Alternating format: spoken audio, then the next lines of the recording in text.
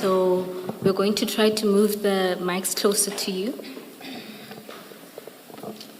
My apologies, I have an irritation on my throat, but I'll try to be as loud as possible.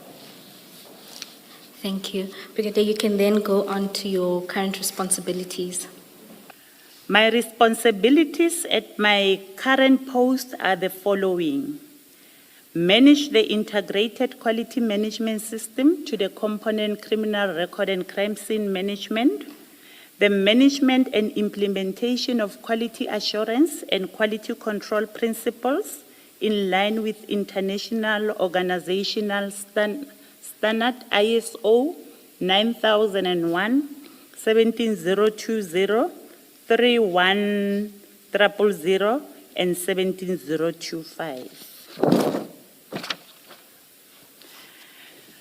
The management of environmental compliance principle in line with the Occupational Health and Safety Act and related regulation, including ISO 4501 and 14001, respectively.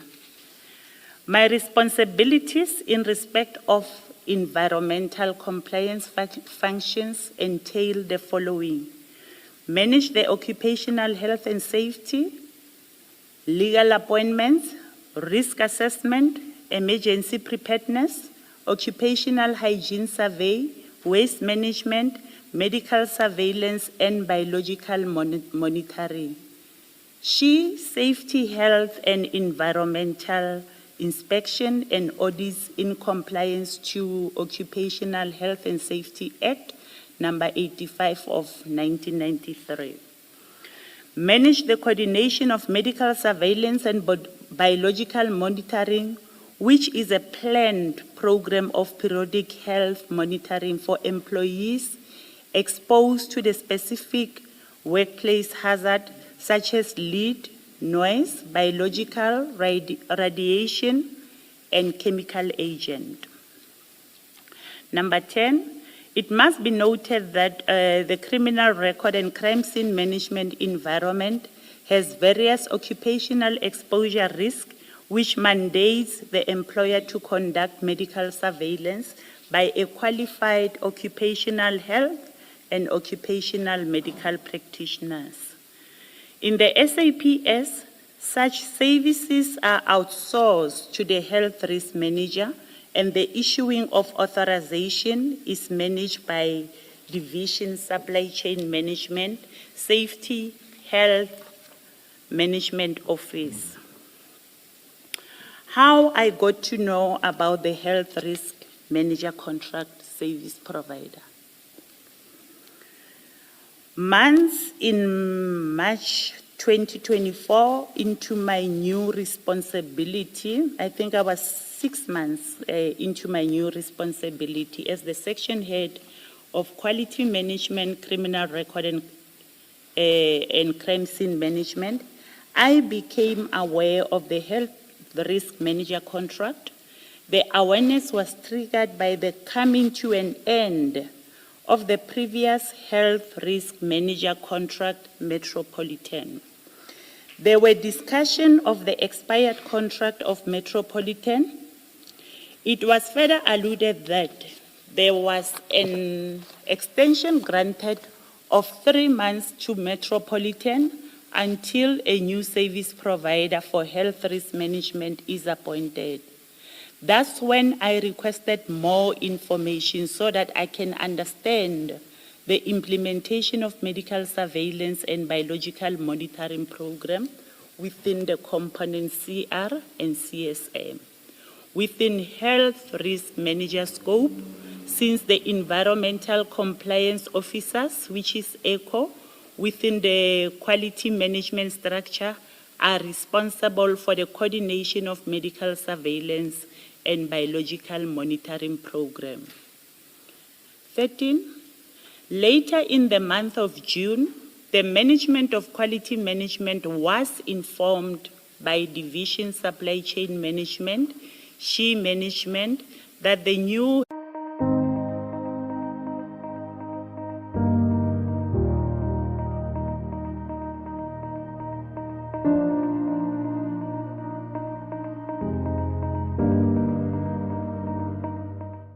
Mr. Madlanga and explain the nature of our relationship, and I further asked if I should recuse myself from the responsibility of managing the medical surveillance and biological monitoring program.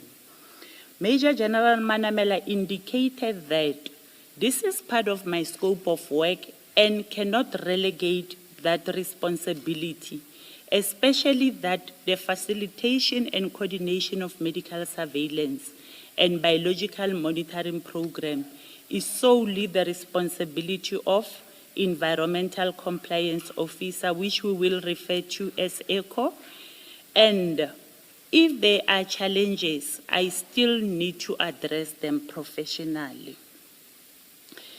It must be noted that I was not part of the bid specification committee or bid evaluation committee, nor bid adjudication committee, and was not aware of the service providers that submitted the bids for the tender, or any engagement with any previous health risk manager that were contracted by SAPS.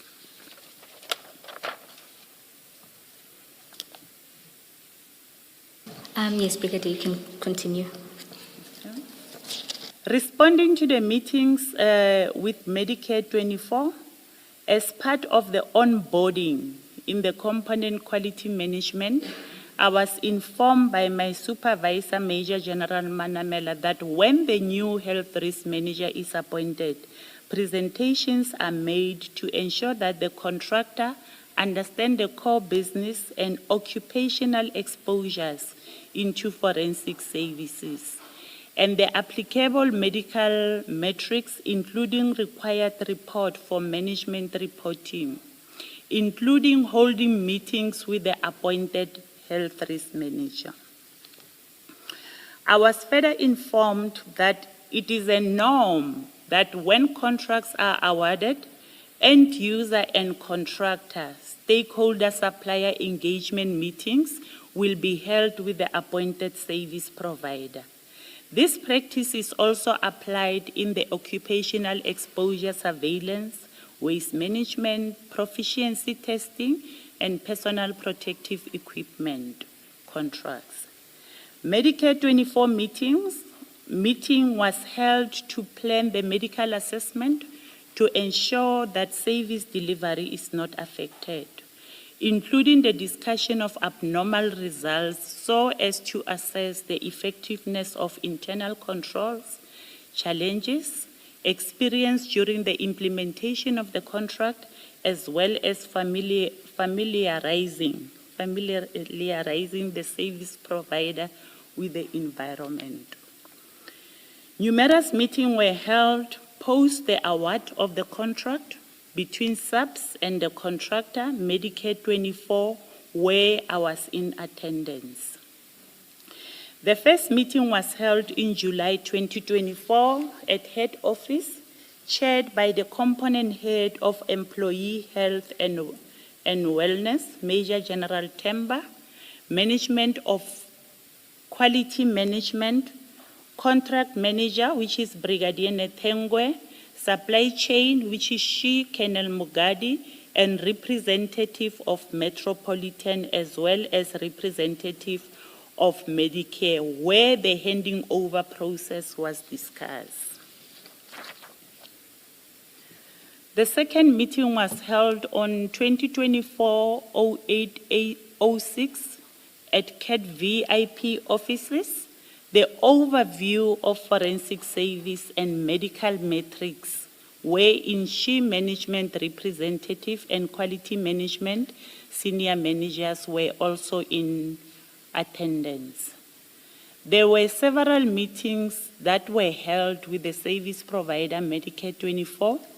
The meeting in question, which is on my WhatsApp exchange between myself and Mr. Madlanga, was to discuss challenges relating to the implementation of medical surveillance in the component CR and CSM. There were challenges experienced, and I indicated to my supervisor, Major General Manamela, who in turn requested that I must arrange an agent meeting with the service provider. Due to the agency of the meeting and knowing the delays we will normally experience with responding to emails, I then sent Mr. Madlanga a WhatsApp to confirm our telephone conversation with a message and details of the meeting. The meeting was held on 2025-01-17 at Medicare offices with Major General Manamela, myself, I think here I've just skipped myself. The meeting was held in 2025-01-17 at Medicare offices with Major General Manamela, myself, and Mr. Madlanga. And we discussed medical surveillance authorization issued to the component CR and CSM, which were progressing at a very slow pace. Outstanding certificate of fitness for members who attended the medical assessment, and challenges raised by employees.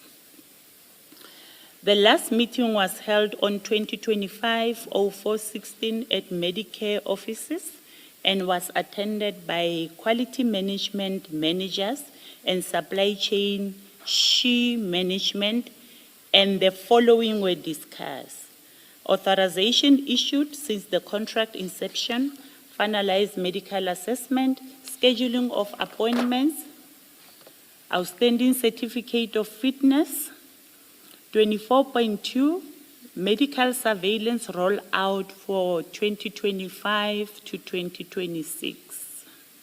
Since we were in the year, the financial year 2024 to 2025. Establishment of a framework for ongoing communication and performance tracking. It must be noted that the certificate of fitness is critical for the forensic services for early detection of occupational diseases. Proceed. Yes, you can proceed. WhatsApp communication regarding the contract. Communication between myself and Medicare 24 was on email, telephone, and WhatsApp. Due to the delays or non-responsive on the email, we then agree with Mr. Madlanga that we can communicate by WhatsApp or telephonically, because that line of communication was long established, where we will also talk about our private matters.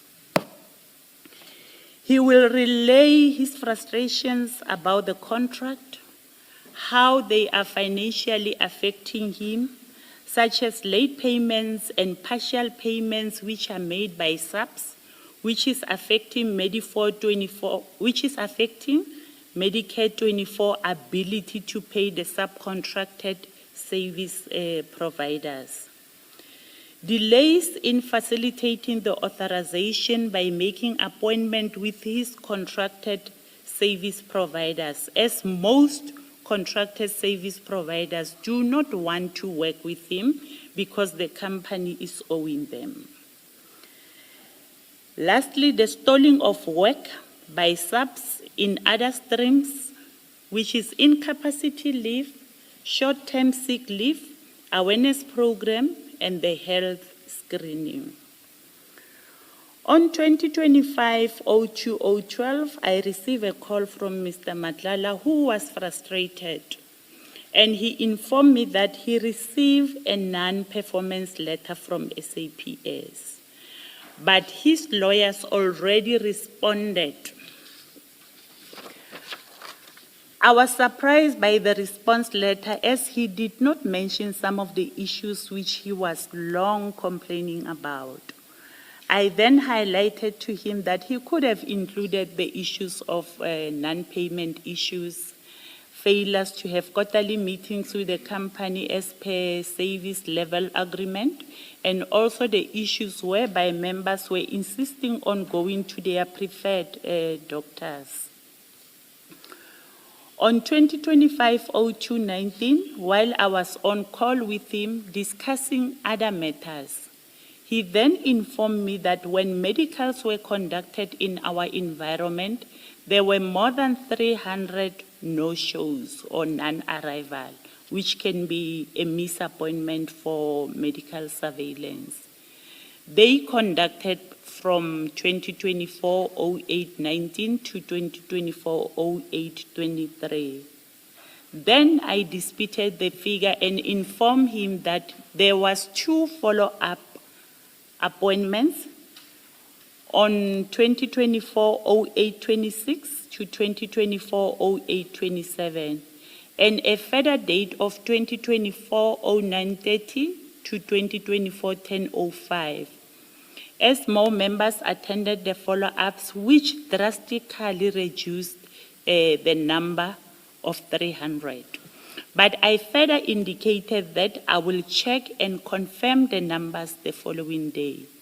I then confirmed the numbers and forwarded him the name list of 140 members, which he will confirm with the authorization they receive. Attendance register as well as the refusal list.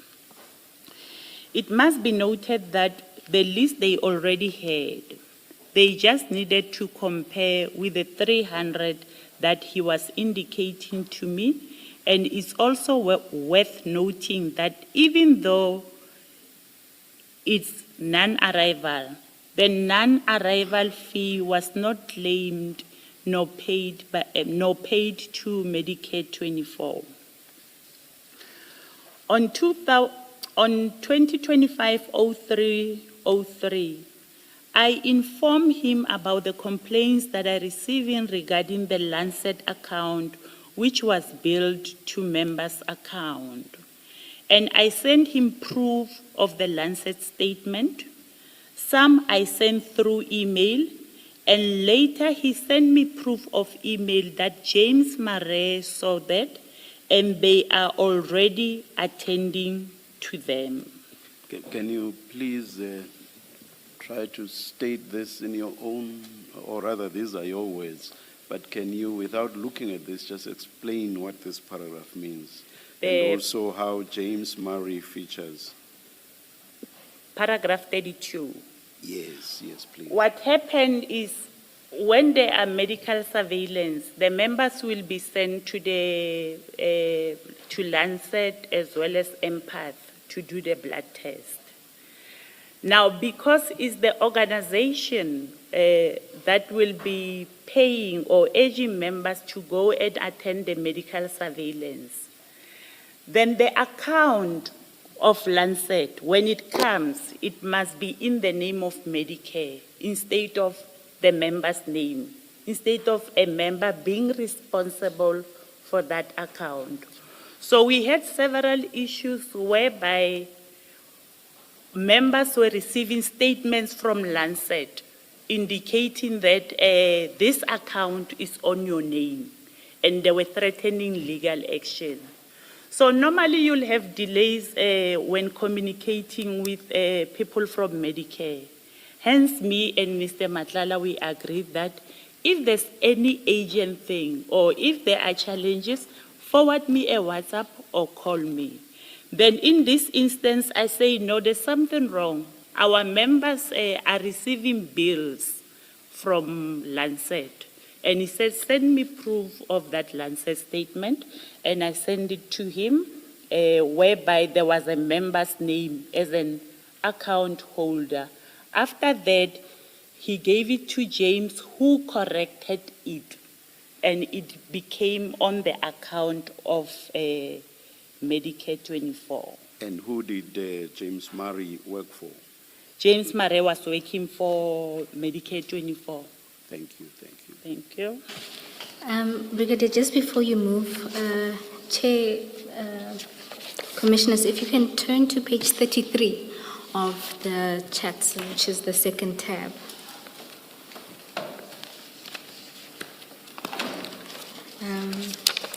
Page 33.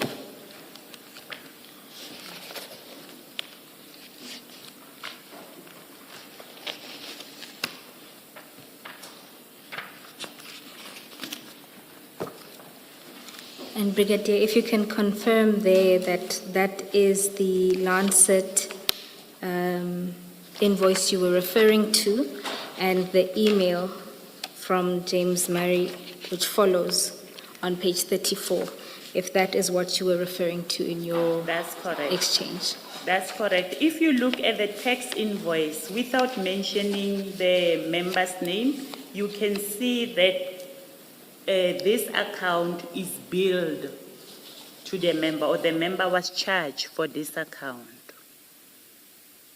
So the member would be the person whose name appears just above the address PO box, blah, blah, Yes, blah. All right. yes. Thank So you. it will be the responsibility of the member. I'm not sure if I should go to the document which was printed by the commission, which will indicate the change of the account holder. Yes, you can.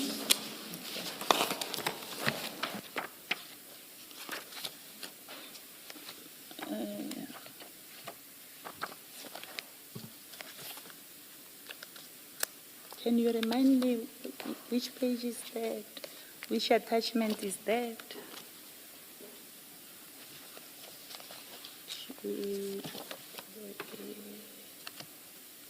Perhaps continue with your testimony, Brigadier, and if at a later stage you or Ms. Power find the document, you can then make the point you want to make about it. Okay. Thank you. Sorry, Chair, it's at page 61. So that would be the last tab.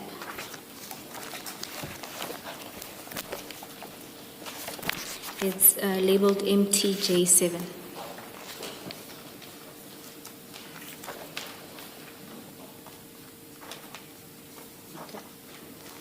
Brigadier, can you confirm that that is what you're referring to? And That's what I was referring to. If you look at the Lancet report that is on page 33, on the WhatsApp conversation between myself and Mr. Madlanga, the account is on the member's name. So after I have communicated with him, then now the account is moved to Medicare 24 Tshwane District. Merely reflecting the member's name to show which member it relates to. That's correct. All right, thank you.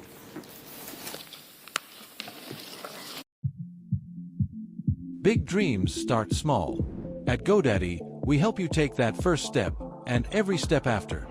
From getting your domain to creating your website, email, and online security, we've got you covered. You don't need to be a tech expert. You just need a starting point. GoDaddy gives you the tools, the expert support, and the push to make it real. Your brand starts here with GoDaddy.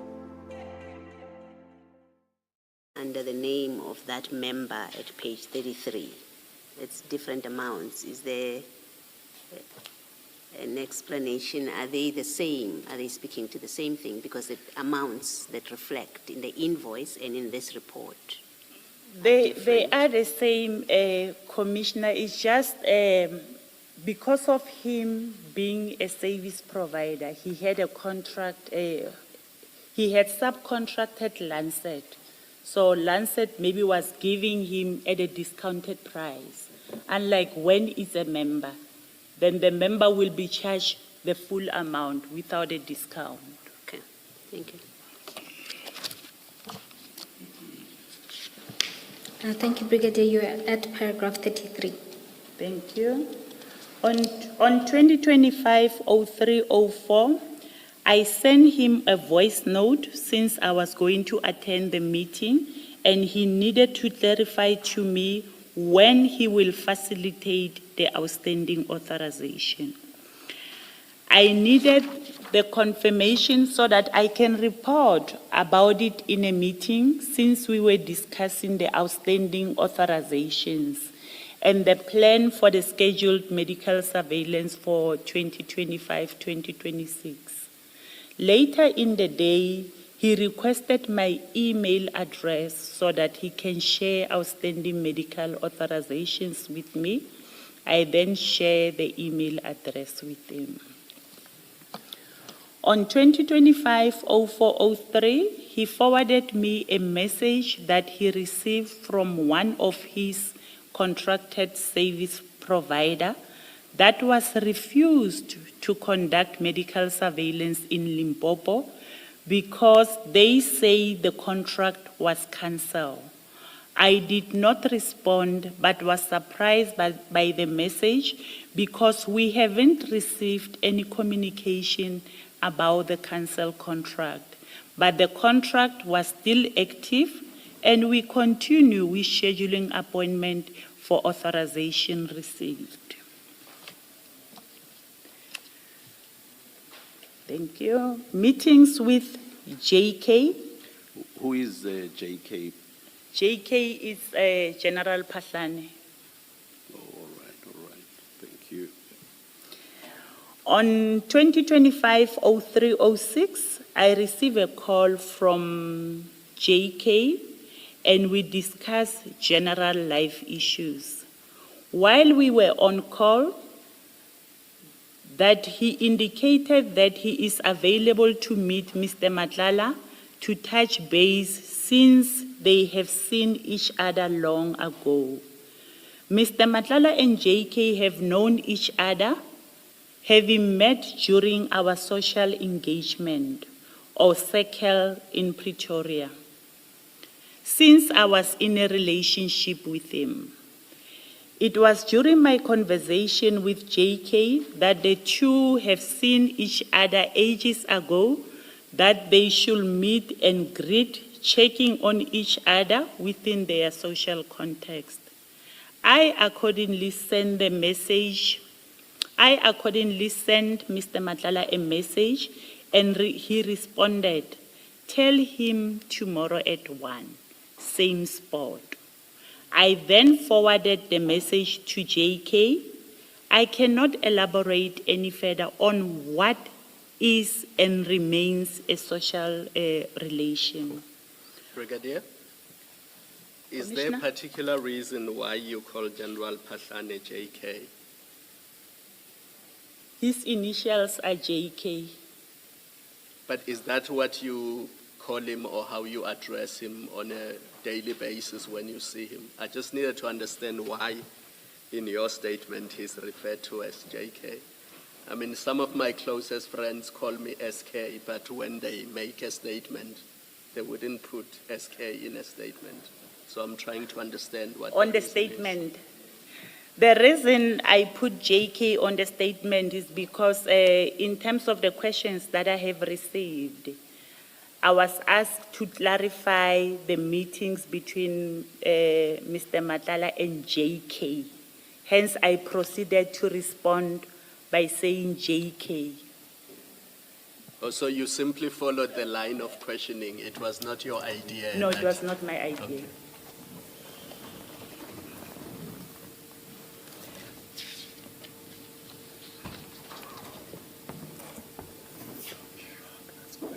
Brigadier, you were at paragraph 36.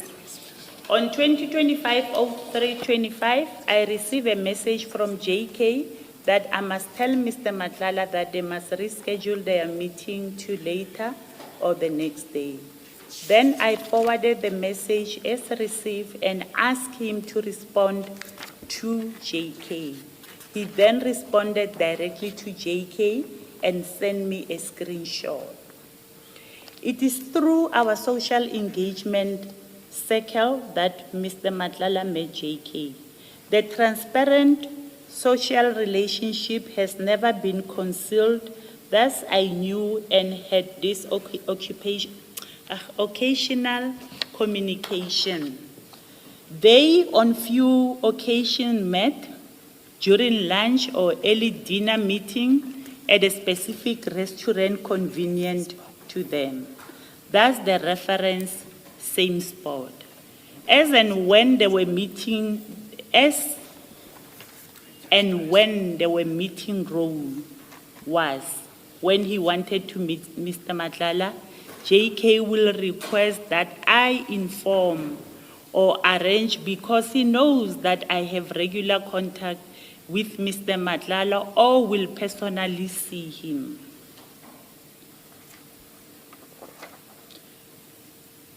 Telephone number of General Tema. On 2024-12-20, Mr. Madlanga requested the contacts of General Tema because his phone was confiscated and he lost a lot of contact. I forwarded him the number. I do not know the reason for requesting General Temer's number. Oh, sorry.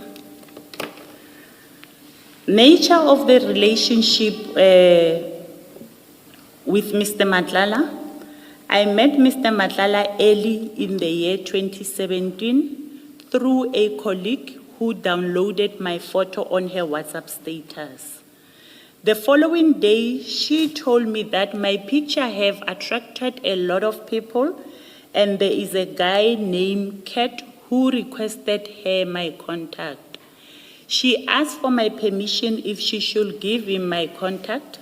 I then asked more information about this Kat guy, and she briefly described him. I then gave her permission to give Mr. Madlanga my contact number. We then started talking with Kat and ended having a romantic relationship. We had an on and off cycle relationship. Sometimes we will even get a year break from one another without talking to each other. The romantic relationship is still in existence before his arrest. Mr. Madlanga is romantic and showered me with gifts, including money. The romantic relationship... Sorry. There's this sentence just before Mr. Madlanga's arrest. I did not quite get what you were saying.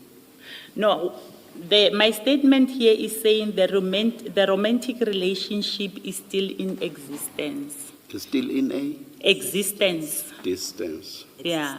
Existence. Existence. Oh, that was apologies, before apologies. his arrest.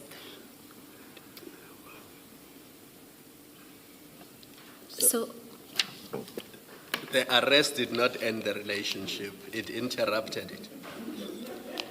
No, I just need to be clear, sorry, it's sounded like a joke, it's not. I just needed to understand that section of the statement. It's a difficult question for me, Commissioner, because I haven't spoken to him since. Let me put it this way, the two of you did not end the relationship. You did not say, either one of you or both, the relationship has ended. I presume it's ended. Yeah.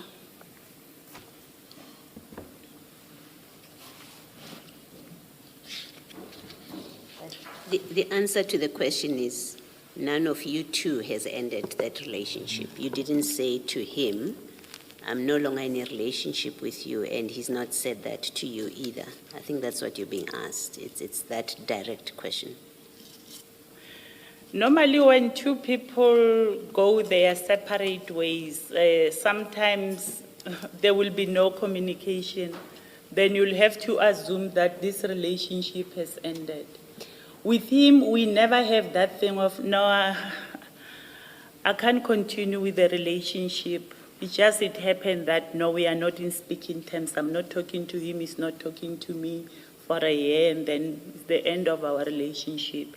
Hence, when I explained it, I said we had an on and off relationship. Yeah, but Brigadier, the question is simpler than what you're explaining. It is, he got arrested. By the time he was arrested, you were in a relationship with him. That's what you tell us. Yes. You were in a continuing relationship with him.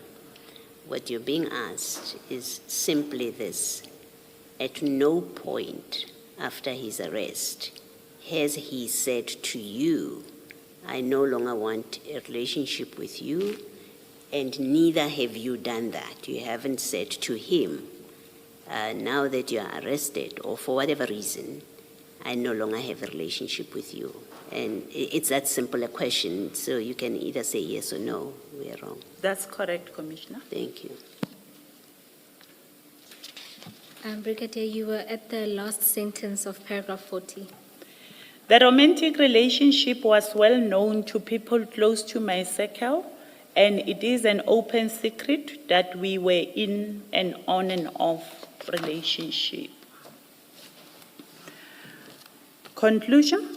During our relationship, I knew Mr. Madlanga as a businessman, having several businesses like Cat VIP Company, Medicare 2420 District, and other companies.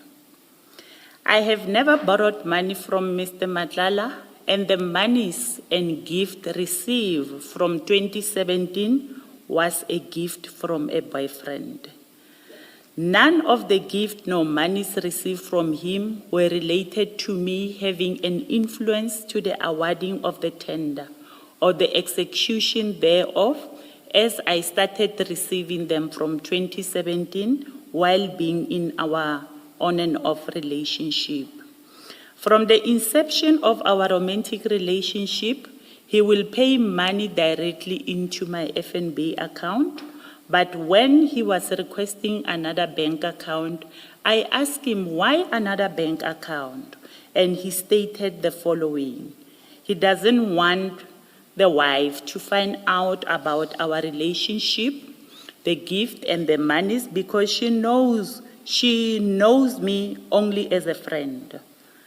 Now that he has a contract with SAPS, he doesn't want it to look like he's paying me for favors and doesn't want the gift to jeopardize my career, as other people might think about it in the wrong way.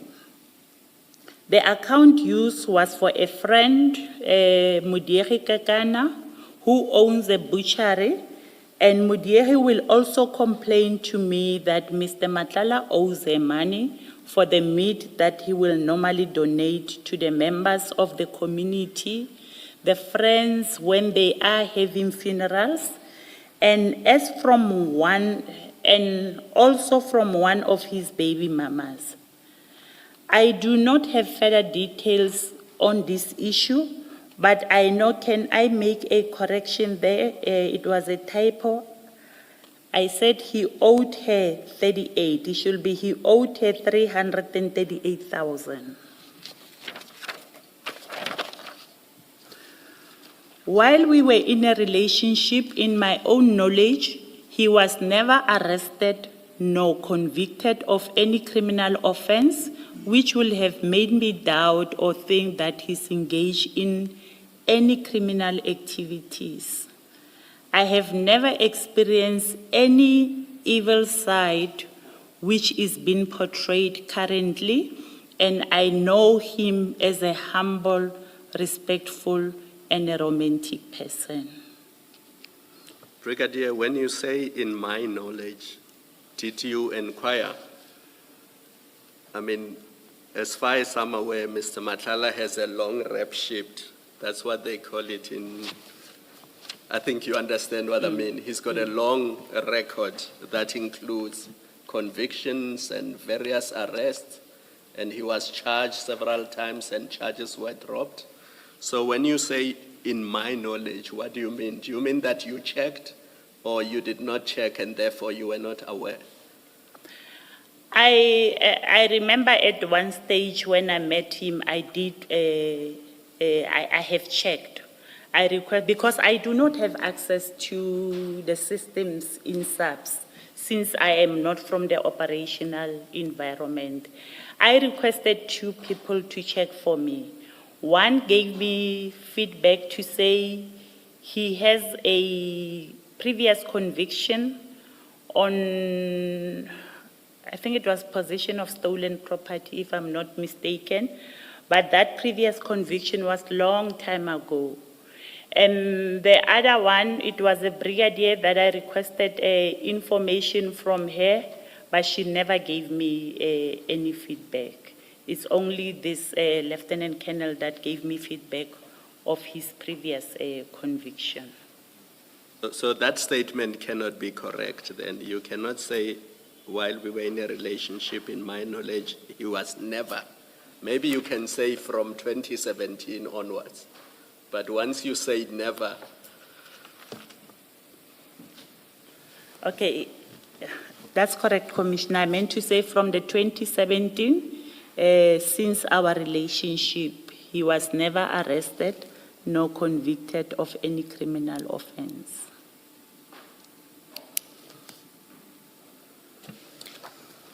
Thank you. Also, sorry, just And to follow up. Lastly, Carry on, you want to say something? lastly, he has never asked me for any favors which might jeopardize my career.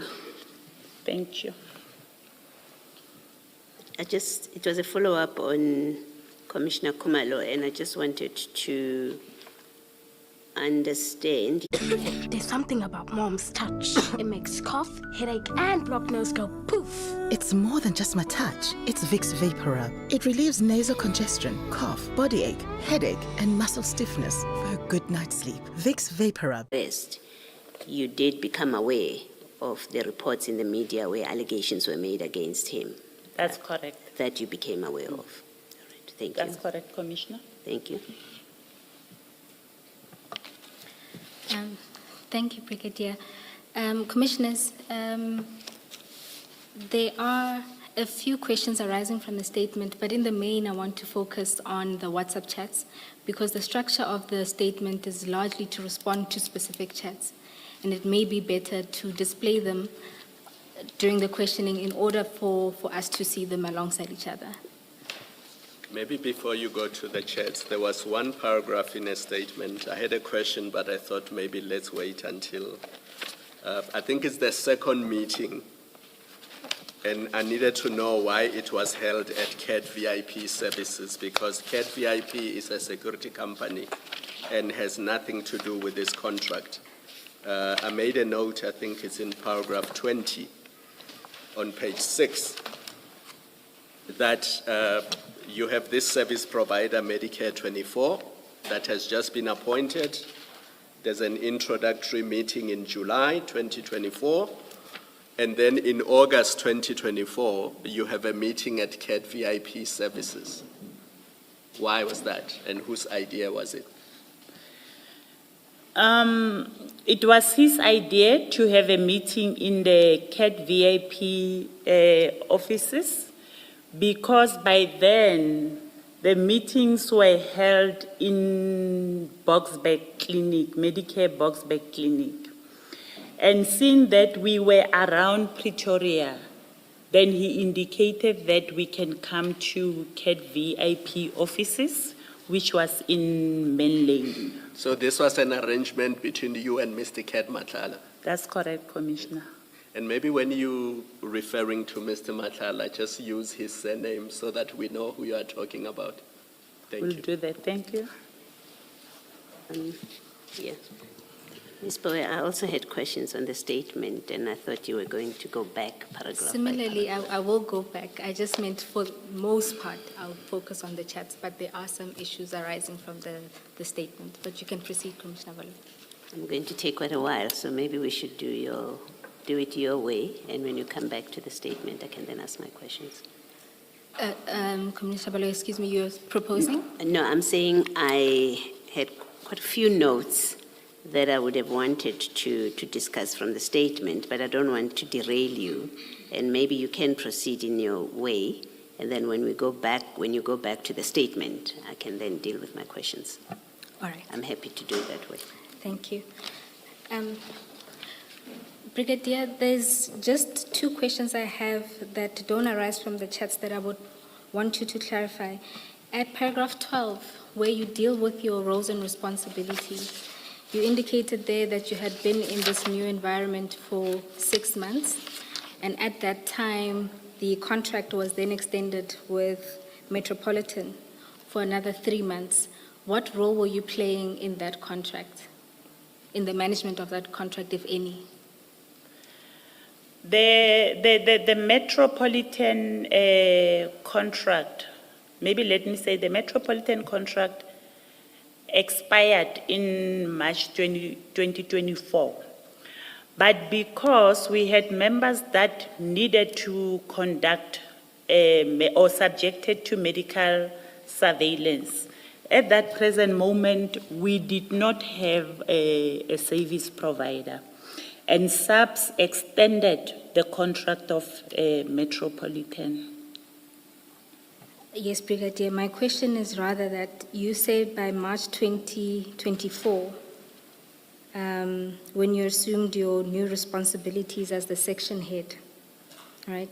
At that point, it was Metropolitan that was in place providing these services. That's correct. That contract was then extended for an additional 3 months. That's correct. So my question is, were you playing a role, a contract management role in that No. contract? No, I was not. And Why not? You were appointed section head according to page 2, 5.7. You became section head in October 2023. So Metropolitan was doing exactly the function that Mr. Matlala's company later got to do. Is that correct? That's correct. But Yes. So why were you not playing the same role that you later play with Mr. Matlala's company? I understand Ms. Bo's question to say I was playing a contract management role, not the implementation of the contract. That's how I understand it. Okay. She will clarify what she was asking you, but maybe answer my question. You are section head in October 2023. Metropolitan is the service provider. And you say I want to know what role you were playing when Metropolitan was there and how different, if it was different, to the role that you now. Work today is broken. We're all working in too many disconnected apps, and it's killing team productivity. But for the first time, there's a platform that fixes it by combining everything you need: projects, chat, and knowledge in one place. It's all powered by the world's most complete work AI, so you can find answers from anywhere and get work done faster. Introducing ClickUp, the everything app for work. It brought to my attention as the section head so that I can intervene and interact and resolve some of the challenges which they will be having with the service provider. You were playing that role under when Metropolitan was providing the service. That's correct. Of resolving challenges. That's correct. But the environmental compliance officers, I think you call them ECOs, you say, ECOs, were the ones that were responsible to make arrangements. That's correct, Okay. Commissioner. Now it's Mr. Matlala, and I'm looking at your paragraph 4. You say, instead, I will urge him to facilitate appointment.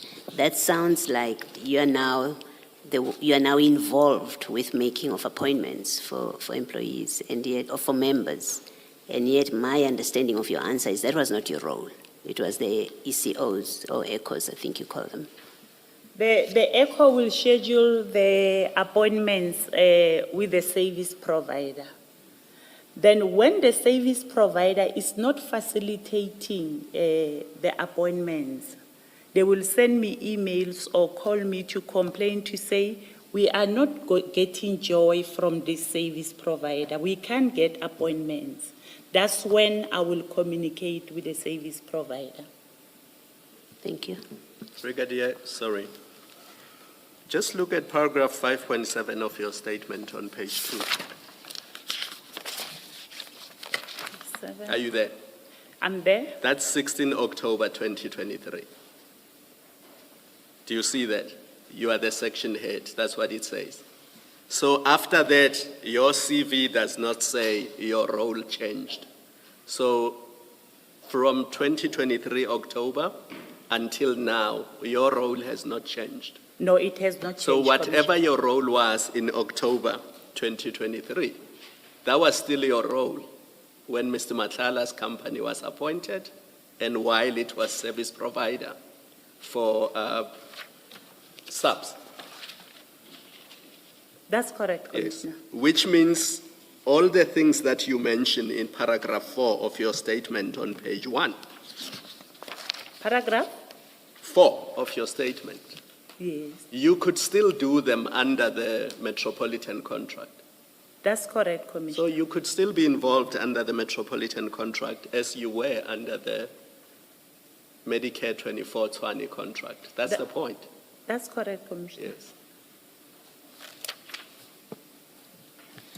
And Brigadier, still at paragraph 12, where you're dealing with your responsibilities, what I wanted to understand there is your role was to then manage the complaints coming out of the ECO offices, the ECOs.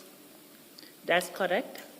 I will, whenever there are complaints, like the service provider is not facilitating the appointments, maybe let me explain how the medical surveillance work. Our members are subjected to medical surveillance and is done on a yearly basis. So if last year you have conducted your medical surveillance in August, that means the following year in August, you must go for your medical surveillance. So whether I'm there or I'm not there, the schedule, appointment, the application, members being subjected to medical surveillance, it will continue.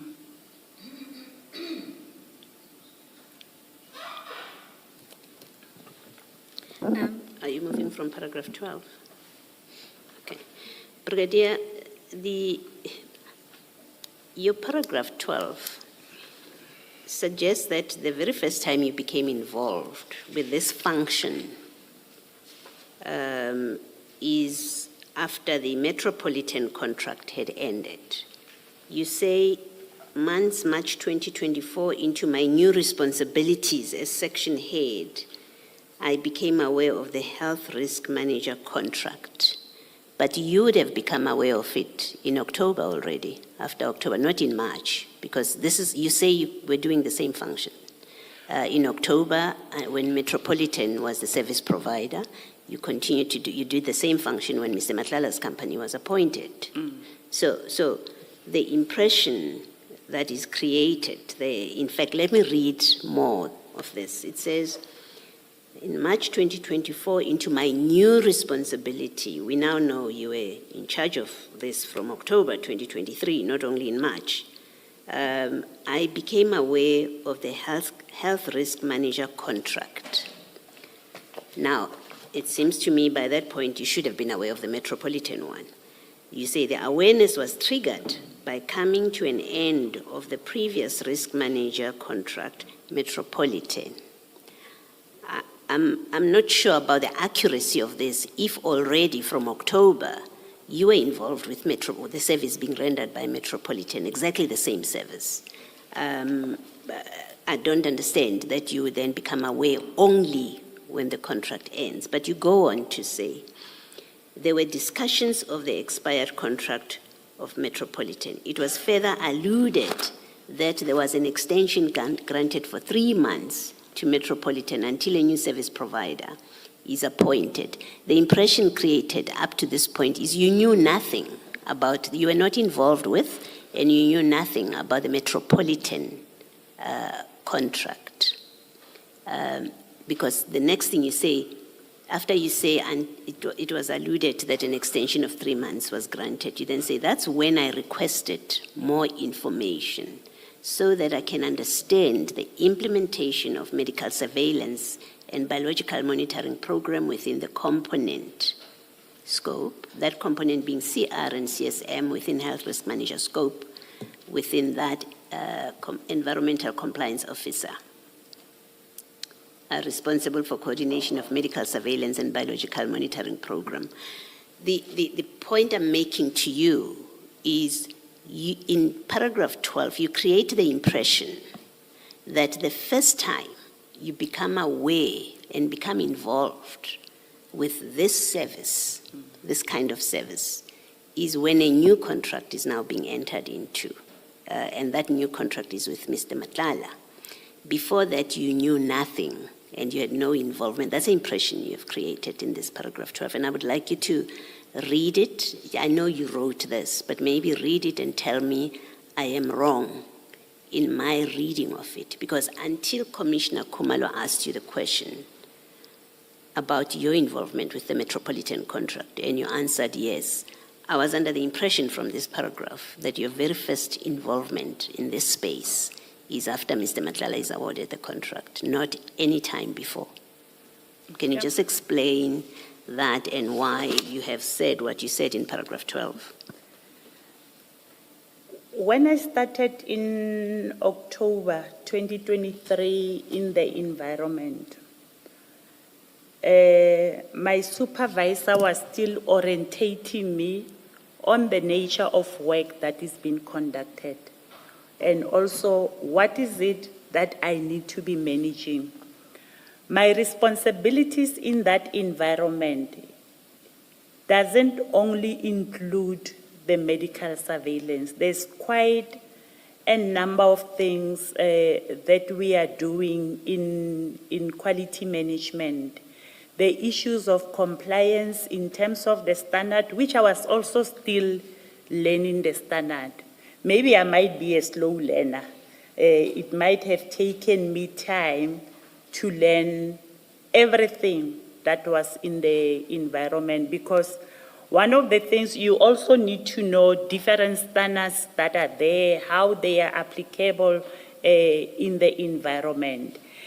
Then in this, the eco-environment space, I was still in a learning process. I didn't even know that the medical surveillance in SAPS are conducted by a health risk manager. When it was discussed in the meeting in March to say that the contract of Metropolitan is coming to an end, but it will be extended, I then draw interest on it because it's part of my responsibility. Then I became involved in March with this responsibility of medical surveillance.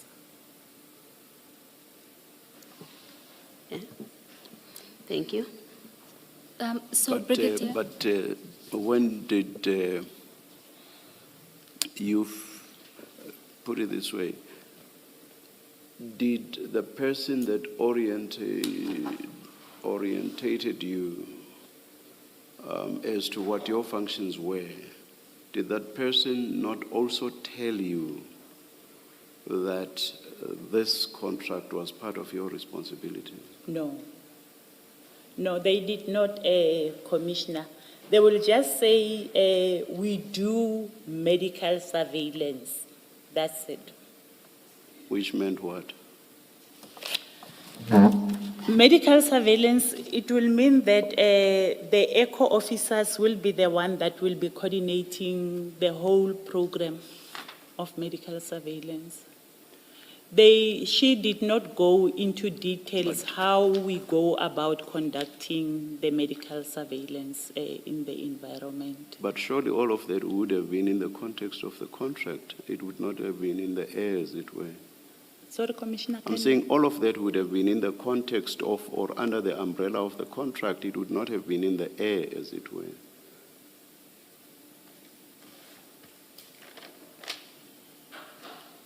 I don't understand your question, Commissioner. Can you repeat? This has been outsourced by SAPS 2 at that stage, Metropolitan. That's correct. So I say everything relating to this function fell under what the contract provided for.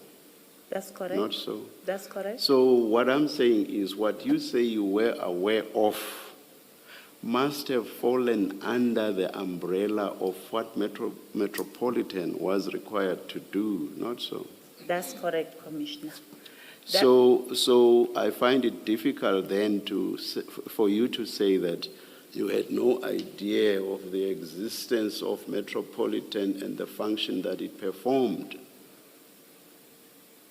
That's correct, Commissioner, because if you are not involved or dealing with something on a daily basis, you will not get information about certain aspects of the environment. Like I have indicated, the ECHO members will be the one doing the application. Then it will go somewhere else for approval. They will get authorization. It was not coming to my office. But you are there from October, and this is around 5 months later. For all that time, you were completely in the dark. I was not in the dark per se, but I was not fully involved. You were not in the dark, but you were not in the light as well.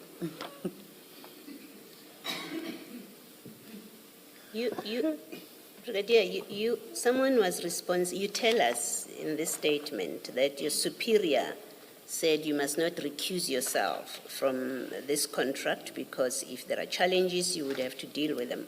Well, someone was dealing with the challenges from October 2023. That's your position. You are in that position. You say at 9.2, part of your responsibilities is to manage the coordination of medical surveillance and biological monitoring. That's a function you had from October 2023. And so challenges, if your position means you resolve challenges, you would have been the person still at that point. So it's very difficult to understand that you were completely blind or not involved with this function under the Metropolitan contract, and then with Medicare, you are so actively involved in a contract where there's an obvious conflict. So just make us understand how with Metropolitan you're not involved when it is your responsibility, you tell us, to manage coordination of medical surveillance and biological monitoring and to resolve challenges. It's simply not enough for you to say you were in the dark, not for 5 months. Cannot be. With Metropolitan commissioners, more especially that the contract was coming to an end. And they've been in the game for a long time. There were minimal, sometimes no challenges at all. So hence, maybe by then, it was never brought to my attention so that I can intervene. And what I was informed is that normally in the first year of the contract, the service providers will be struggling with the implementation and also understanding the environment. Actually, it's a period of 9 months because Mr. Madlanga's firm was only appointed in June. So I was just looking at March. So his firm, Medicare 24, was only appointed in June. So you want us to believe that for 9 months you were completely in the dark as to what you say were your responsibilities. Do you seriously want us to believe that that was your position? That was or is this a way of wanting us to believe why you suddenly got interested once Mr. Madlanga was involved? Commissioner, it's 6 months. It's not 9 months. But like I have indicated, with the previous service provider, we had minimal challenges which members could resolve. Oh, it's October to June. How do you count your 6 months? It's October to June.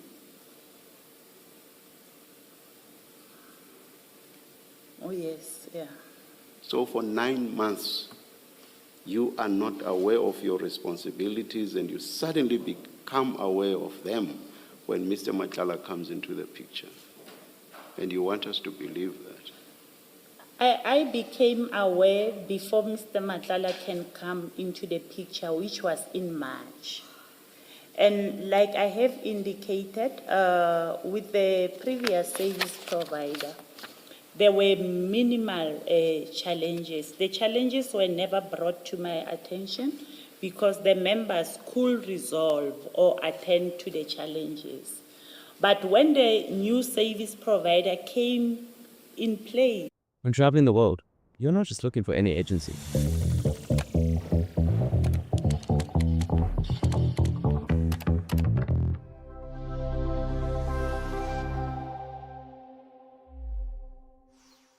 I think it says within 10 working days, you will have authorizations that have not been facilitated in 2 months, in 60 days. And members, the ECO members will be sending emails left and right requesting the service provider to facilitate the appointments. And if they do not get joy, that's when they will escalate it to my level. Yes, Ms. Boy. Thank you, Chair. So, Brigadier, just so that I'm also on the same page, you, in the orientation period, you didn't play a role because that contractor in particular was effective, and so no issues came to attention, and therefore you didn't know about this aspect of the role that you have now assumed. That's correct. Until March 2024, that's when I started being involved in the medical surveillance. Okay, so this has always been part of your roles and responsibilities. It's somehow an oversight that occurred during the process of your orientation, that it wasn't brought to your attention. That's correct. All right. Brigadier, in paragraph 13, you say you were informed in June. You say in June, the management of quality management was informed of the appointment of Medicare 24 Tshwane District. Is this the first time that you knew Mr. Matlala's company has been appointed? That's correct, Commissioner. Okay. Did you not know that he submitted a bid? We were not in speaking terms by then. Well, if you were not in speaking terms, why did you disclose in paragraph 14 to Brigadier Manamela that you have a relationship with him? Because you say, I know Mr. Matlala, and I explained the nature of my relationship and asked if I should recuse myself from the responsibility. Why would you do that if at that time you and Mr. Matlala are not in speaking terms? And you have explained to us that that's how your relationship went. Sometimes you were on off, I think that's what you call it, and you would carry on for periods without talking because at that time you are off. Now, why would you tell Mr. Manamela then, or General Manamela, that you have a relationship with him? I felt a need to tell her so that she can be aware that I know Mr. Matlala, and myself and Mr. Matlala, we are in an on and off relationship. In case now it becomes on again, so that she become aware. Right, thank you. Brigadier, I'm going to be frank with you. Reading your statement, I think you're trying to avoid the obvious. In paragraph 17, you call yourself the end user in relation to this service. That's why you had to attend these meetings with the new company, which means you would have attended service provider meetings with Metropolitan as well. What you are really avoiding is the fact that as end user, you were aware that a contract is coming to an end, and you were aware that in January of 2024, a new RFQ was going out, and as the end user, you would have participated in the creation of that RFQ. And even though you were not a member of either the BEC or the BAC or the ultimate decision maker, throughout the process, you would have been made aware as end user. Because I find it hard to believe that an end user will be in the dark for a period of 8 months. Chair said 9 months, which is correct if you include the October month. I find it hard to believe that an end user won't know that a contract is coming to an end, that there's a new RFQ, because you must know what's in the specifications. And you must know who are the shortlisted people and whether or not they qualify. That's the part you are avoiding. That's why you are telling this commission that your involvement only starts after Mr. Matlala is appointed or after his company is appointed. Because you are avoiding the obvious fact that as an end user, you would have been aware and involved throughout. Yes, I do not agree, Commissioner, that I became aware of the specification. I didn't know about the specification. I was not even aware of the people that bidded for the contract because it's not within my responsibility. It is the responsibility of supply chain management, who is keeping this process very close without sharing. So from my side, coming from a different environment that was not working with the medical surveillance, I could not have known the specification, who bidded for the contract, what is the contract doing, how should it be implemented. And like I have indicated, there are a lot of responsibilities in that environment, in the environment that I'm appointed at. As part of my orientation or onboarding process, they will take me through them step by step. If maybe I come into contact with something new, I will then ask my supervisor, or I will call members in my environment to come and give me a presentation so that I can understand what is happening in my environment.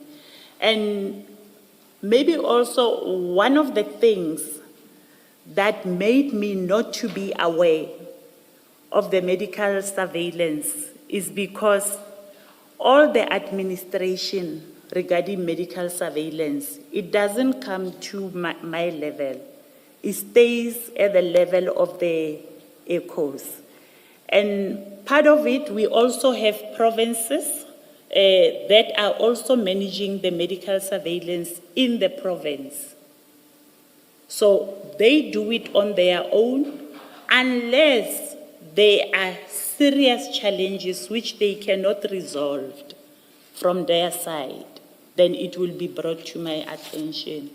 And with the previous service provider, there were minimal challenges. If they schedule appointment, the appointment will be given, the OC Health will also come and conduct the medical surveillance. And with this new service provider, there will be challenges in terms of implementing the authorizations, whereby members will stay for months without undergoing medical surveillance. And in our environment, medical surveillance are very critical.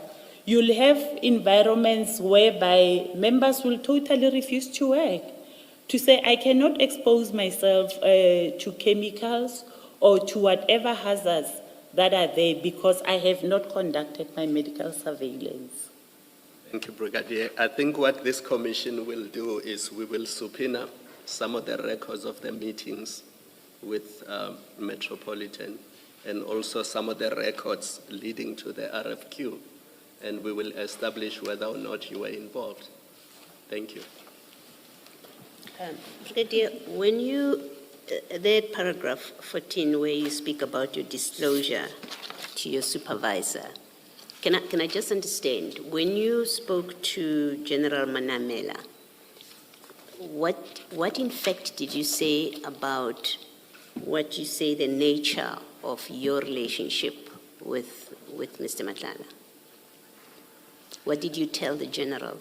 I told the general that, thank you, Commissioner, I told the general that I do have an on and off romantic relationship with Mr. Madlanga, but I haven't spoken to him for quite a while. That's what I explained. And I also requested, can I be excused from doing the medical surveillance? And she indicated that no, it's part of your responsibility and it's also on your job description. Although, why did you consider that you should be excused or recused from having to deal with this? What was behind that? The reason I wanted to be excused is that sometimes it's not easy to work with your ex-boyfriend. Although you try by all means to maintain a professional relationship, but sometimes it's not easy. Okay. I think you've clarified exactly what I wanted to establish when I asked you, what did you tell General Manamela about the nature of your relationship? So you said to General Manamela, he's your ex-boyfriend or ex-partner. That's how you explained him. No, Commissioner. Let me tell you what I'm trying to establish. I'm trying to establish whether General Manamela understood that you are in an ongoing relationship with Mr. Madlanga at the time when she says to you, it's okay. You can manage a contract that where the service provider is your boyfriend. I'm trying to understand that. What exactly did you tell her? Because there is a difference between he is my ex-boyfriend. It's a clear statement. It's a past relationship. And the other one is to say, well, he and I are on an on-off relationship, but we are in a relationship. I've just not been talking to him for the last 6 months. It's an important distinction for purposes of this paragraph, for us to understand. Did General Manamela understand Mr. Madlanga is your partner, is your intimate partner as you describe him? That's your language. You say, I have an intimate relationship with him. Did General Manamela understand when you spoke and disclosed your relationship that in fact you have an intimate relationship with him, you have an ongoing relationship, you've just not been talking to each other? General Manamela understood that. Is that what you're saying? Commissioner, I think she did understand, because I remember even her making a joke to say, issues sabojolo hadiseni, this is a workplace. Yes, so General Manamela had no difficulty, and she may not appear before us. So it's important that we get your answer clearly. General Manamela had no difficulty with you being involved in a contract, in managing a contract where your boyfriend is the service provider. Is that what you're saying? That's correct, Commissioner. Thank you. Thank you, Ms. Pop. And Brigadier, was any of this recorded formally, or was this just verbal at that one meeting? No, it The was disclosure. No, it was not recorded anyway. It was just our verbal discussion. Yes, which raises another question for me. I would imagine, and please correct me if I'm wrong, because you know that environment better than I do, that the SAPS would have a policy on disclosures of conflicts of interest or potential conflicts of interest, and that policy would prescribe how that is to be done, where the disclosure should be made and to whom it should be made. Is there such a policy in the SAPS? I'm not aware of such a policy whereby you have to disclose your relationship. I'm not aware of it. No, I'm not saying disclose your relationship. Disclose any conflicts of interest, potential conflict of interest or actual conflicts of interest. I am imagining there's such a policy in government, including the SAPS. Are you saying you're not aware of a policy that requires you to disclose conflicts or potential conflicts of interest? I'm not aware of a policy. All right, thank you.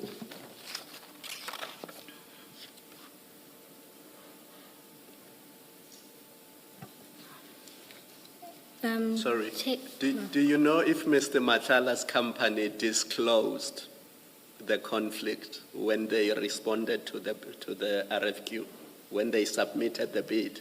Do you know if they disclosed that actually the end user is my on-off partner?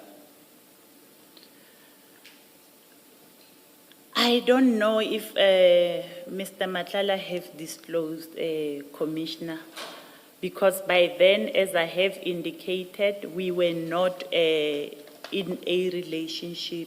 So I'm not aware on the document if he has indicated it. And I don't think he will even know that I was the end user, because this contract has quite a number of end users. It's not only me who was the end user. You'll get someone that is doing a recruitment into SAPS. That person will be an end user. You'll get people that are doing incapacity leave in the organization. You will have someone that is leading that stream.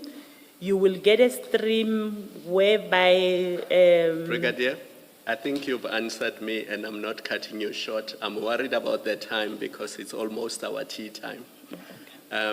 So just one last question and a short answer, please, because it should be obvious.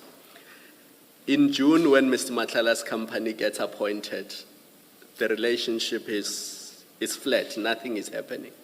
When did the two of you start the relationship again? When did you suddenly agree that, okay, now things are back to us being in a relationship?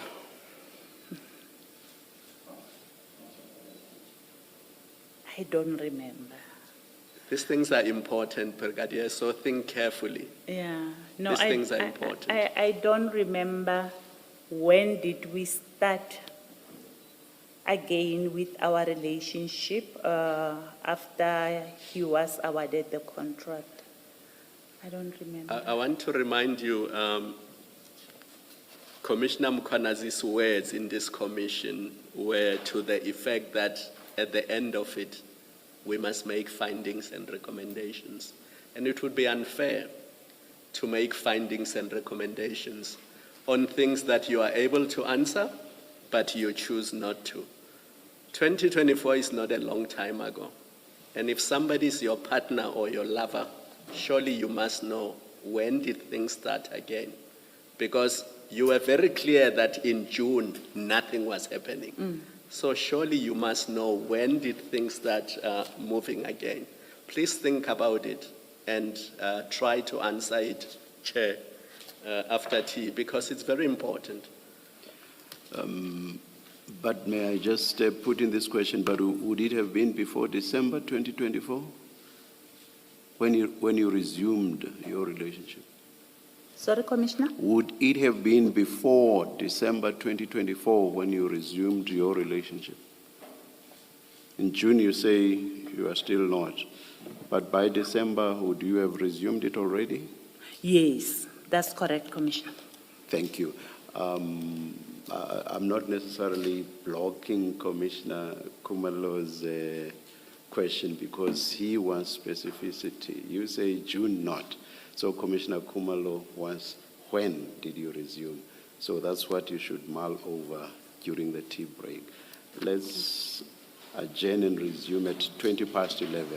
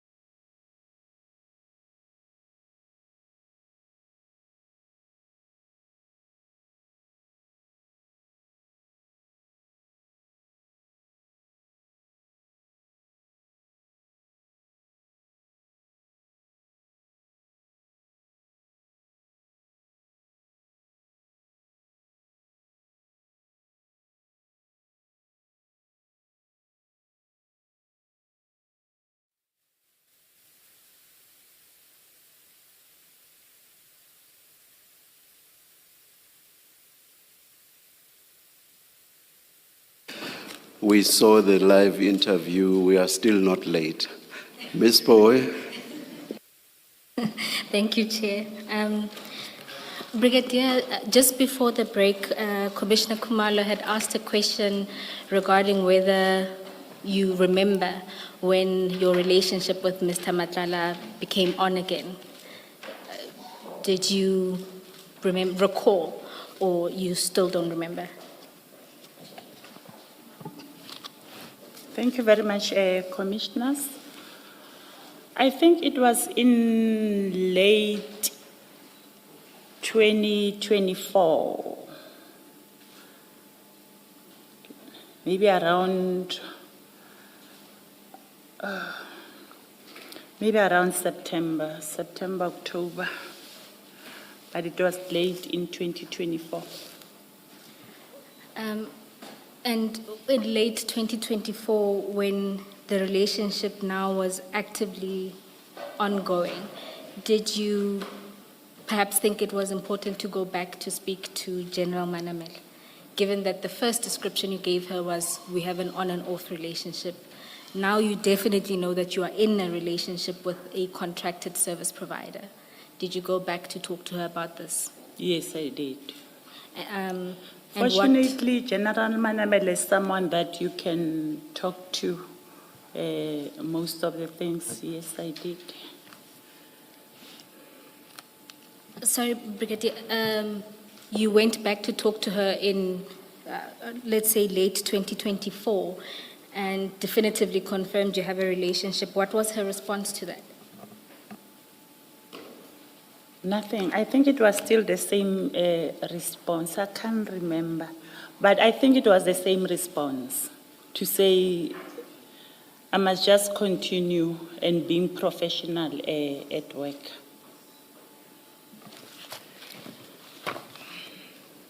And again, this was not recorded in any form or fashion? No, it was not recorded, Commissioners. Brigadier, let me just go back to a question that Ms. Bowe asked you, and I think you said, when she asked you about your involvement in what she described as contract management of this Medicare contract, and you denied that you are involved with contract management. Yes. Am I correct? That's correct. What do you understand to be contract management in the context of this Medicare contract? What would constitute contract management? My understanding of contract management, in SAPS you'll have one person that will be a contract manager of that specific contract.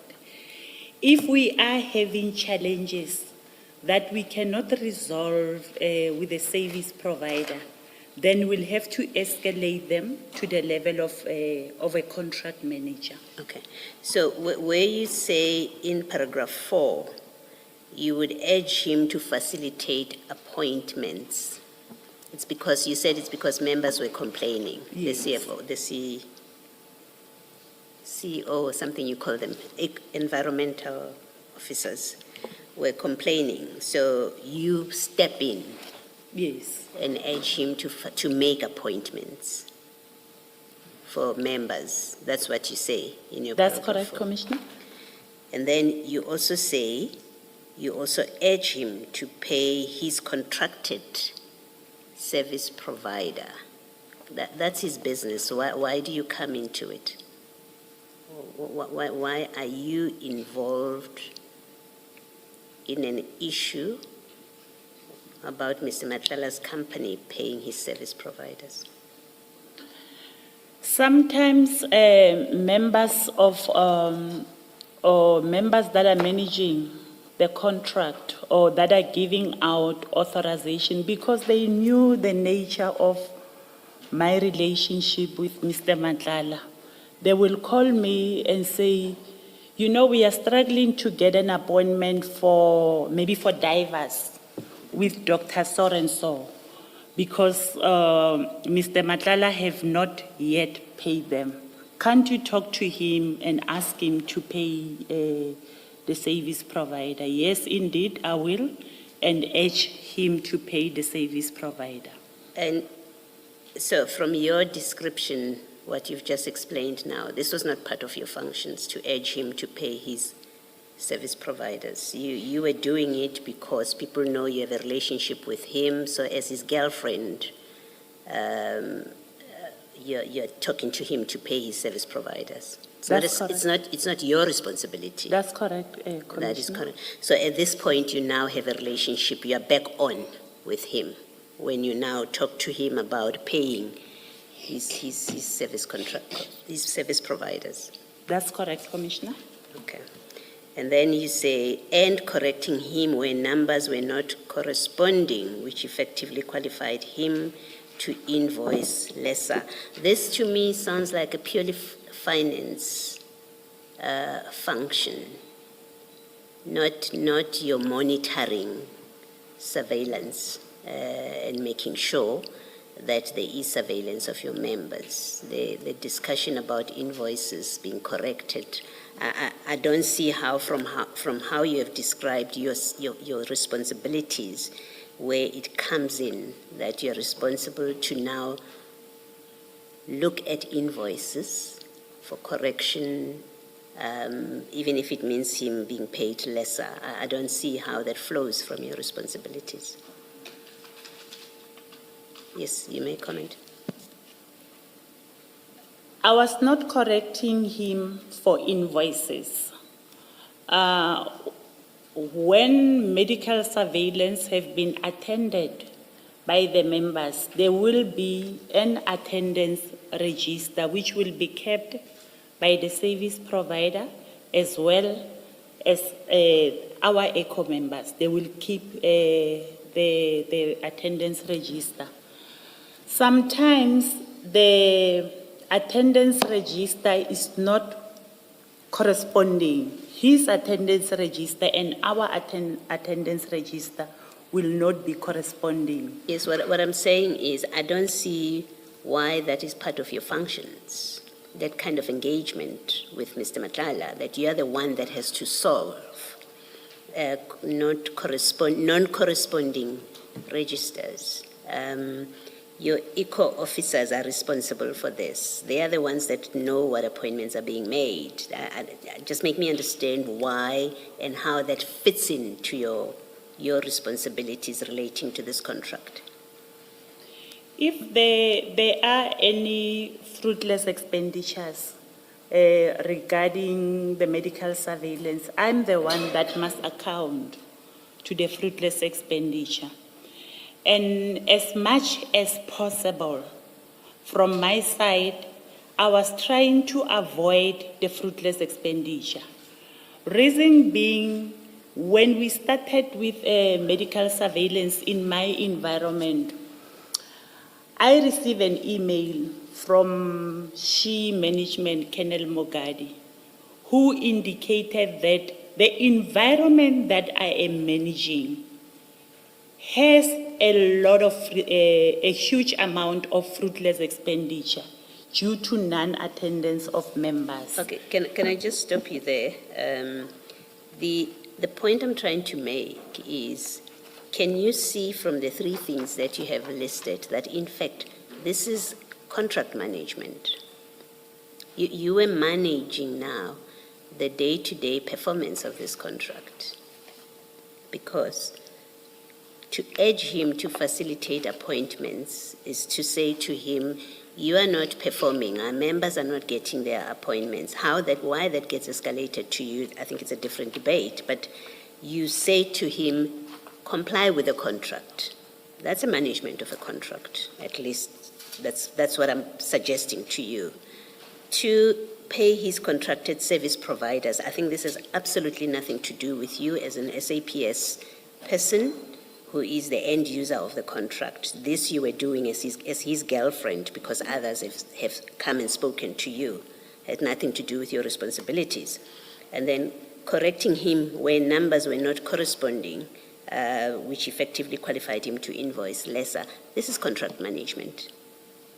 So when you say to Ms. Bowe, I wasn't responsible for contract management, officially, yes, maybe you were not, but you took on this function on this contract of managing the contract in the name of solving challenges, when in fact it is typical contract management. That's what I'm suggesting to you. You may comment if you want to. From my side, Commissioner, I don't see it as contract management. I see it as stepping in whenever there are challenges. And in SAP's language, we understand contract management to be something else different. Hence, I indicated that I was not managing the contract. Thank you. Thank you, Brigadier. Brigadier, just to follow up on two aspects in relation to the answers you gave to Commissioner Baloyi. You mentioned that managers, so the actual contract managers, would then approach you to do ostensibly what they were supposed to do when they had issues with the contract. Do you accept that? Yes. So if you not were... managers, but there's someone that is issuing authorization and doing payment as well. So whenever there are challenges of non-payment, and it's very urgent that the divers must attend their medical surveillance, she will call me and say, hey, we can't make appointments because Dr. So-and-so has not been paid. Can't you talk to him, at least prioritize this doctor so that our divers can conduct the medical surveillance? Yes, I understand, Brigadier. I guess the question is, if that sounds like a management issue, why was that then not directed to managers if you are now saying that those people were indeed not managers?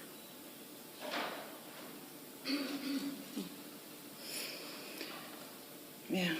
Okay.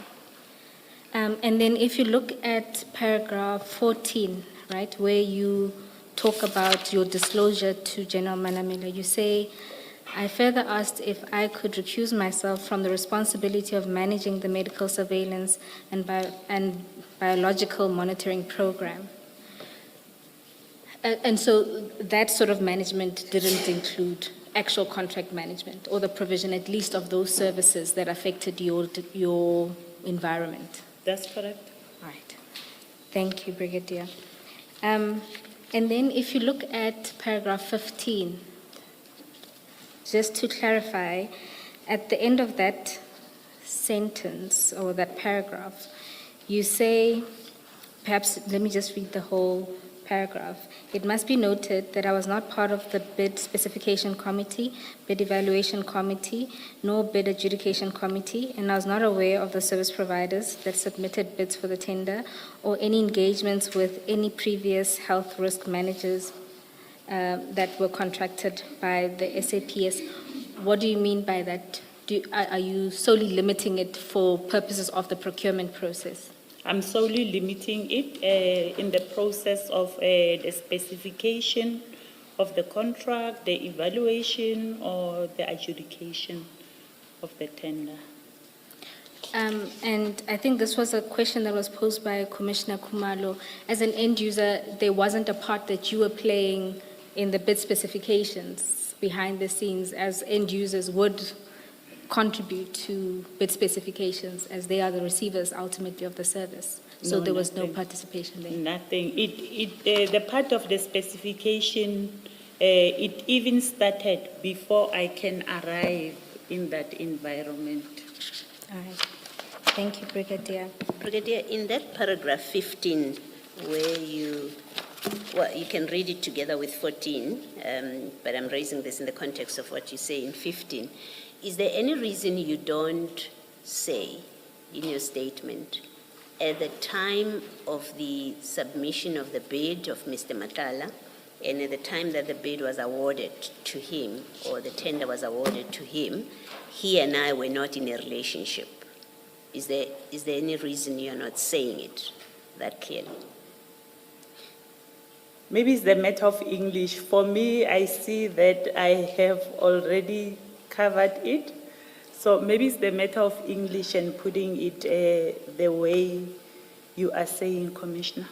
No, it's not a matter of English and putting it the way I'm saying it. Nowhere in your statement do you say that You tell us earlier on about your on and off relationship without saying that as at June 2024, we were not in a relationship. No, your statement doesn't say that. And my question is there, you clearly do see it's important. That's why you're telling us what you tell us in paragraph 14. And that's why you tell us what you're telling us in paragraph 15. It's because you know it is important to convey something that, in fact, the fact of your relationship with him, whether on and off, you do know it's important for purposes of why you are here before us and for purposes of this contract. What is curious is, much as you know it is, you've decided it is important, nowhere in your statement do you say when he submitted the tender, which you don't know when, you've told us, and when it was awarded to him, he and I were not in a relationship at that time. You don't say that, and my question is there a reason you don't say it that clearly in your statement? No, there's no reason, Commissioner. Okay, thank you.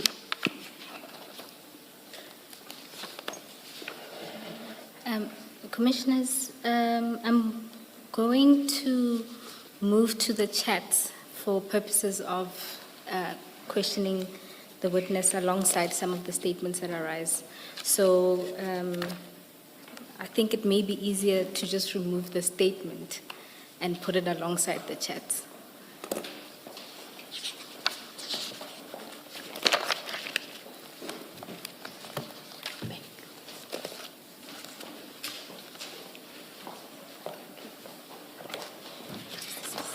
And for just purposes of orientation, because the chats are slightly different from those that we were looking at with witness F, under tab 2,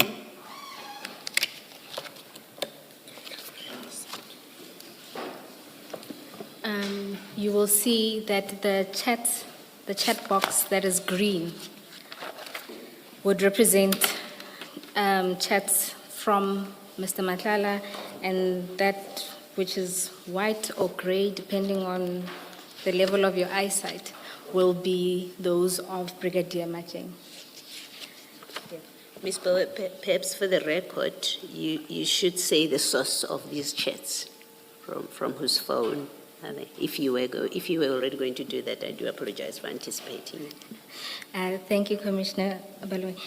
The chats originate from the phone of Mr. Madlanga and were extracted, both the WhatsApps and the metadata. So we were able to get copies of the chats as well as annexes to the chats that includes multimedia like videos or audio. Brigadier, you've had consideration and sight of the chats. Yes. And you are satisfied that these are the chats that you had with Mr. Madlanga? That's correct, I am. Right. Thank you. Commissioners, I'd like to begin at page 2.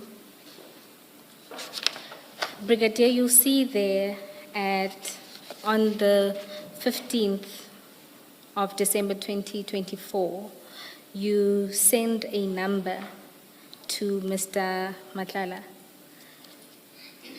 Whose number is that?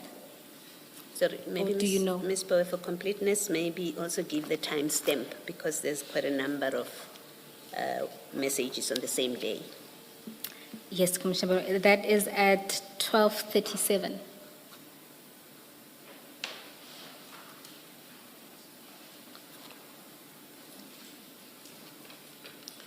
This one, I tried to recall whose number is this, because I don't have it on my contact. Probably, maybe it was forwarded by someone while Mr. Madlanga was looking for it. I don't know whose number is this. And if you turn the page over, you'll see you then text Mr. Madlanga at 15:04 on the same day. You say, did you find him? Apparently he changed his number. Does that help you recall?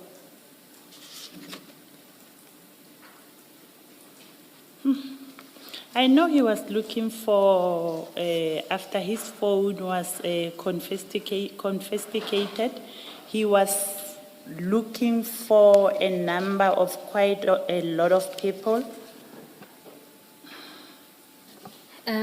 I'm trying to recall, and I even dial it on Truecaller just to check whose number it is. So we've done a check of the number. It's Captain Cartwright. Do you have any sense of why you would be Sorry, providing? Ms. Powe, you said it's what? Captain Cartwright. Cartwright. Thank you. Do you have a sense of why you would be sharing Captain Cartwright's? Or first, perhaps, do you know who that captain is? I know him by surname. I've never met him personally. I just know the name Captain Cartwright. And then please respond to Ms. Powe's question. Do you recall why you would be sending his number to Mr. Madlanga?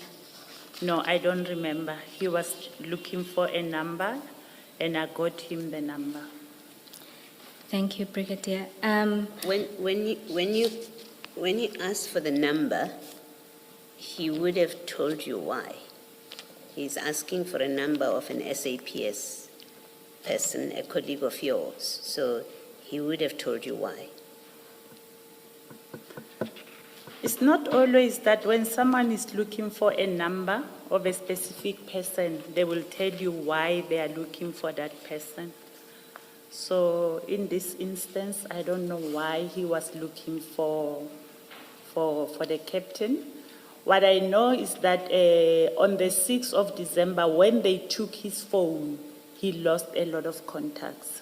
Yes, no. I understand that, and my question has nothing to do with that. My question is, when Mr. Matala asks you for a number of your colleague, which you don't have on your phone, and so you don't just pass it on, you would have asked why, or he would have explained, I want the number, this number. You would have had to look it up on your subsystem. So you would know a bit about him, because you have to look it up. You are sharing police information or an employee's information, actually.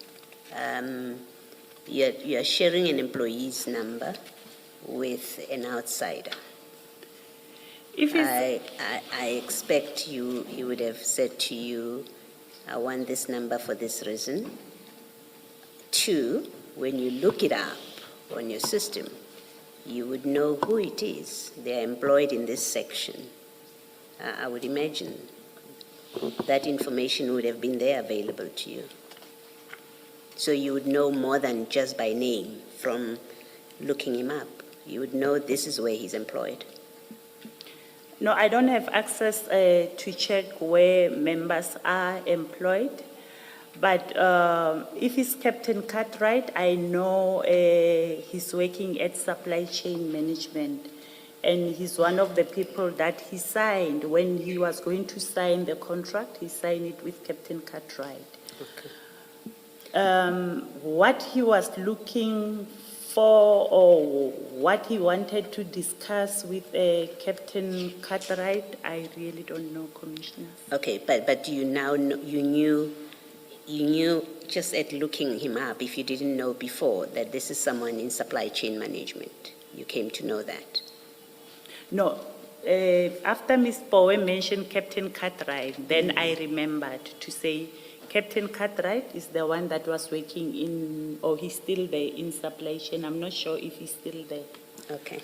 Now, you also say you tried, Ms. Powe seems to have had better luck than you, even though she's not in the SAPS, to locate who this number belongs to. When you say you tried, you even used Truecaller, are you saying you could not establish whose number this is? That's correct, Commissioner. Even when you called it? No, you I say did you not called call them? it. Oh, What I do, I just check on Truecaller if it will show the name of the person. As I was writing my affidavit, some of the numbers, I will check them on my Truecaller and it will give me the name of that specific person. All right, I don't know how Truecaller works, but thank you. Thank you, Brigadier. I can confirm, Commissioner Baloyi, that when I used my Truecaller this morning, that's how I discovered the name and then double-checked it with our IT. Okay. Brigadier just was not able to do the same. All right, thank you. And then you'll see, then let's go to the next chat on still the 15th of December at 17:04. You text Mr. Madlanga, you don't have money, ungithumele. And his response is, I don't have bank account. And you respond with Yane. I just wanted to understand in relation to this was just ordinary boyfriend-girlfriend talk. That's correct. And he also then indicates that he would be opening another account.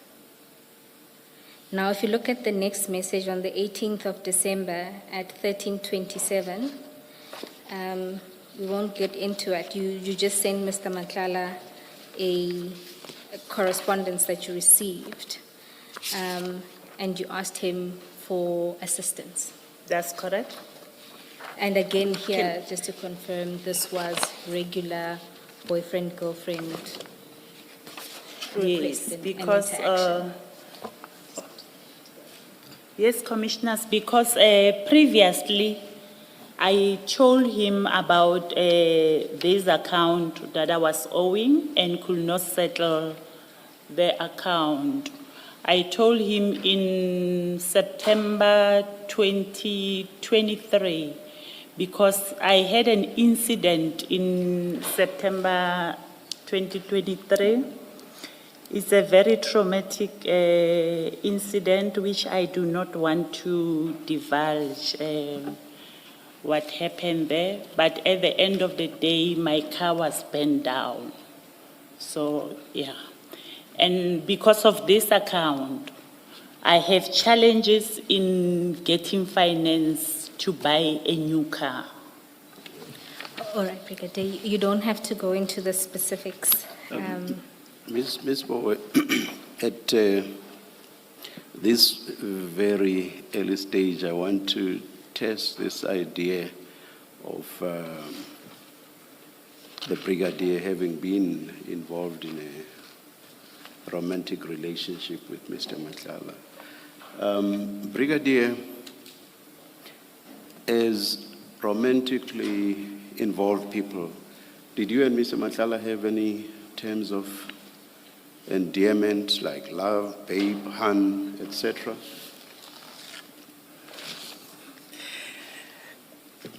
Yes, Commissioner. I am not a romantic person.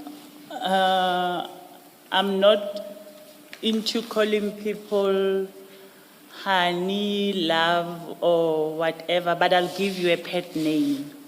So for him, I was calling him Mr. V, and from his side, he was calling me Diva. That's how we call each other.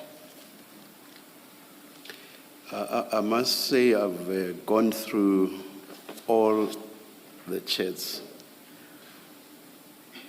Well, people differ, but I find it very, very strange that you don't have or you don't use, not at all, any of the usual terms of endearment that some people, if not most people, use. I find it very strange. Do you wish to comment on that?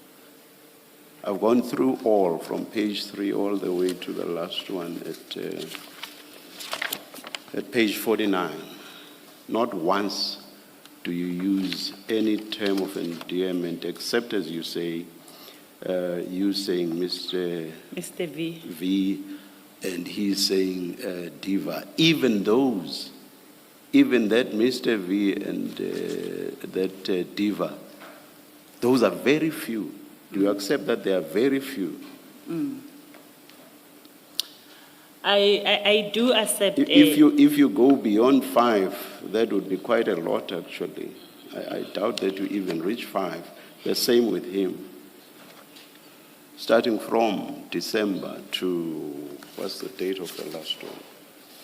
It's the 25th of, it's the 13th of May, 2025. Very few, even of those, the Mr. V and the diva, very few. Do you wish to comment on that? Yes, Commissioner. I do accept that in writing there will be very few of that. But when you look at our chairs, most of the time we will be talking through phone. I've seen that. Most of the time. I've seen that there are lots of phone calls. But I will still say it's very strange that you would use these terms of NDM and the Mr. V and the diva. If you are suggesting that you were using them during the calls, I would still find it strange that you would use them in the calls but not use them in texts. It's still the two people interacting, so it doesn't make sense to me that you would change, you would switch, or not relate in the same manner you do in phone calls. Sometimes when someone is having a girlfriend, you avoid using those terms a lot because if maybe the girlfriend can get hold of the phone, they will be able to read and see the discussions between two people. So in most of the time on our chat, we try to keep it professional. But that can't be the answer if you say you ask for money from him because you were in a relationship. If saying love, hand, babe, or whatever, if you saw that as problematic for purposes of the wife, asking for money should equally have been problematic for the wife, if not worse. So your answer, again, doesn't make sense to me. It would actually be worse to ask for money, especially huge sums of money like we have here. Your comment? I am not a romantic person. That's not what I'm asking you. I'm not asking you that. I'm asking you now about the point you make about it being problematic if the wife were to see terms of endearment. So now I'm saying, if you say that would have been problematic, in my view, it would actually have been worse for the wife to see texts in which you were asking for money. And not money for airtime or anything like that, but huge sums of money, hundreds of thousands of rand. Would that not have been worse than mere terms of endearment? It will be, Commissioner. So my question stands then. Or perhaps let me ask a different question or make a different comment and ask you to respond to that. To me, a huge doubt is cast upon this idea that you and Mr. Madlanga had a romantic relationship.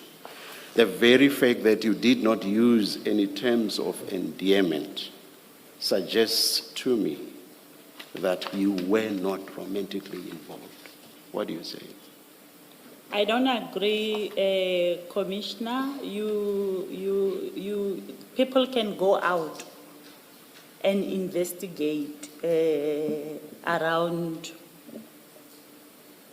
my circle, and my circle is very big. They will be able to confirm this relationship. Why then are you not able to explain how you interacted, or why it is that you interacted in a manner that didn't show that you were romantically involved? because the reason you gave does not make sense. And you basically admit that when you say it would be worse if the spouse were to see that you were asking for huge sums of money.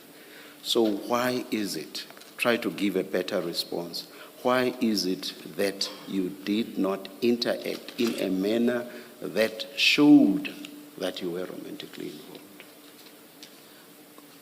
Thank you, Commissioner. I still stick to the point that I am not a romantic person.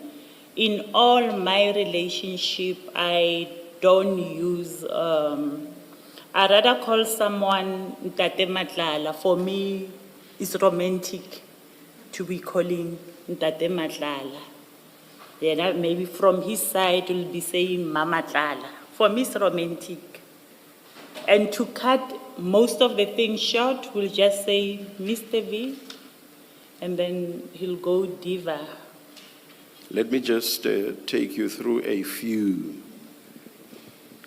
The first one that Ms. Poe has already referred you to says, oh yeah, the first one is you give him a cell number, and it's just that cell number, no text at all. And then the second one, also referred to by Ms. Poe, says, did you find him? Apparently he changed numbers. And then the next one, the date is 15 December 2024, timestamp 1704. You say you don't have money on Tumelle. Then the first one by him, I don't even have a bank account, and that's on the same date, same time basically. And your next one, Yane, same date, 1710. And his second text, I'm opening another account on Tuesday while they're busy investigating irregularities of funds in that one. Same date, 1713. I'll skip a letter from attorneys, that's at pages 3, 4, 5. And I go to the top of page 6. That's your next one. Where's the timestamp? It's cut there at the top. Let me see. Yes, it's at the bottom of page 5. It's on the 18th of December 2024 at 13:28. You say, I'm in trouble now. These guys are on my case. Remember, I told you September. And then I'll skip a few and go to page 14. 14. 14, yes. And there you say, and it's the 23rd of January 2025, 12:03. And there you simply say, confirmed. The point I want to make about all these is that they sound businesslike. All of those that I've read sound businesslike. And in fact, I've gone through all the texts. All of them are like that, businesslike. I find it very strange that this is how people who are romantically involved would write to each other. Do you wish to comment? Yes, Commissioner, as I have previously, my previous comment, to say that we will have our regular phone calls whereby we will talk our affairs, and on WhatsApp, like I said, I'm not a romantic person, so it will... Would you be romantic during those phone calls? In terms of using terms of endearment, for example? Sometimes, depending on... But only using Mr. V, nothing else? Yes, I only use Mr. V. So that's what you mean by being romantic during the phone calls? That's correct. But I'm also inviting the Commission to investigate. But please, just let's not get distracted. Please answer my question. My question was, do you agree that it is very strange that people who are romantically involved would talk in this business-like manner. Do you accept that or not?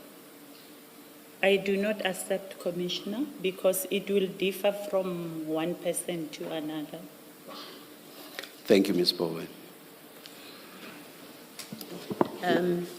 Brigadier, at that page 3 of these WhatsApp exchanges that the chair has gone through about requests for money, you then get to, you forward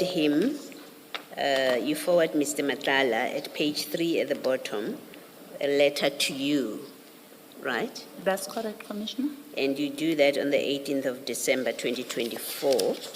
And then at page 6, you then say, I'm in trouble now, these guys are on my case. Remember, I told you, September.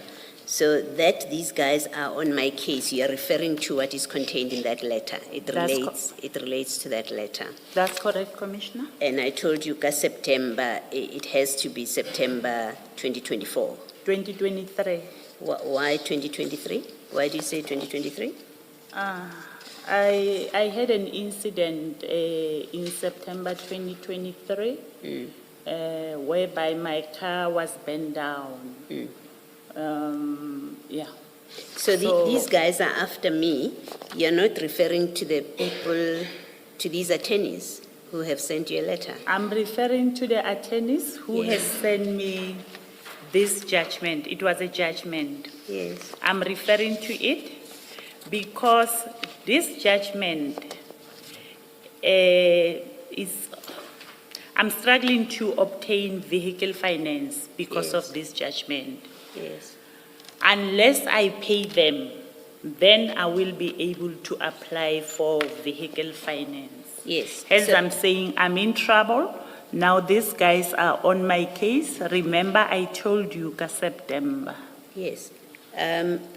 If these guys are the attorneys, then the guys who are after you, I told you, September, that these guys are after me, you must have been referring to this letter, these attorneys, not your incident.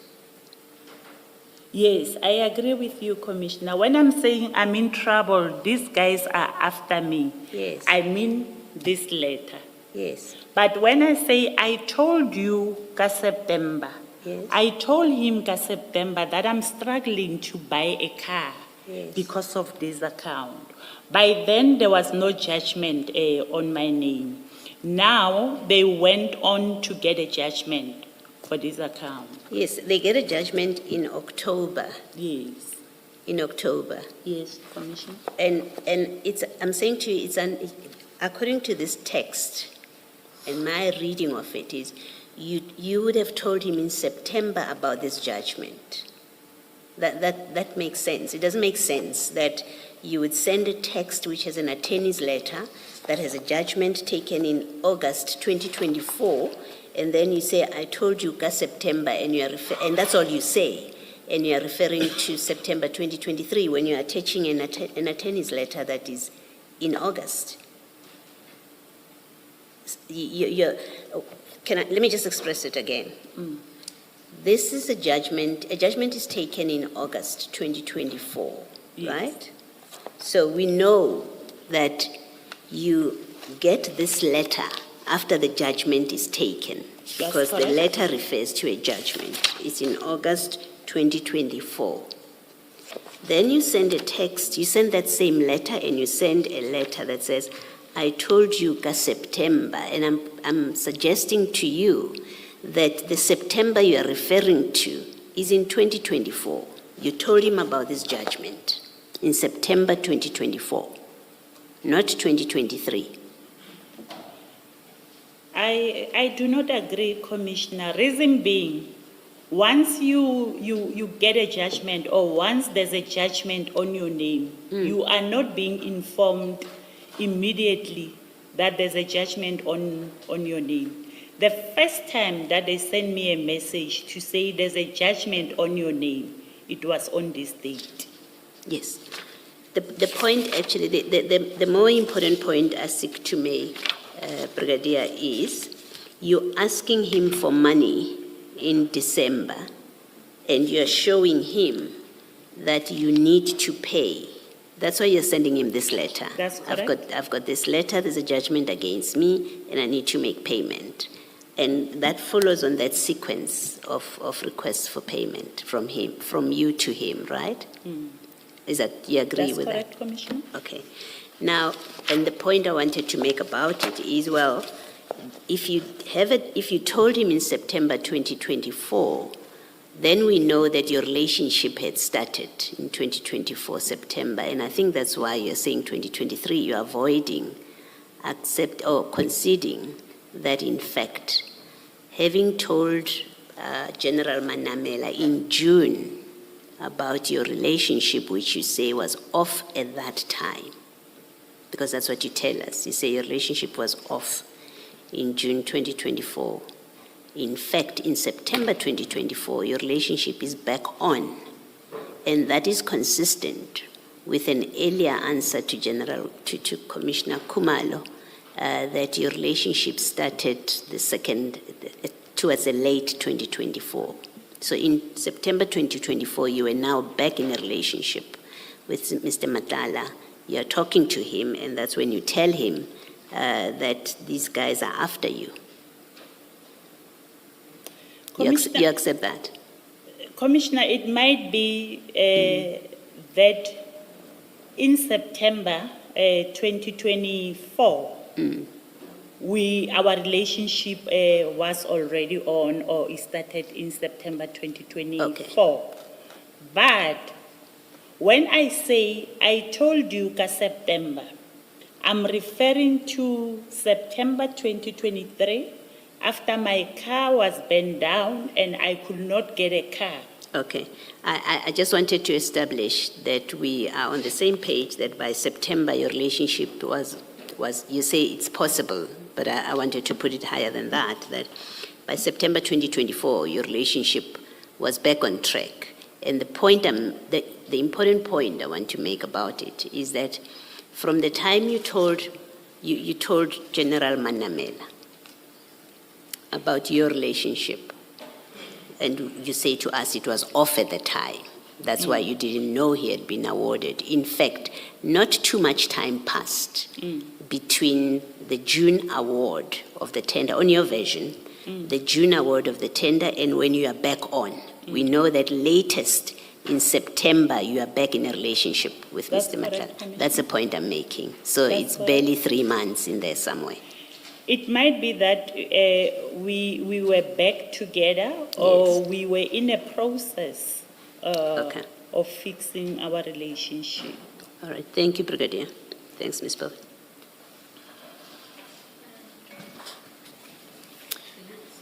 Before we move on, I think you were answering a question of the chair, and you spoke about your relationship was known to people close to your circle. You remember you also say that in the statement. What does it mean? I mean, I don't know what it means. Who are the people close to your circle? Are you talking your family? Are you talking your friends? Are you talking your colleagues? It's family, it's friends. Some of my colleagues will know. Did that include General Patlane as people who knew about your relationship? He knew about your relationship. That's correct, Commissioner. All right, thank you. Brigadier, then if we can go to, again, still on page 6, there's an exchange of calls that we won't go through, but on the 20th of December 2024 at 18:33, you send him a contact card giving him the details of one General Tim. Is that correct? That is the contact details of General Tim. Ms. Bowe, we really have to strain our ears. Can you please try to... Oh, my apologies. Yes. Maybe bring the mic closer to you. Yes, the contact details of General Tema. That's correct. He called me and requested that I forward him the contact details of General Tema. And because by then he lost a lot of contact, and I know that he knew General Tema, and he previously had the contact of General Tema, I then forwarded him her contacts. And Brigadier, I mean, you say that you knew that he knew General Tema. Maybe to start here, what environment is General Tema? General Tema has resigned, but previously, when she was in the organization, she was the head of basic police training. Basic? Basic police training, Police training. yes. All right. And you knew that he had her number. Yes, And this is why you provided it. that's correct, commissioners. And just to say that you said in your earlier testimony that the reason why you provide contact details of SAPS members is because he lost his cell phone and he couldn't access their numbers on ongoing correspondence because he's a contractor and I imagine frequently would be talking to these individuals. I think after losing or after the phone was confiscated, he changed the numbers and used a different number. So the number that we are communicating from December, it was his new number. I suppose my question is simply, couldn't he have gotten it through his emails? Most SAPS employees in their email signatures, they put both the official and cell number. Is there a reason why he frequently asked you for these numbers? General Tema was not in the organization by then, and he will see me spending much time with General Tema through the WhatsApp status, photos, and she liked posting on Facebook as well as on Facebook. So in this context, he was asking for the number because she's your friend. That's correct. All right. Not really a friend. She's Acquaintance. yeah, she's older than me, but yeah, we do see each other as time permits. An acquaintance. Yeah, proper English acquaintance. And then let's move to, oh, my apologies. Did you ask at that point why he required the number of General Tema? No, I did not, because I know that previously they were in contact, and because he lost most of his contacts, I just forwarded him the number. Thank you, Brigadier. And then if we could turn to, there's a series of calls that then follow since then, so we're not going to go through those calls. But if you turn to page 9,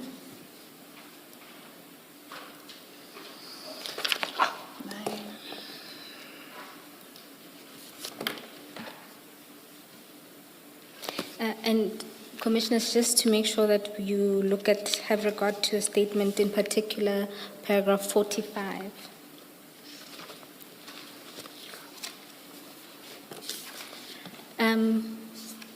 Brigadier, you'll see there on the 10th of January 2025 at 10:46. Perhaps maybe the best place to start is that there's a call that you make to Mr. Madlanga at 9:31 on that day. Thereafter, Mr. Madlanga responds at 10:46 with morning. Please send me account number, not yours please. Sorry, was busy with Polfin.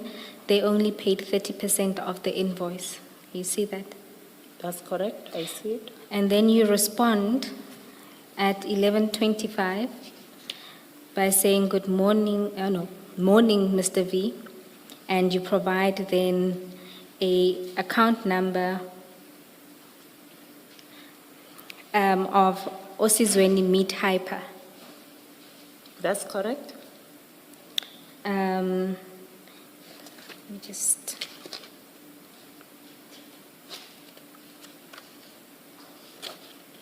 And then you, at 16:03, I just want to cover the text for this day. You respond and say, did you do it? I need to pay and send proof of payment today. That's correct. And then this is followed by 2 calls on this day, right? So that's just the 10th. I'll stop there for now. Now, you start there, Mr. Madlanga at that point at 10:46 requests for you to send an account number that is not yours. And this was to send you money. This was to send you money. Yes, that's correct. And this is confirmed by what you say at paragraph 45 of your statement. That's correct, Commissioners. And please explain why did he want you to use an account number that was not yours? Yes, I did ask him why he wants an account number that is not mine, because I knew that Mr. Madlanga have my bank account details. Then he said to me, no, you see, I don't want the wife to find out that I'm giving you money, gifts, and whatever. And furthermore, he says, now that he has a contract in SAPS, it will end up looking like gratification. Okay, and when he then says this to you, what is your response? I understood the reasons that he provided me. And did you think these reasons were sound to engage in this sort of transaction? Yes. That it would be okay? Did you think it would be okay? As my boyfriend, I didn't see anything wrong with it. Brigadier, when did you ask him for the reasons before you gave him the bank account details of Esizweni?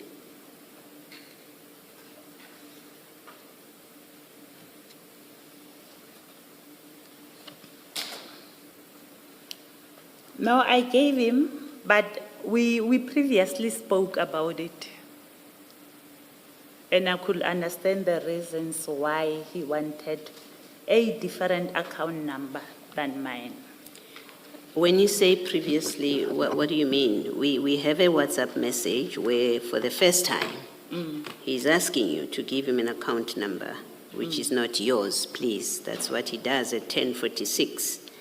And then at 11:25, you send him this details of this bank account that he's asking for.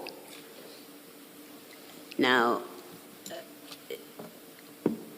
clearly, if you had a call in between, it would show here on this trail, because that's the order of these WhatsApp message of what we have in front of us. Now we know from this that there was no telephone call between you and him after he requested and when you gave him this. Hence my question, when would you have had that discussion before he asked you to give him a bank account other than yours? That will be before he asked for the account number during our calls or during our visits, whereby he was showing me or he was saying to me, I will no longer transfer money into your direct bank account because of the following reasons. So if you had that discussion, why would he say to you at 10:46, not yours, please? Because you've already discussed it. You've already agreed. He's told you in advance. You have understood the reason. Why would he at 10:46 say to you, not yours, please, if you knew and understood that you are not to give him your account number? I don't know, Commissioner. Maybe it's a reminder. He's reminding me not to give him my account number. No, let me suggest to you that it's not true that you had discussed it before he sent you this message. It's not true. You hadn't discussed it at all. If you had discussed it, he wouldn't tell you. He wouldn't need to tell you, don't send me yours. And the reason he's doing that, it is because you don't know not to send him yours. So what you're saying there now is it's not true. I don't agree, Commissioner. We had a discussion before regarding this matter. Even when I was sending him the statement of the judgment, we also had this discussion. Okay. No, but the record doesn't bear that out. Unless you have a recording, the record that we have here and my interpretation of it is it doesn't bear that out.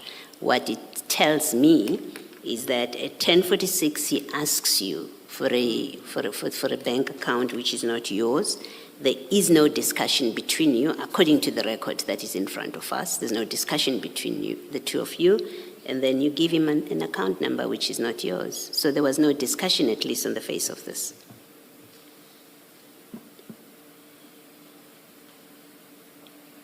Thank you, Ms. Boy.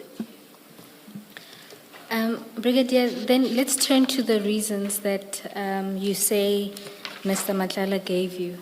The first reason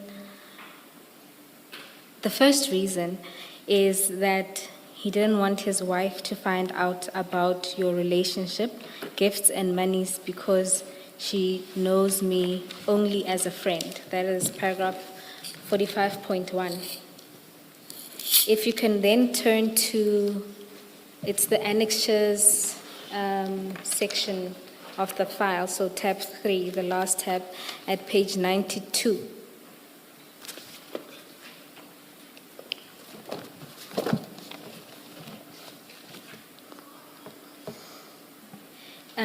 You noted earlier in your answer that Mr. Madlanga used to send you money directly to your account. Do you see those transactions there, and can you confirm if that is your account? That's correct. I can confirm. And you see over that period, Mr. Madlanga was sending you money directly to your account. That's correct. Would that not have triggered his wife? No, I think by then he has not met the other one, the latest one. With the previous one, he could send money directly into my account. So your understanding is, with the previous wife, he could send, there was no problem. Yes. This issue only arose with the With the current one. The current one. That's correct. And by the current one, you mean? The current one that he's serving now. Ms. Boy, can I just understand, you say, what does page 31 represent? My apologies. The top part represent into Brigadier Macheng's account. 92. At 92. Okay, thank you. Yeah, so in that account, the brigadier has confirmed to be hers. Okay, so this concern only arose with the latest wife, the current wife, sorry. That's correct. My phrasing. And then the second reason that he provides is that he doesn't want subs to know and to jeopardize your career. That's correct. Okay. And so you then agreed, no, actually you do agree to use this separate account. That's correct. The account that you provided, if you go to page 91, you confirm that that was the account that you provided at the top.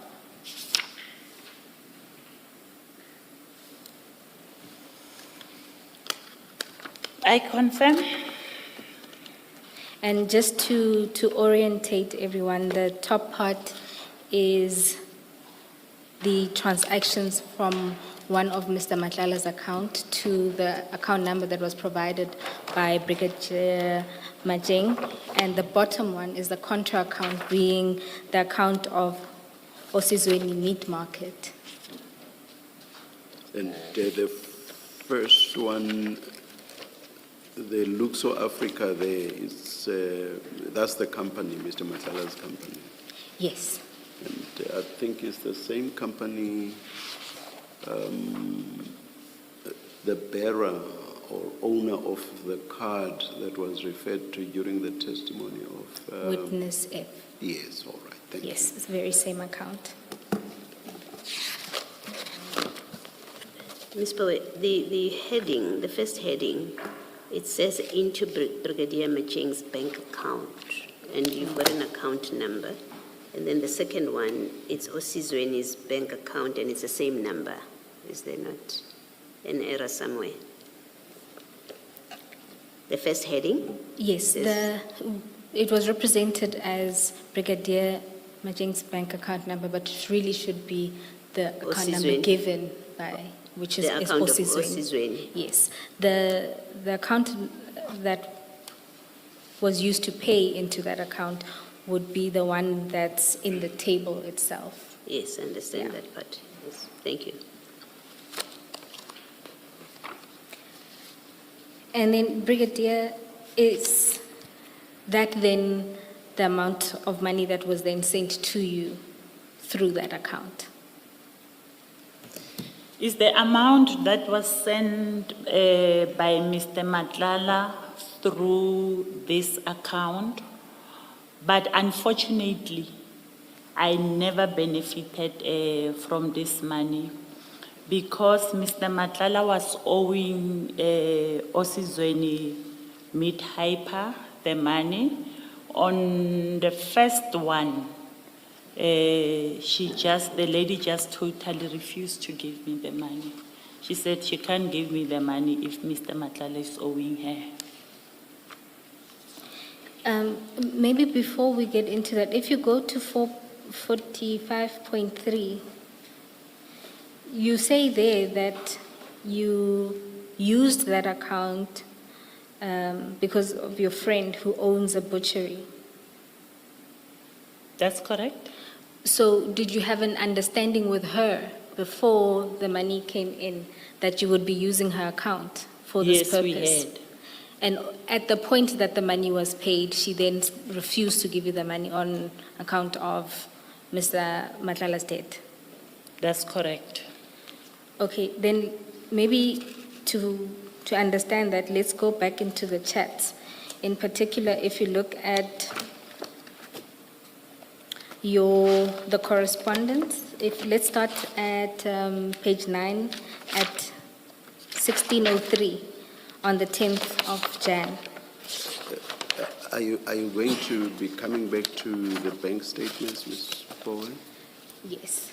At 91, at 91. Yes, it was just to deal with the claim that she never benefited, and rather that, all right, yeah. okay. Oh, you are dealing with that? Yes. Oh, all right, thank you. At page 9. My apologies.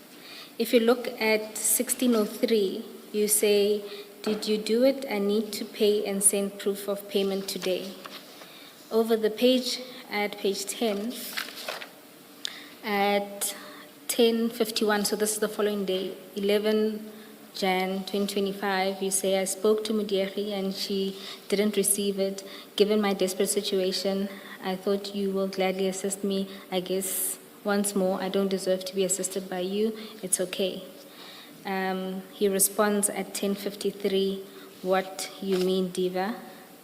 And 10:53, he says, they made payment in front of me. I don't know why you saying such things. That money is going to reflect it, so we can please be patient. And then there's a call, and then on the following day, on the 12th of Jan at 18:10, he says, please ask your friend to check the balance. I just got notification that the transaction went through.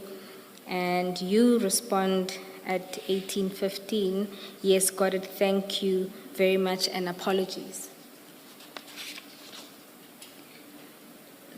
So from this exchange, it doesn't seem that you didn't get the money as intended. No, the money went into the bank account of Osizweni Butcher. And the owner confirmed that she did receive the money, or the money is in her account. So are you suggesting that when you say to him, yes, got it, thank you very much, you meant you had just confirmed with your friend that the money is in her account? That's correct. And then, did you then say to him at any point that this money didn't get to me? Yes, I did. And this wasn't, I guess, in any of, it's not in the text? Yeah, of it's this- not on the text, but I did say to him that Modieri has been complaining that you are owing her a lot of money and she's not going to give me that money. Okay, and if you look at the text that you write to him just before that, I guess you say, I spoke to Muderi, you see that text on page 10. Yes, I see it. It seems as if you would have spoken to Muderi and who confirms that the money hasn't been received, but it doesn't seem like Muderi would be a hurdle. It could be, sorry. From the way the text is written, it Yes. seems that you spoke to Muderi, who then responded to you and said the money hasn't been received yet, right? That's correct. And from that, it doesn't seem like Muderi was a hurdle. It seems like Muderi was somebody who was going to give you the money. At what point does then Muderi become the person who doesn't give you the money? That's correct, because for me, I saw it that maybe she was playing me so that the money can be paid in order for her to keep the money so that the debt can be paid through that money. All right, I want to... No, Brigadier. Page 10, the bottom email, you say, yes, got it. Thank you very much, and apologies. And you have an emoji of hands that ordinarily I used to say thank you. At this point, Muderi has told you the money has come in. And if she had told you you're not getting the money, you would have said it here, and you would not have apologized because you don't have the money. No, I said, yes, got it, she got it. Thank you very much, and apologies. No, you didn't say yes, she got it. You said yes, got it. Yeah, Yes, it's so okay. you got the money. Let me finish. You got the money, 1. 2, you thank Mr. Madlanga for the money. 3, you apologize for the tantrum that you threw earlier on about this. All of that is inconsistent with Muderi having just said to you, yes, I've got the money, but I'm keeping it. Or even just saying, I've got the money. It's inconsistent, whatever explanation you seek to give us now. These documents, this WhatsApp exchanges, is inconsistent with your explanation. She confirmed that she got the money, Commissioner, and I thanked Mr. Madlanga for transferring the money. But when I went to her so that she can transfer the money, she just totally refused. And did you go back to Mr. Madlanga to say, I'm still in trouble financially?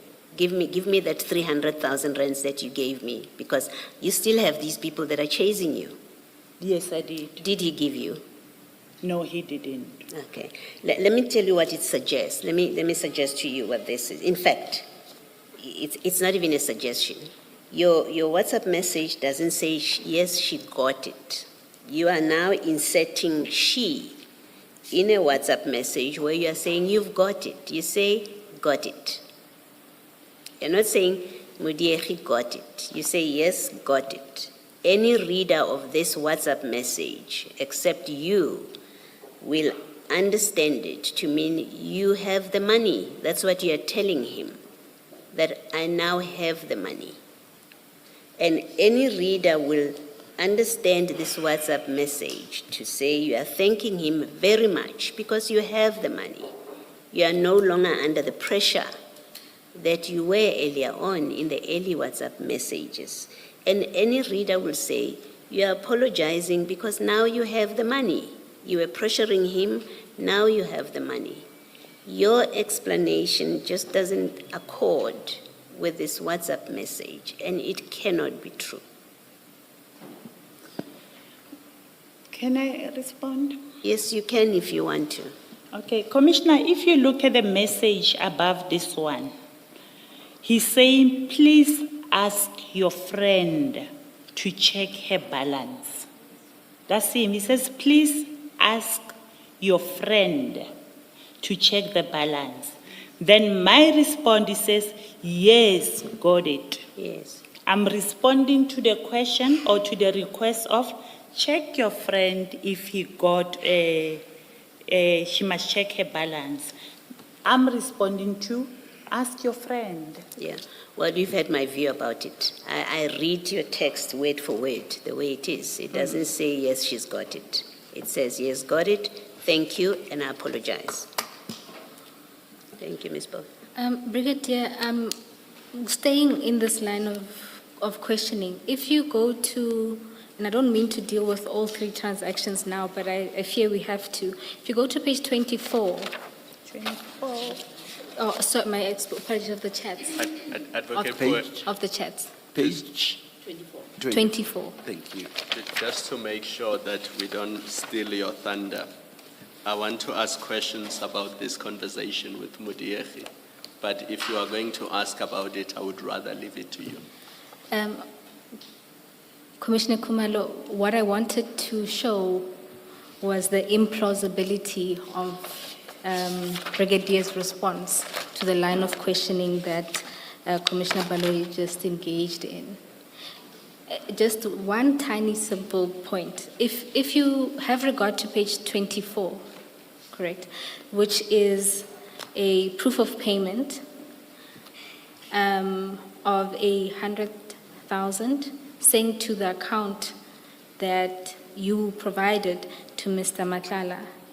And Mr. Matlala provides you with this proof of payment on the 4th of February at 13:10.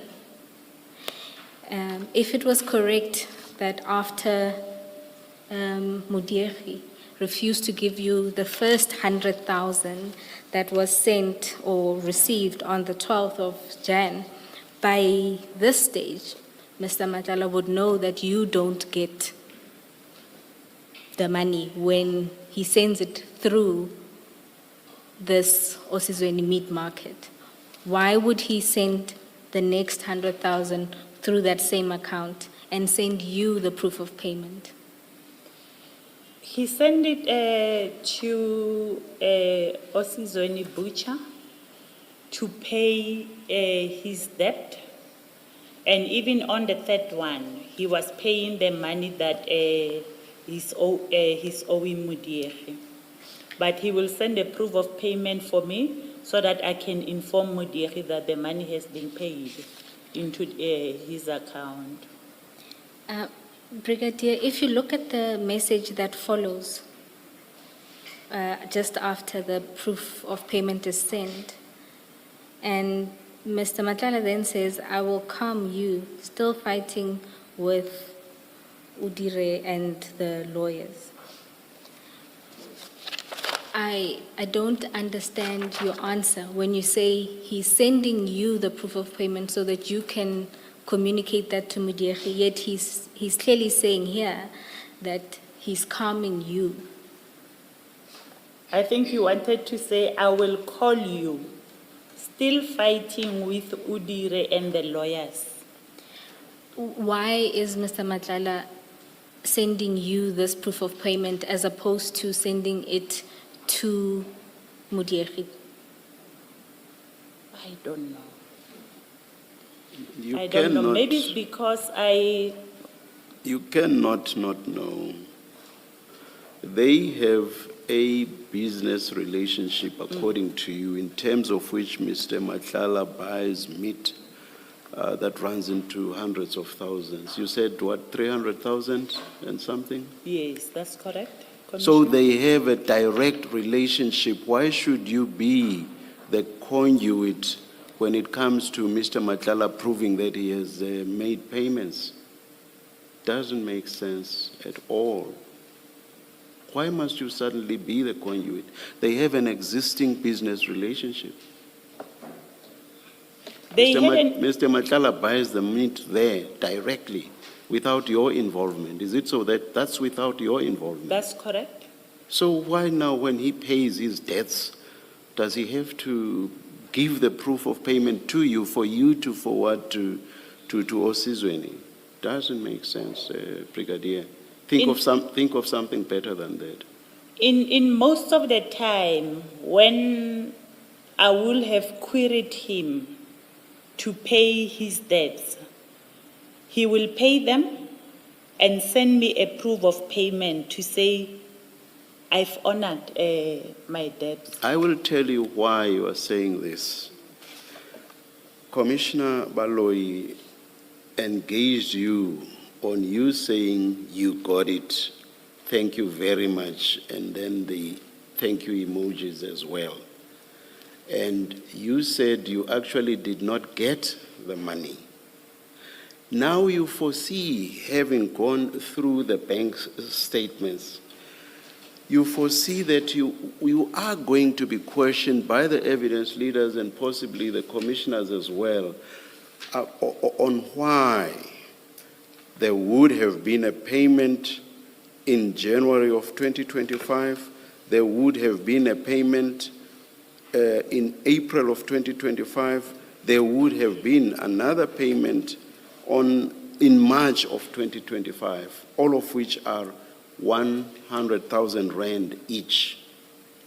So you foresee that it does not make sense for Mr. Matlala to continue paying into this account when you actually do not receive the payments, and you come up with this story that he owed money to Osizweni.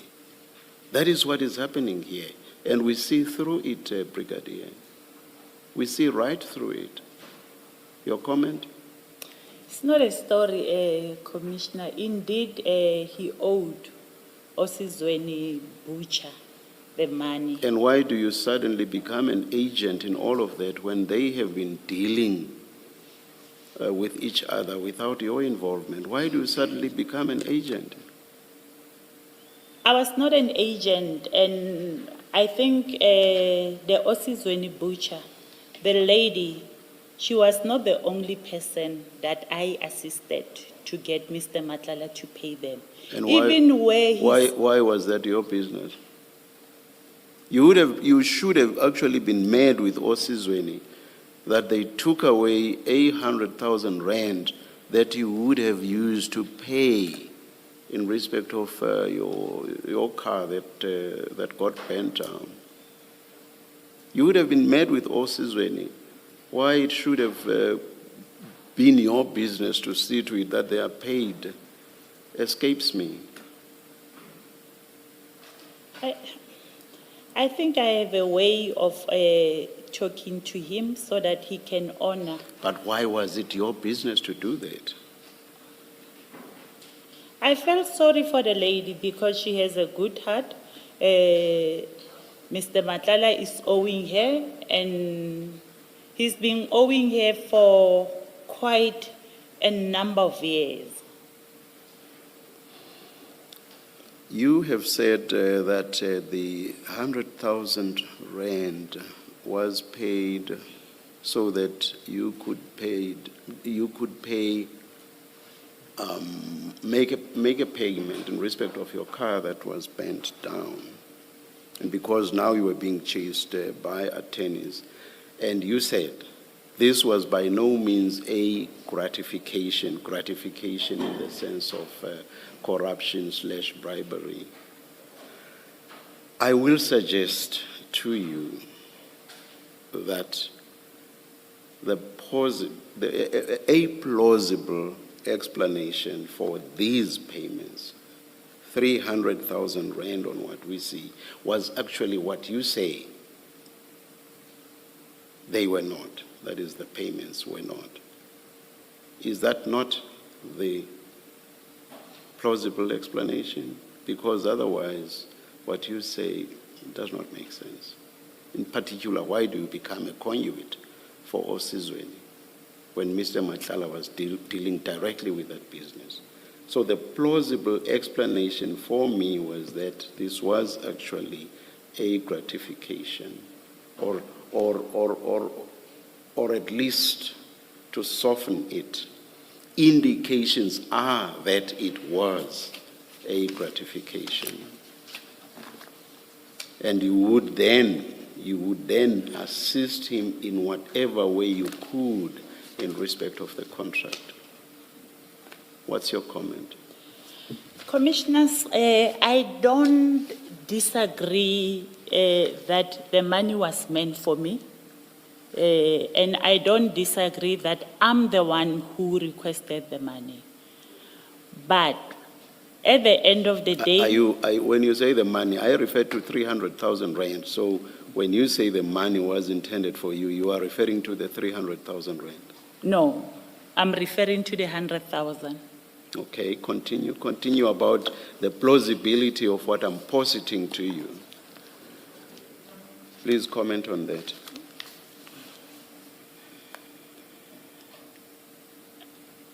The 100,000, even though it was meant for me, at the end of the day, I never received that money due to the debt that Madlanga had with Osizweni Butcher. And then for the remaining part of the debt, you suddenly become the conduit for the payment of that debt. I think it was only Just the one. Yeah. Just the one Ms. Power referred you to. Yes.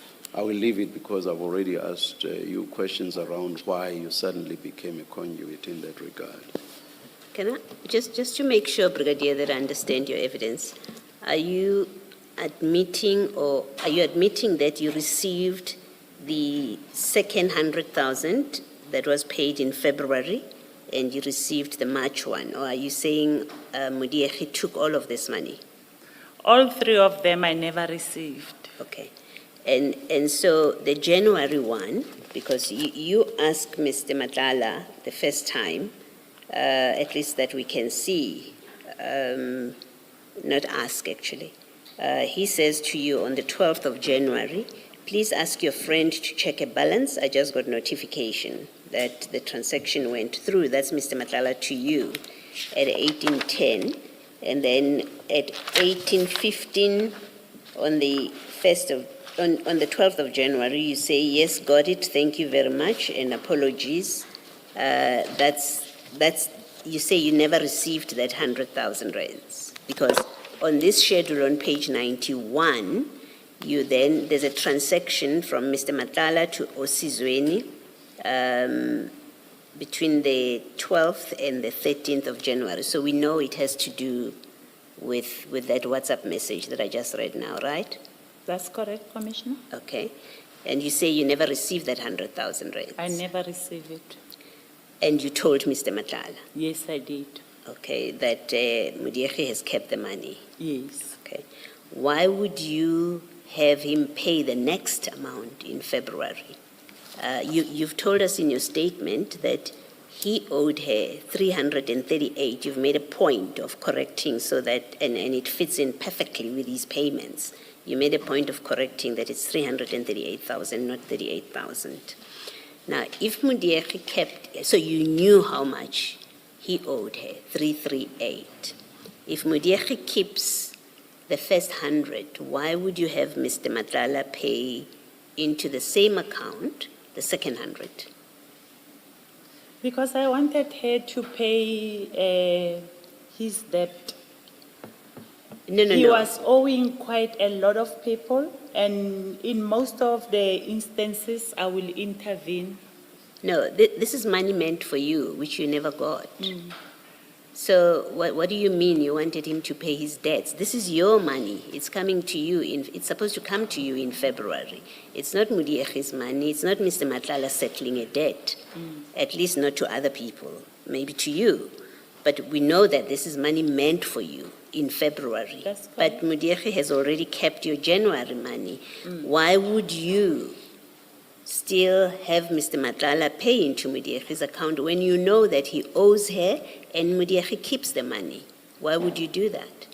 It's not normal human conduct that when they've kept your money, you say, oh, to Mr. Madlanga, pay again into that same account. Where I know and I expect you will do exactly the same thing. I never said to him he must pay again to that account, and I never requested the February and the March money. He paid it into that account knowing very well that he's owing Osizweni. Yes, I'm sorry, can you just make it make sense, please? You see, so you say the money at page 91 was meant for you, right? All of it, those 100,000 rands. No, the first one, only the first one. I thought you accepted that even the February was meant for you. No, it was not for me. And the third one? It was not for me. Okay, so you know that he was paying Mudiekhe. You knew that. It wasn't your money. He wasn't helping you. I knew that he was paying his debt to Osizweni Butcher, but the first money Yes. is the one that was meant for me. So the second and third were not meant for you? They were not meant for me. Okay, and so at page 24, where he sends you proof of payment for February, you say why he sent you that proof of payment? He sent me a proof of payment to show that he's paying his debt from Mudiekhe. Okay. Why did he need to show you that he's paying Mudiekhe? Because most of the time I will urge him to pay the people that he's owing. I will urge him to pay the service providers. I will also urge him to pay the doctors. And he will call me back to say, I have paid so and so, or either send me a proof of payment to say we already did as a company. Well, Brigadier, maybe let me, in fairness to you, say to you that I do not believe you for what it matters. I think you're not being honest with us about this payments and this Mudiekhe issues. These are monies that were meant for you. These are monies that you received. And when Mr. Madlanga sends you proof of payment on page 24, it is to confirm to you that I have paid. The money is in that account. When you say, got it, thank you, apologies, it's all money meant for you. What you're telling us now and trying to explain away these payments as money is owed to Mudiekhe, that's not true. In fact, it is false. I want to put that to you. You can comment if you want to. No, I'm not going to comment, Commissioner. Advocate Paul, let me deal with my questions now because they follow from what has been asked. Brigadier, you were good friends with Mudiekhe, correct? That's correct. And before you gave Mr. Madlanga this account number, you must have told Mudiekhe that you are in a desperate situation and you desperately need money, correct? That's correct. So she was aware of your desperate situation. That's correct, Commissioner. And a good friend that she is would have understood that you need this money. Sometimes they say money can come between friends. Yeah. And the fact that you kept inquiring means you were desperate. You wouldn't even wait for Monday because Mr. Madlanga even says to you, wait, it's a weekend, be patient. That's how desperate you were. Correct? Not that desperate, because already I was paying that money on a monthly basis from my salary. Yes. But now, the frustration that I had with him is that here we are once again. He promised me money, he's not delivering. And it was not the first time that it happens that he will promise me something and he doesn't deliver. And we will stop talking to each other. This is what I find difficult to believe, that a friend of yours, knowing that you are desperate for this money because you want to settle a judgment debt, would take advantage of you and use the money for her own benefit and not care that you desperately needed this money? I find that hard to believe. From my side, I understood her situation, because if you are owed money for a long period, now the person that is owing you, he's paying the money which is meant for another person. I will also keep the money, Now, despite my friend's situation. did you continue to become good friends with Mudiegi after this incident? No, we didn't. The friendship ended. It did not end, but it was no longer a nice friendship. Now, if what you are saying about the first payment is correct, the normal reaction as chair put to you would have been to tell Mr. Madlanga, I don't care about Mudiegi anymore. Don't even pay her what you owe her. She's a bad person. That's the normal reaction, that she's a thief. She stole my money. She's not a loyal friend. She knew about my desperate situation. She took advantage of it. Whatever you owe her, don't pay her anymore. Let her sue you for it, but I don't care about her anymore. That would have been the normal reaction. It will be unfair of me to react in that manner, knowing Mudiegi's situation very well. And again, knowing how Mr. Madlanga is always assisting people when they have funerals, he will go there or he will send people to go and collect the funeral packs from Mudiegi. So if I say don't pay money anymore, then the people of the community will not be assisted. Last question. If we were to call Mudiegi to this commission and ask her about these payments, and if she confirms that you did get the payments, what should this commission do with your evidence on this point and the rest of your evidence? Remember, I qualified it with if. If we call Mudiegi to come and give evidence and she confirms that you got these payments, what should this commission do with your evidence on this point and on all the other issues? I guess I must be charged because I lied under oath. I'm glad you understand that. Can I just check this with you? You say to Commissioner Khumalo that the relationship with Mudiegi has ended because the money has come between you two, right? It's not ended. We are it's no longer good. Yeah. Yes, it's no longer good. So, before, when you gave Mr. Madlanga Mudiegi's number or Sizweni Butchery's bank account details, you had a good relationship at that point. That's correct, Okay. Commissioner. Then he pays the 100,000 rands that is meant for you. That's correct, Commissioner. You don't get it. That's correct, Commissioner. And your relationship continues to be good. Not good. Sorry, say that? Not good. Okay.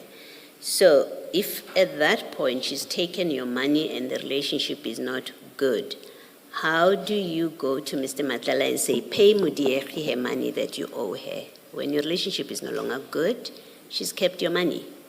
You now go to him and say, you know what, pay her, you owe her. How do you do that, and why should we believe that happened? I never went to him and say, pay Mudiegi the money that you owe her after she kept my money. I just indicated to him that you are owing Mudiegi a lot of money and she doesn't want to give me that money. Please make sure that you pay her the money. And like I'm saying, Commissioner, I have intervened in a lot of people that Mr. Madlanga No, was don't tell owing. me. No, please don't tell me about other people. I'm interested in the story that you have told us. Remember, you've already told us something, so I'm really interested in just that story. And I'm interested in it because it does not make sense that your friend keeps your money. Remember, you are desperate. You are very desperate. And that's why you are harassing. Harassing is my word. I'm not meaning it in a negative way. But you apologize eventually because you appreciate that your conduct towards him about this money was quite forceful. So you're desperate for this money because you are running, these guys are chasing you. Your friend gives you a bank account for you to receive payment. She keeps the money. Your friendship, as one would expect, your friendship, if someone has kept my money, I would react like you immediately. My friendship with them gets affected immediately. What I don't understand is after that, how are you still the same person who's still desperate? Because you haven't told us that you got the money elsewhere, right? She took your 100,000 rands. You haven't told us, well, I went and got it somewhere. What you actually have told us is Mr. Madlanga didn't replace that money that Mudiegi keeps. But you're the same person that says to him, you owe Mudiegi, pay her. That's not consistent with human conduct of a person who's desperate for money and who's been betrayed by a friend who's keeping her money, notwithstanding her desperation, and then you go and you feel sorry for her because she's desperate. It just doesn't make sense, that, and it's improbable that things happened the way you describe them. It's just improbable. Do you want to comment? I don't know how to comment further than what I have commented, Commissioner, but that's the sequence, that's the way it happened. A different question arising from your earlier discussion with the chairperson. In page 92, you've got that list of payments to you starting in 2019 to 2021, and you say you accept that they indicate that they come from Mr. Matlanga's different companies, Falcon Cat, Medicare 24, Black AK, and another one from him personally, it indicates, or at least it says, Vusimuzi Matlala, you've confirmed you received those payments. Now, in the period between 2019 June, which is what this schedule is, to September 2021, you have received from Mr. Matlala a total of 113,500 rands. That's what you've received. And they're broken down into small amounts, 10,000, 3,000, 10,000, 10, 10, 10, 15, 5, 20, 10, and then 10. How do you explain the sudden escalation? I mean, he used to give you small numbers. And I'm asking this because the chair earlier suggested to you that the huge amounts that you now receive, the 100 that you are now being paid, suggests that there may well have been a part of it, if not all of it, being gratification. Now, if you look at that huge amounts, the hundreds that you're receiving vis-a-vis what you were receiving in 2019, all of to 2021, all of which totals to just over 100,000 rand over a longer period than what you get in January, February, March. It does suggest that what you now receive after the Medicare contract may well be or include gratification for your role in managing this contract, the facilitation that you are making, the role that we see you playing now, the active role you are playing in this contract. That's what it looks like. I do not agree, Commissioner. Maybe by then his financial status was a little bit low, hence he could give the 10,000 rand and the 20,000 rand. And now his financial status he's become richer now. That's why he's giving you so much money. That's what it is, right? That's what you want to say. His financial status has changed for the better, and knowing my current situation that by then I was struggling to buy a vehicle. We were pushing so that he can buy me a car. Okay, thank you. Chair, I see that it's 4 minutes past, but can I ask one more question so that when we return, I can move to the next chat? It relates to this subject. Yes. All right. Please go ahead. Brigadier, just one small thing. If you look at after the message where you say, yes, got it, thank you very much, and Which apologies, on page 10 of the chat. In particular, if you look at the days that follow, right? So the next chat, or rather, there's a call that happens on the 16th, there's a series of calls thereafter, more calls on the 17th, and then on the 17th at 10:15, you text Mr. Madlanga, morning Mr. V, and from your interaction with Chair earlier, this is your way of calling him affectionately. Now, if you then consider that from the 11th, you were desperately asking for assistance, he says, calm down. On the 12th, you're checking again, you say, thank you, got it, apologies, and then you don't get the money. So you're still in that desperate situation, and I use desperate because that's the wording you use in that text at 10:51. You're still in the desperate situation, yet if you look at the days that follow, there's nothing that says you communicated with him your desperation, or is it that you gave up then asking? By this time, he promised me that once he's settled, then he'll see what he can do. So your evidence But is remember, after he settles the entire 300,000 for not Osizweni? yet. No, it's not yet. This is still in January. Yes. The other monies came in February as well as in March. No, I'm saying to you that here you display that you are in a desperate situation. You say, thank you, you got it, but you didn't get it. But there's nothing in the days that follow that displays that sense of desperation continued because you didn't get the money. And in fact, the next text that you send on the 17th, you back to the affectionate morning, Mr. V. Yes, because I understood that it was not his fault that money did not come through to me. He did what he was supposed to do from his side. And can I just add something to that, to Ms. Bowe?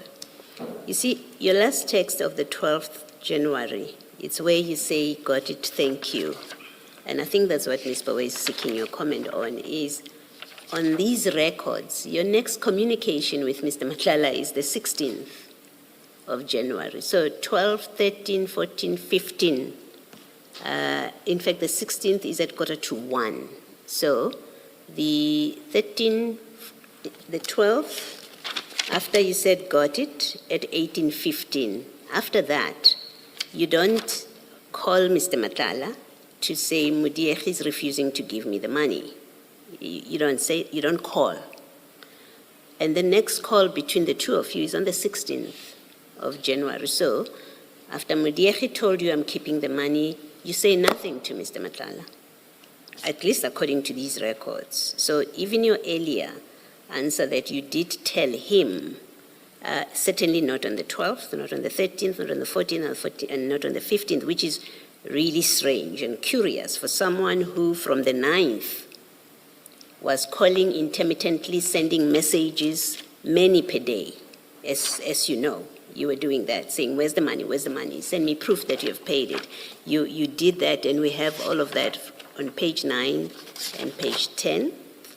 And then you stop at, yes, got it, thank you very much. You stop, and the next time you engage with him is the 16th. That's inconsistent with your conduct earlier about your desperate situation and someone who didn't get the money that was paid into Osizweni's account, which they desperately need. It's truly inconsistent.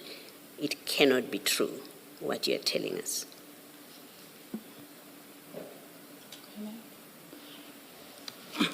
Commissioners must just take note that in between the calls, there will also be visits.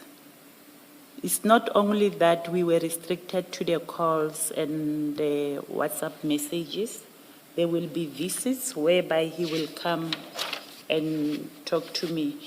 And after the money, I did not go directly after it was transferred to Mudiehi to request the money or to discuss how he will give me the money.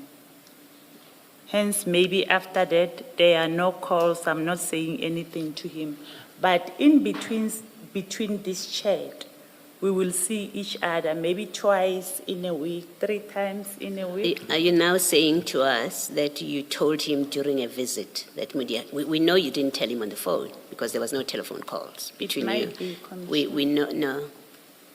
Let me finish my question. We know you didn't do a call, you didn't tell him on the phone on the 12th, and the next time you talk to him is on the 16th. We know you didn't WhatsApp him in that period. Are you now telling us that you told him during a visit, and it has to be because it's not on your recorded calls and WhatsApp messages? It can be, it might be. If it's not recorded here, as I've pointed out, there's no record of calls, there's no record of WhatsApp messages. You could only have told him on a visit. I'm not sure which word should I be using because I said it might be, and you say I must not use it might be. Yes, and might be means you're uncertain. Yeah. And I'm saying to you, you can do better than that. If it's not on a call, which we've agreed there are no calls. After you said, thank you, got it. There are no calls until the 16th. We've agreed there are no WhatsApp messages. And I'm saying, and you say, well, there were visits in between. And I say, well, then you could only have told him during one of your visits. The answer is obvious. It's an obvious, of course, it would have been one During of the the visits. visits. Otherwise, it didn't happen. Okay. Thank you. Thank you, Commissioner. Brigadier, just the last question. And then after this, you never gave him an alternative account number to send you the money? No, I never. Thank you.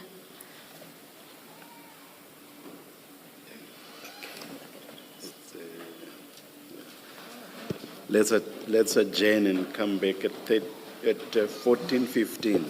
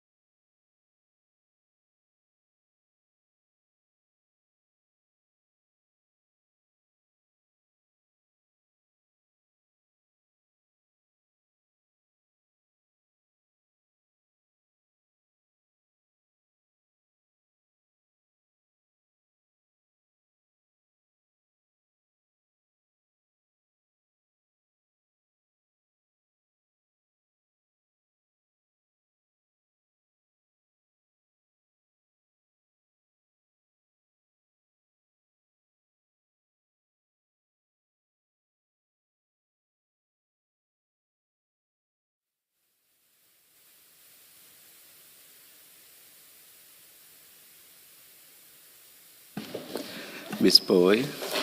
Thank you, Chair. Brigadier, we were at page 10, but we can move to page 11 of the WhatsApp chats.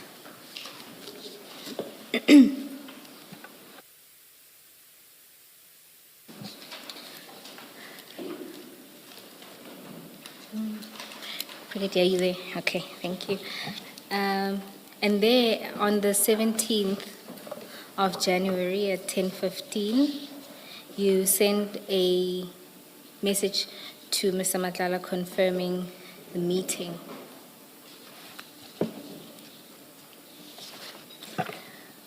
Again, Ms. Boy, if you may, please speak up. Is that better? Yes, yes, yes. My apologies. You sent a message to Mr. Madlanga at 10:15, confirming a meeting that was going to take place that afternoon.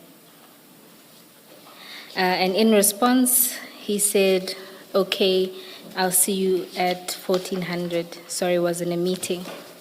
You then ask Medicare or CAT VIP officers, and his response is Medicare. Just to ask a clarity question, earlier in your testimony, in response to a question from Commissioner Kumalo, you indicated that some of the meetings were held at CAT VIP offices. Why was that? I indicated that before they had an office in Main Lane, it's either the meetings will be held at CAT VIP because it was around Pretoria, or otherwise it will be in Boxback, Medicare, I think it's Medicare Clinic. Is there a reason why it wasn't then held in Boxburg, and rather that it was held at CAT VIP offices? I think Mr. Madlanga was trying to accommodate us because we are based in Pretoria and the CAT VIP offices were around Pretoria in Main Lane. But later they had offices, Medicare offices in Main Lane. So in this instance, when he says Medicare, it was now their new offices in Main Lane. If it was a reference to their new offices in Main Lane, what necessitated the question? Because the last meeting, he indicated that it must be at CAT VIP offices. So now I wanted confirmation whether we're still going back to CAT VIP offices or it will be at Medicare offices. All right. Thank you, Brigadier. Are you moving on, Ms. Boy? And why did you not meet? This is, you were attending these as a subs officer, were you not? The meetings? That's correct, Commissioner. Why did you not meet at subs offices in Pretoria? Why did you have to go to Mr. Madlanga's offices? Sure, we never thought, I think maybe, I don't know, either at subs offices or it will be at Medicare. And I was informed that even with the previous service provider, they will go to their offices where they are, instead of them coming to subs premises. All right, thanks, Ms. Bowen. Thank you, Brigadier. But in that instance, would it have been the metropolitan offices?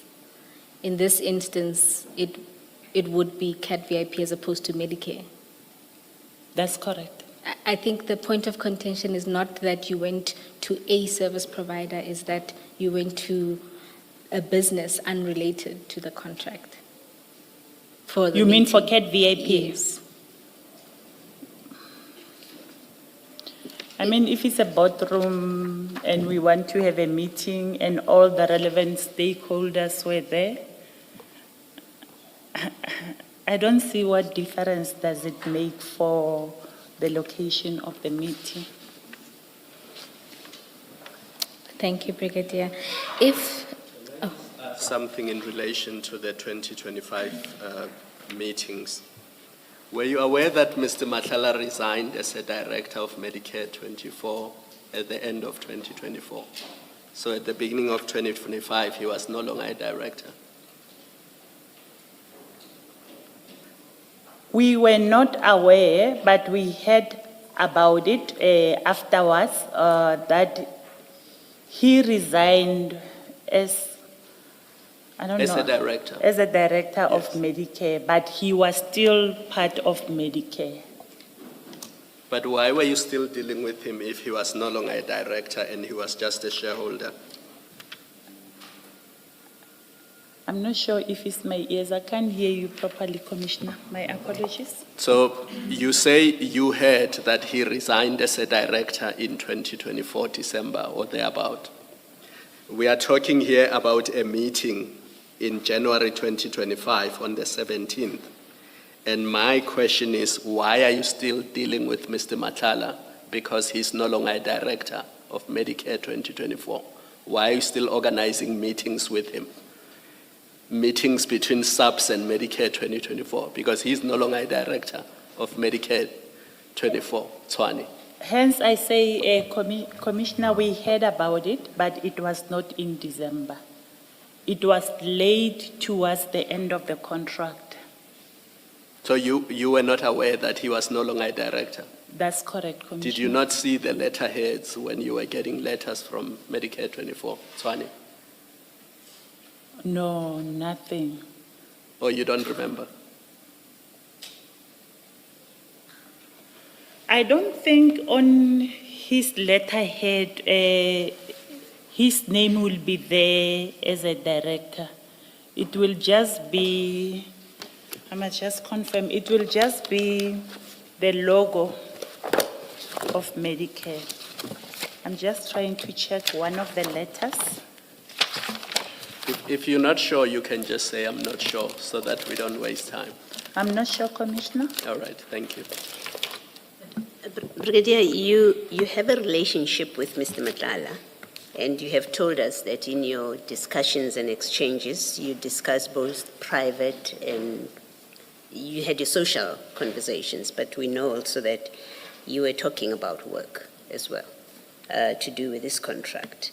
How can it be that you don't become aware that he has resigned? Because you say we became aware of it later, as if you don't have proximity to him. Surely, if you're as close as you have indicated to us, you would know that he's resigning, he has resigned.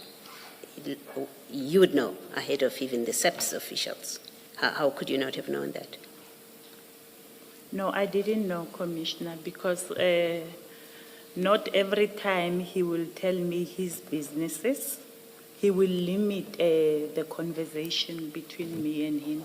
Yeah, but this is not just his businesses. This is a contract that you are involved with, in that you are managing it. We've seen, and I've said to you, something that you say in your statement suggests that you played a role, some role in the management of this contract. You are communicating with him about this contract in particular. But this is someone that you have a personal relationship with. How would you not know that he's resigning and these are the reasons for resigning, or even if he doesn't tell you the reason, but that he's resigning or he has resigned? You did not need to hear it from the SAPS.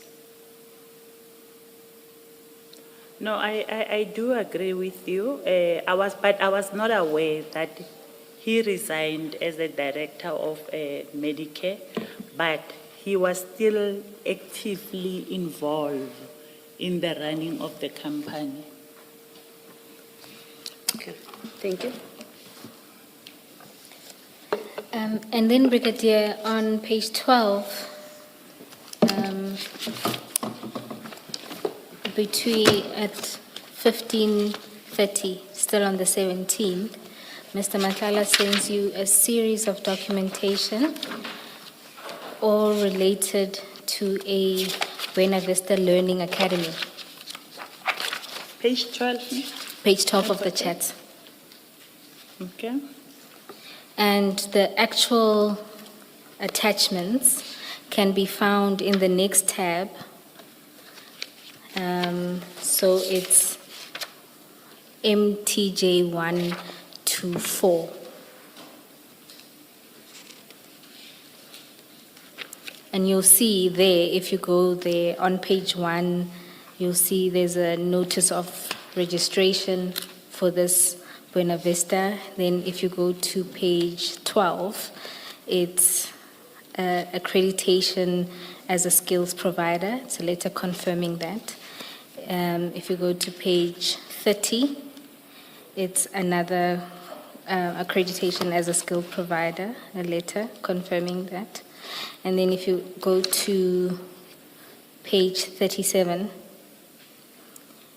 there's a provider accreditation notification. Do you see that? So back to the WhatsApp chat. What was the reason for Mr. Madlanga to send you this documentation?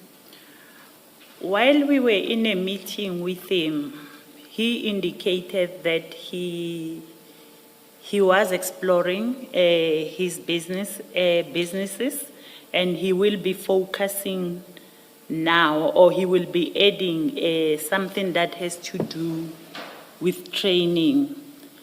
And then I draw interest in that because I wanted to enhance my skills and do relevant training for my environment, like your Occupational Health and Safety Act, since I was in a new environment. I then asked him the type of training that they are presenting. He forwarded me all of this document. Brigadier, just to understand your evidence, while at the meeting? After the meeting. Or after the meeting? After the meeting. Okay. He just randomly informed you that he's branching into, expanding into training, or has a company in training? That's correct. And then your interest was in advancing your own skills? Yes. Then I say, what training are you presenting? And he says, I'll send you all the documents so that you can see it. And all of this is something that is not related to my environment. It's municipal training, municipality training. That would have been the next question, because on consideration of the documents and the areas of competence, it doesn't appear that anything in your environment would have been taught at this correct. Institution. That's correct. So now, Mr. Madlanga, knowing your environment and assuming that he knows your qualifications and what you're interested in, why would he have sent you this or proffered it as a possibility for you to enhance your skills? It's me that requested that he send it to me because he did not have knowledge of the training that was presented. I think he also had to ask someone to forward it to him so that he can forward it to me.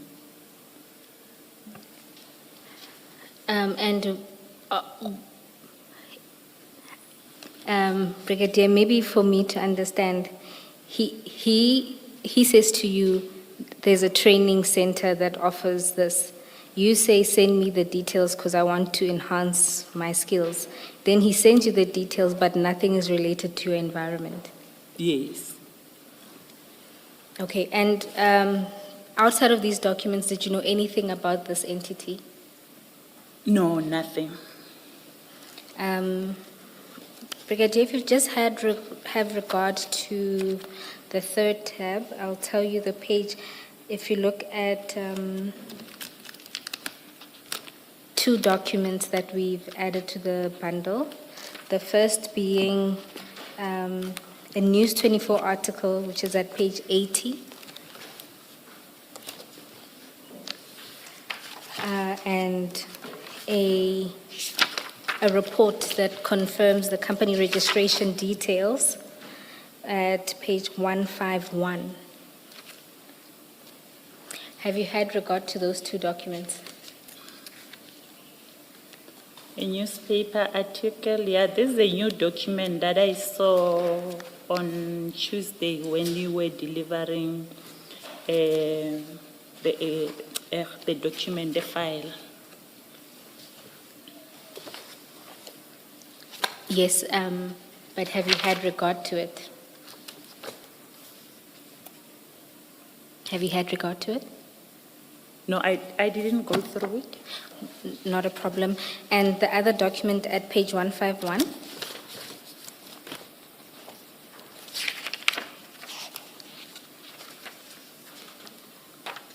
Okay, page 151.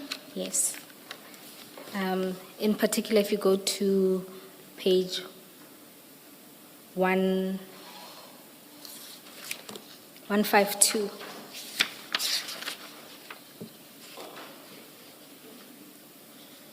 In both that article and this document,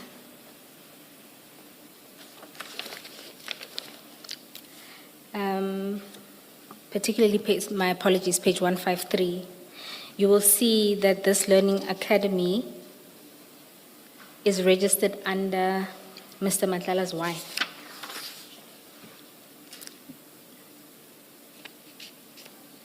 Okay. In your conversations with him, did he indicate this? No, he did not.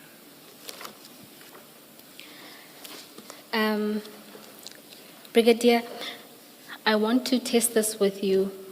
Given that, having regard to the contents of the letters and seeing that nothing's tied to your environment, is it at all possible that a different person viewing this may assume that he was sending this to you, and because of your experience and your role in SAPS, as another business opportunity that perhaps his company or the company of your wife can do some or other business with SAPS?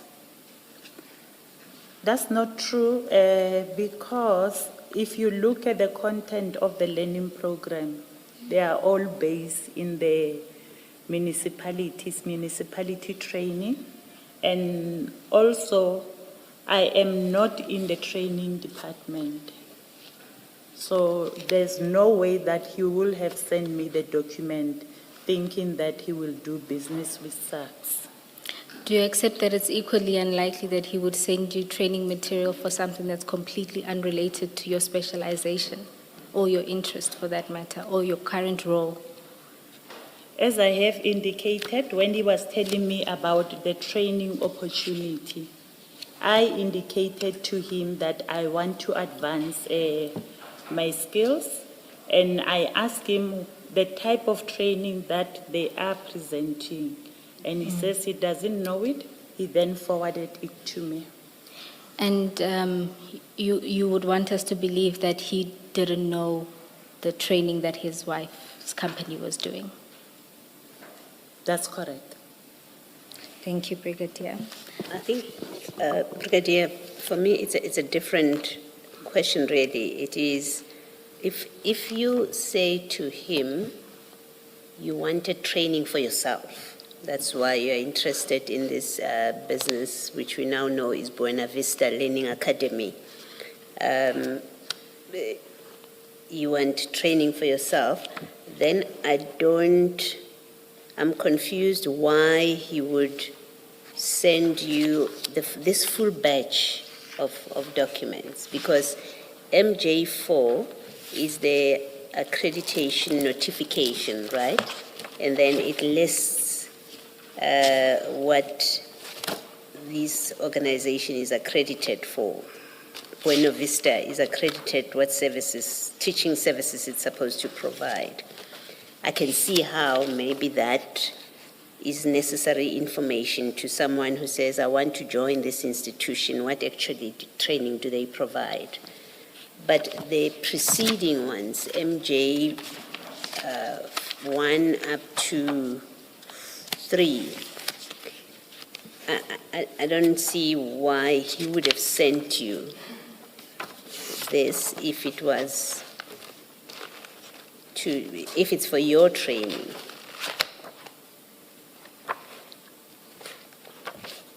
I mean, what did you understand? How did you understand that this was, and by the way, if you look at the MJ1, the first one, MJ1, and you go from page 2 to the end of that document, it talks about NQF level trainings, which, and please forgive me if I'm wrong, which seems to be you are already out of that league. He knows that, he knows you, he's close to you, so he knows where professionally and by way of qualifications where you are. That he would send you something like this after you said to him, I want to consider, or I'm considering enhancing my skills. And then he sends you something so random. But also that has nothing to do with you. It's, what did you make of it, if you make anything of it? No, he just forwarded the document to me as received, and I went through them. And I saw that this has nothing, or is not relevant to my environment or the skills that I want to enhance. Okay. Nothing more than that, Commissioners. Okay, thank you. Brigadier, if we can then move from this, you'll see at page 13, it's a series of phone calls. And then if you go to page 14, in the middle of the page on the 23rd of January 2025 at 12:03, you send, or prior to that, there's 2 calls at 10:22, and at 12:03 you then send a message saying confirmed. Mr. Madlanga responds with a thumbs up emoji. Do you recall what this was about?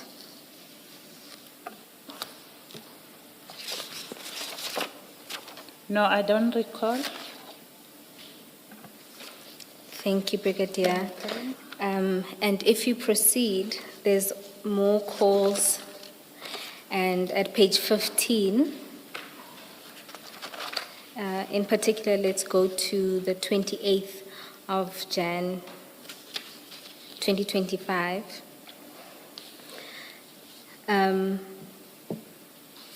Mr. Madlanga sends you what is a picture.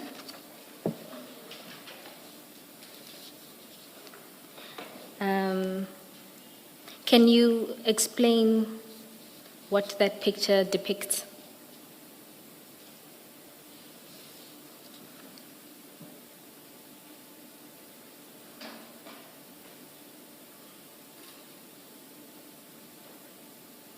I don't know, maybe perhaps it's a picture of the outstanding payment or the authorizations that were captured. I am not 100% sure what does the picture depict.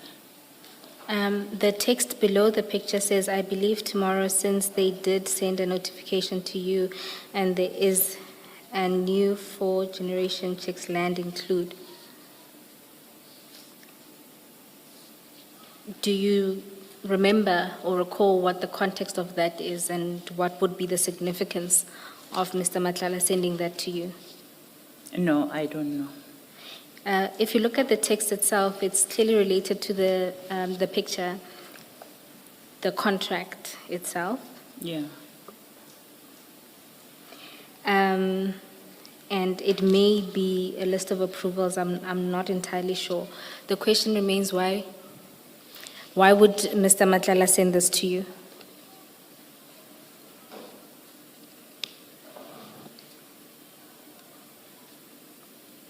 I don't know. I don't know. I'm trying to look even at the next conversations. Perhaps. Could he not have been telling you, I mean, you have a telephone call with him on the same day at 11:11, and then at 14:24 he sends you a screenshot, and there's stuff like ACB information, and I think approved, checked. I think that ACB has to do with banking. I think I can say that to you. And I see you nodding, you agree. Could it be that you had been discussing with him issues about payment to him? It seems that's the sensible reading of this. Otherwise, you would have called him and say, I don't know what this is. Why are you sending me this?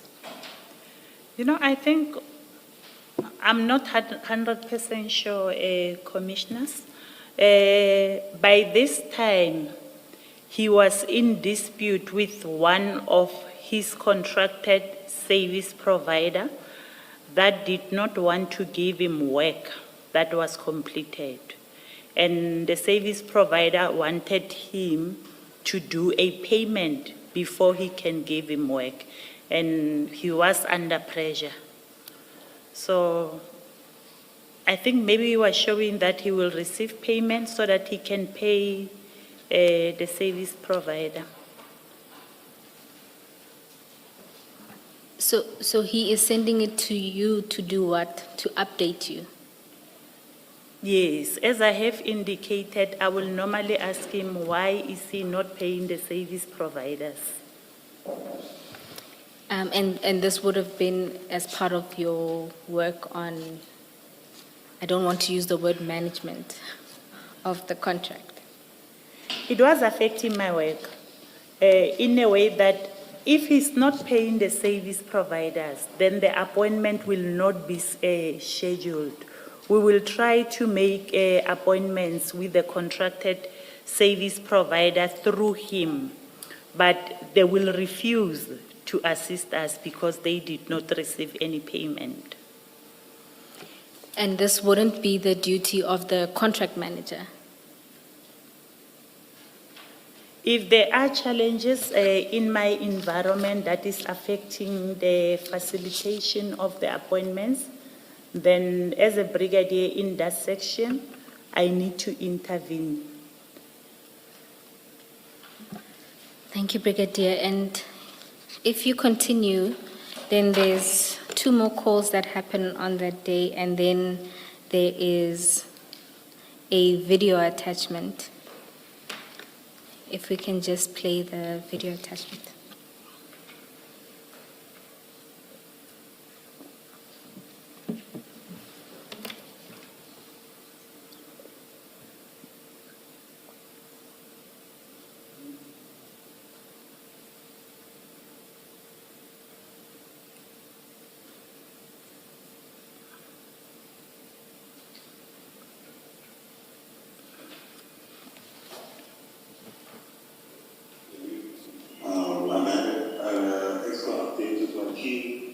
And currently now we're standing at 3.4, and then the 50% for Western Cape is payable because we're beginning to lose trust in the payments which are due to us. On the one hand, I understand 100%, but the biggest concern is that it might have been consumed and now we're pushing the target to another 1.4 billion. And I was open and honest to say that we cannot afford it. We need to set for everybody. There's a lot of work coming, but if I don't set for everybody, how do I generate funds in the business? So I think it's a little bit unfair what's happening now, and I think it's, I fully understand your concerns. I grasp it, but I think, if I was in touch, if I was, what's the right word, ridiculous to say I'm not going to pay you, I'm going to allow you, I'm going to come see me, and where I said to you, I'll give you an access card, and sit here and see as we operate, money coming in, we can pay. So we're trying our best, but you guys are making it now a little bit uncomfortable. And I don't want that because I think you guys are amazing service providers. You've gone beyond the call, and all of a sudden it's just your problem. I mean, we can't change the ball game. It doesn't work. Yeah, Mike, the ball game has completely changed after the negotiations that continue today. Okay. I think what we must do is, let's have a chat. I need to speak to you because as I've done this everything, I need to actually introduce you back. Let's stay in chat. whenever we chat, and then we'll manage it from there. All right, no problem. Yeah, because right now you put me in a difficult position. I have to keep calling EXCO meetings just to, proceed with decision making. Yeah. So, yeah. And I fully understand. I mean, the family must decide together, and I fully understand. It's just 3.4. I don't know. I can't see that happening, but it's not my call to make.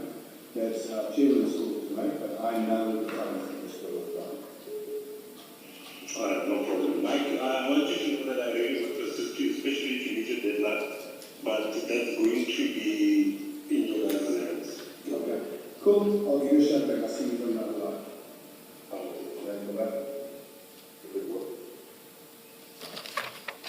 Brigadier, do you recall this video and what it was about? Yeah. Now I remember. It will also go with the screenshot that you asked me about on page 15. This video, it was regarding a meeting or a negotiation which they had with one of the service providers who was refusing to give them work that has been completed. They wanted to receive payment first before they can give them the files. Mr. Madlanga is one person that would like sharing document and sharing info. And here again, the purpose of him sharing this with you was to keep you informed, or was there anything that he expected you to do about this? No, it was just to keep me informed. And given that it affects your environment, knowing this, you took no steps internally? No, it was not in my environment. No, it was I mean, affecting a different environment. My apologies. Earlier you said that the reason why you are intervening, it would be because it affects your environment. So this one didn't affect your environment? This one did not affect my environment. It had to do with pre-employment. My environment is medical surveillance. Like I have indicated, there are different streams. You'll have your pre-employment, you'll have your incapacity leave, your short-term capacity leave. So it was in a different environment. So in essence, Mr. Madlanga was sharing with you a problem he was experiencing in a different environment and updating you on something that had nothing to do with you, essentially. That's correct. Okay. And then there's a call that happens at 19:10, and thereafter there's another screen, no, it's a picture. Do you recall this picture? And if you do know, what does it depict?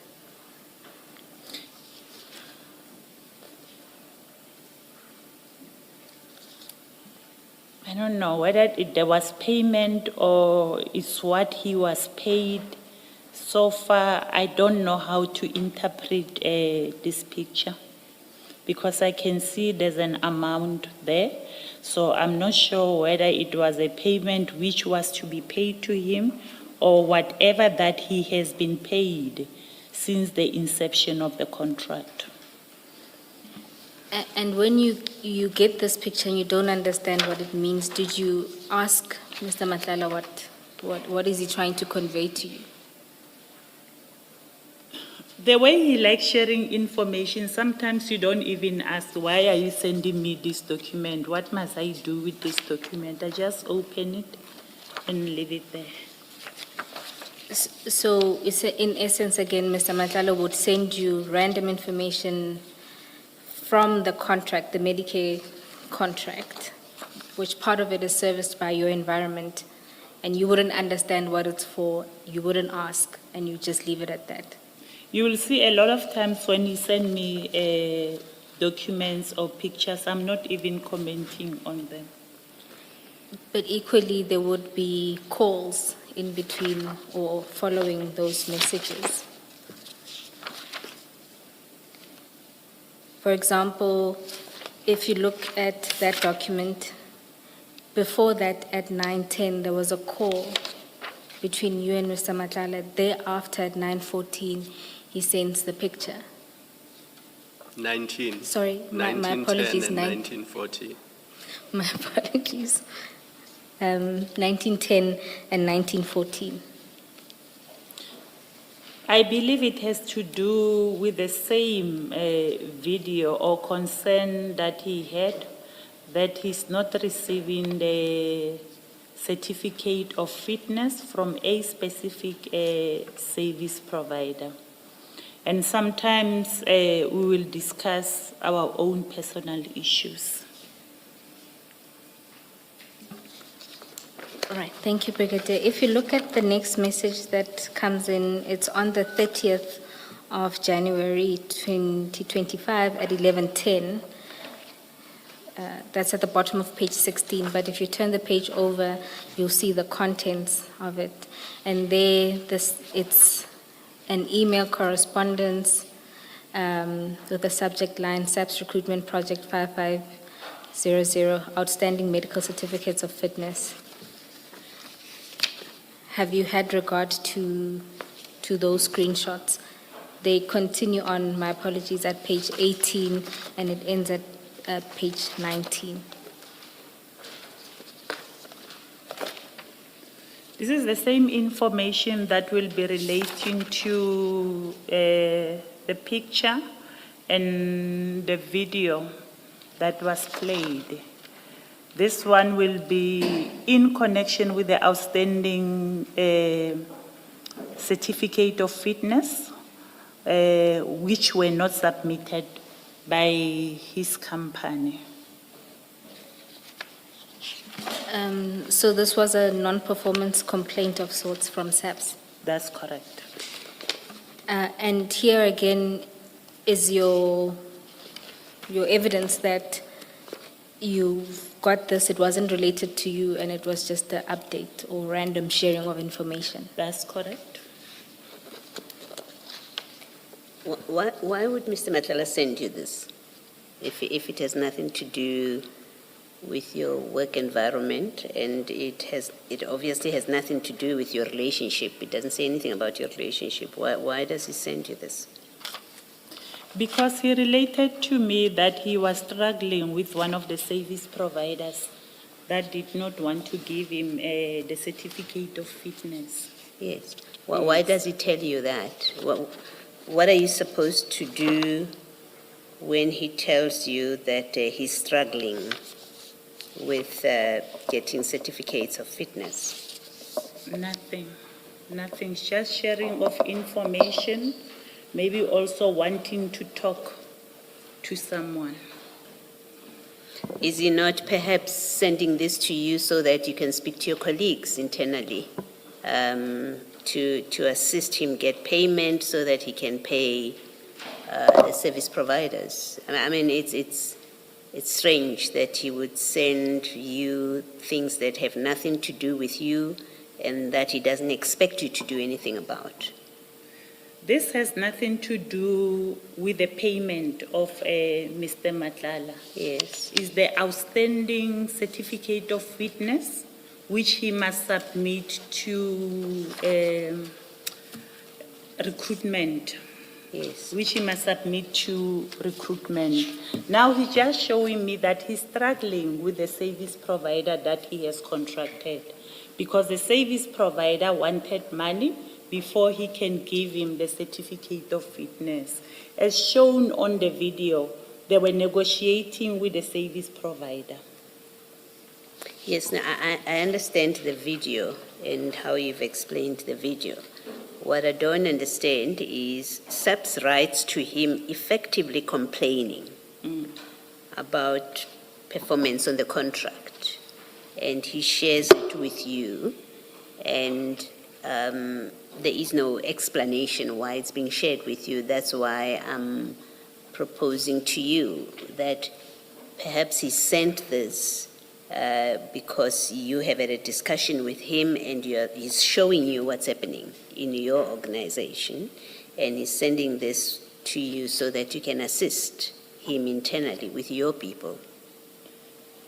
There's no way that I will assist Mr. Madlanga on a stream that I'm not involved in. Unless it was for medical surveillance in my environment, maybe then I will try to assist. But if it's for a different stream, there's no Yes. way that I will be able to assist him. Well, you could assist him by speaking to your colleague in that stream to help him out. You could. There's always that possibility that you could speak to someone in that other stream to try and to understand what's going on, and then to see if you can assist him by using your relationship with someone in the. You understand what I'm saying? What I'm putting to you? I do understand, but the only way that he could be assisted was to pay the service provider. Then the service provider must give him certificate of fitness so that he can submit it to the recruitment. From my side, there was nothing. Even when I talk, even if I can talk to my colleague, because it was for members that were supposed to go for basic training. Now he must give certificate of fitness to show that those members, those students, they have already been tested. So there was no way that I could assist Mr. Madlanga. Well, you see, he's sharing with you his money troubles. Even that video, it's about a service provider saying we haven't been paid. We do know, maybe let me not say we do know, let me suggest to you that you do have access to people in finance. No. It's not your stream, but you do have access because they're your colleagues.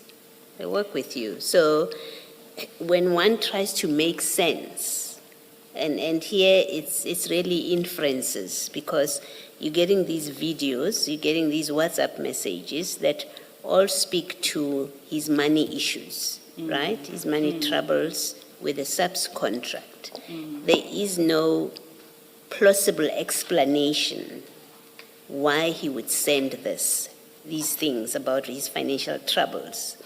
There's no plausible explanation that you are offering or from the WhatsApp messages. And so we have to draw inferences. What could he possibly have been intending? And it's not the same as saying you did speak to your finance people. I'm not in any way at that stage, at that point of suggesting it. I'm saying perhaps he sent this because he's hoping and expecting that you would speak to somebody to facilitate payments to him so that he can pay his service providers.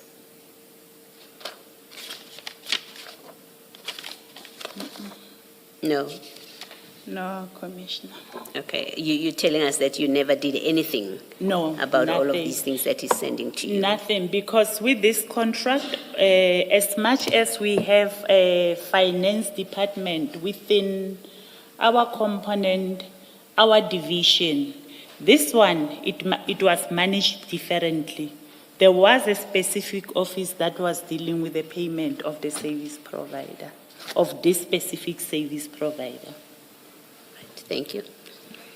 So on that issue, did you play any role in the processing or payment of invoices to Medicare 24?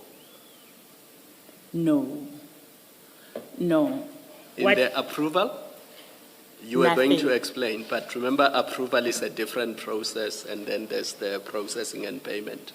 You were about to explain what your role was. Okay. This is how it works. The ECHO members, in accordance to their database, will identify members that needs to do medical, maybe the following month or on the specific month. Then they will draw a list of those members. They will take it to the relevant managers of those members. Then the managers will sign the application. After signing the application, they will forward it to supply chain management, management, who will create the authorizations. Once they create the authorization, one authorization, let's say it's an authorization of Brigadier Macheng. It will be one paper of an authorization.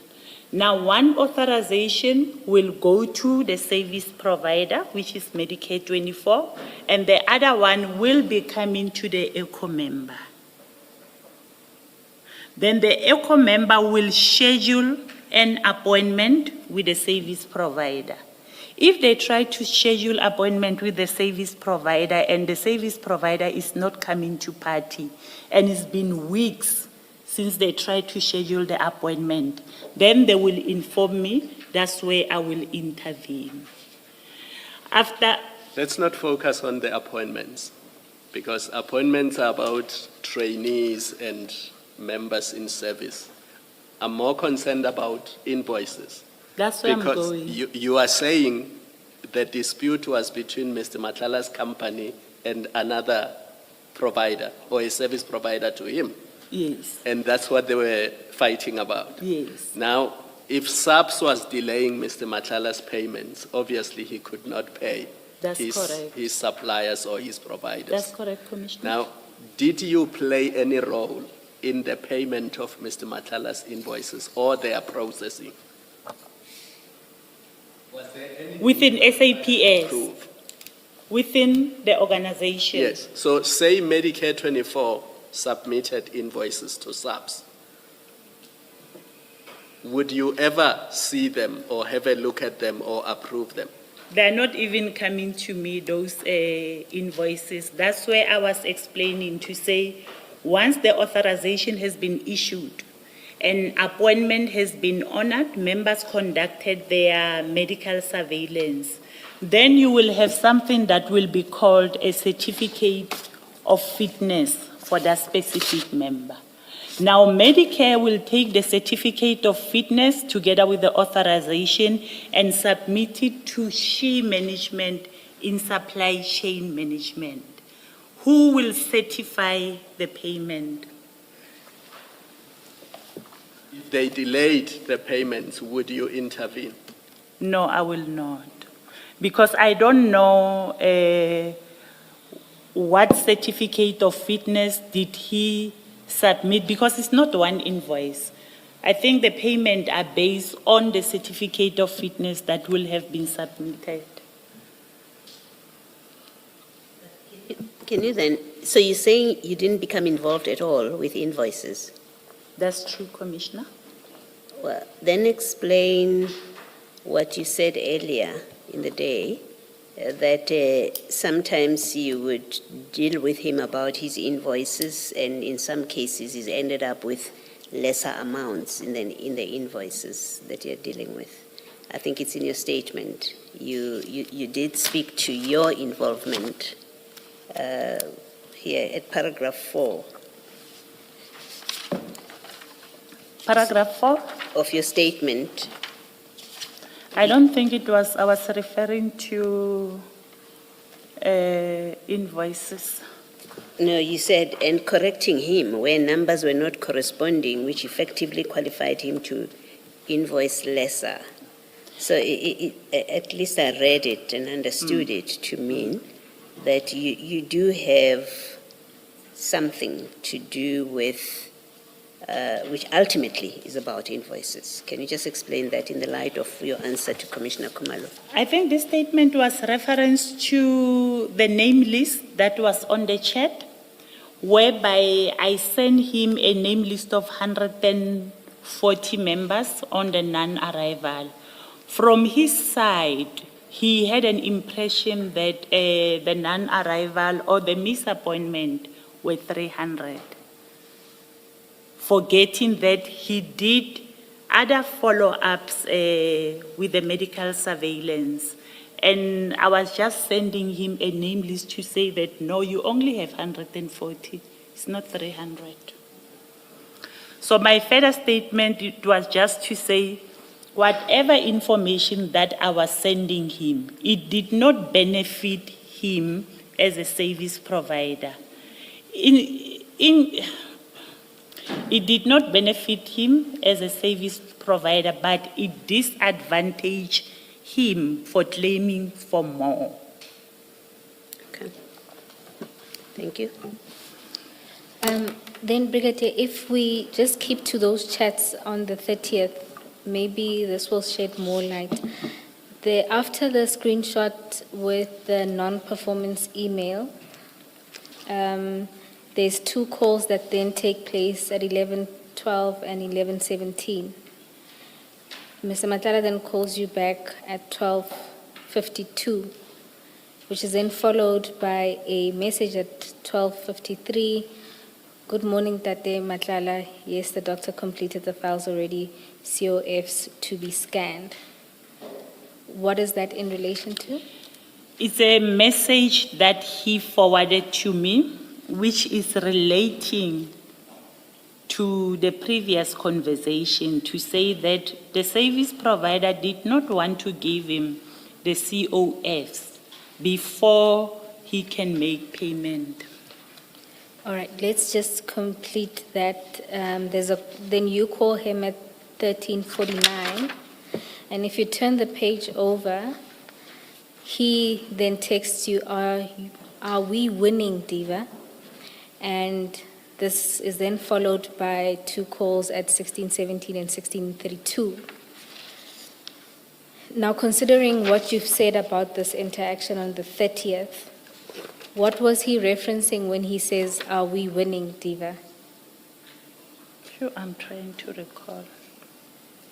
Sorry, I didn't get that. No, I'm saying I'm trying to recall why will he send a message to say, are we winning? Remember, the context, if one has regard to it, is that on this day in particular, he started by sending you the non-performance letter, so saying to you that your SAPS has sent me this letter, and he, like you said, it was a continuation of his struggles with a service provider or a subcontractor of his, and he's sharing to you all of these complaints. And then at the end of that, having shared to you all of his complaints and that SAPS is not paying, therefore he can't pay a SAPS provider, he says to you, are we winning, Diva? Maybe before you answer, let me say that there, are we winning, Diva? You were obviously doing something for him. He was expecting you to come back with a response that yes, I'm winning or not. So whatever your answer is, it must move from a premise of you were doing something for him and he was expecting you to give him a response. I agree, Commissioner. It might be that maybe he requested me to do something and he was asking me if we are winning, but I can't remember what was it. Do you think that something had something to do with the series of conversations and documents that were shared before? Because it doesn't happen in the vacuum, it happens after this exchange about his issues with SAPS and communicating what issues SAPS has with him.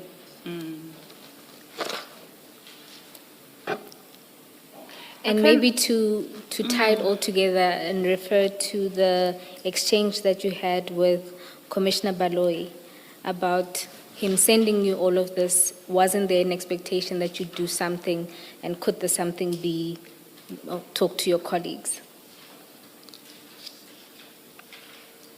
Talking to my colleagues, I don't agree. I don't remember calling any of my colleagues regarding this matter. But when he says, are we winning, probably there must be something that he requested me to do. Then he's asking if we are winning. Let me say what it looks like to me. It looks like on the 16th, on page 16 rather, the very last message from him or WhatsApp from him, the 30th of January at 11:10, which is that letter of complaint, that email of complaint from the SEPs about certificates, outstanding certificates of fitness.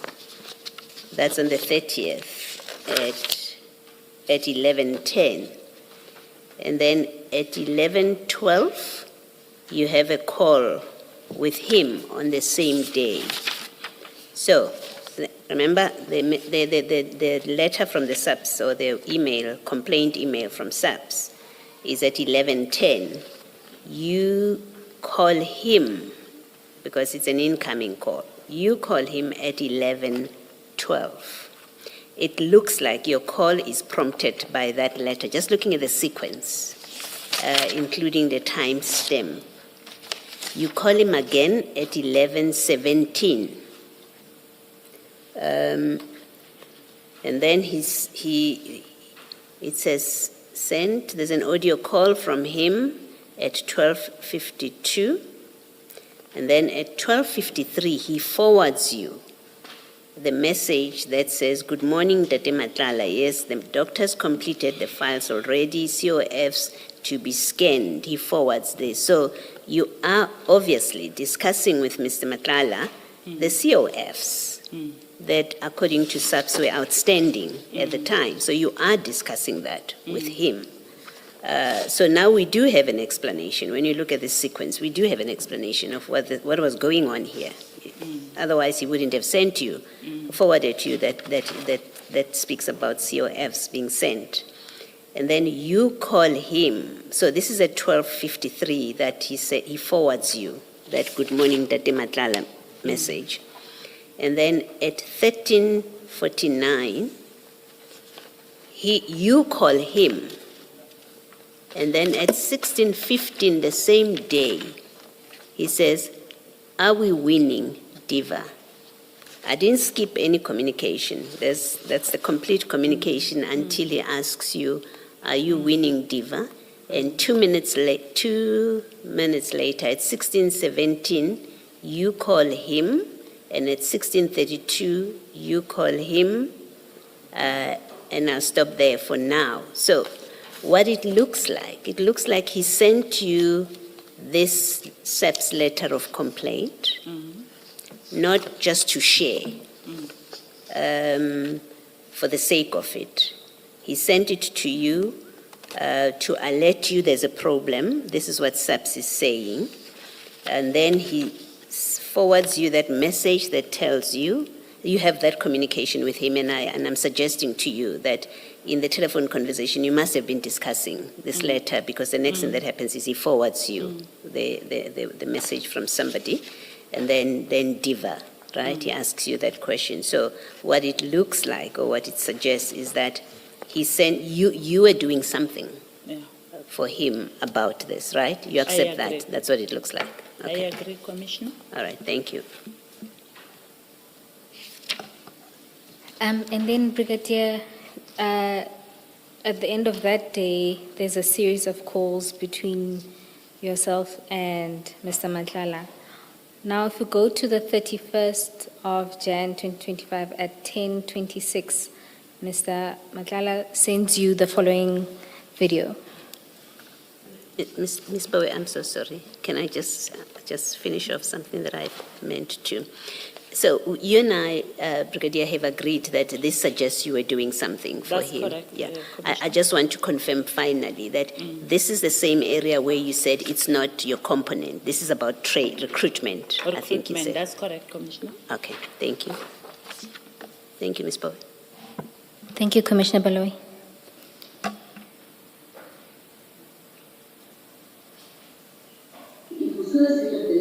In terms of the commitments that the President would have made to the nation.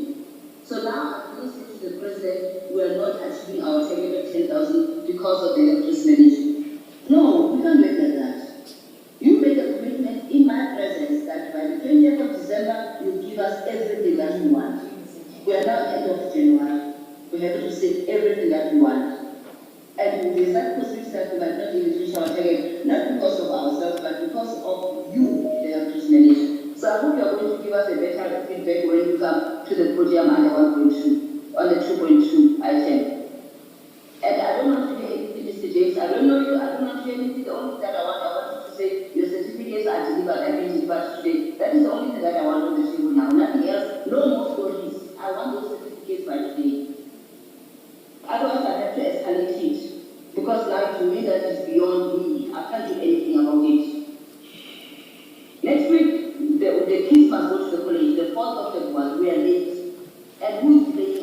health risk manager is giving us, the service provider whom we are paying. No, you can't make like this. So general government in terms of this item will say it's clean. You tried to arrange a meeting, one meeting set. You tried to arrange the meeting was postponed as a result of the request by the health risk manager. That's why it's going to be kept up and we can make it clean. We're not going to have it to it again. Let's move to the next item. Item number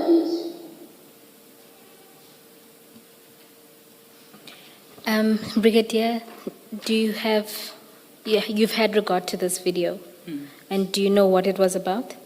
It's, it's in relation with what we discussed previously regarding the email and the other screenshot, whereby the COFs were outstanding, and I think they were in a meeting with, I think it's General Mkua that is speaking there.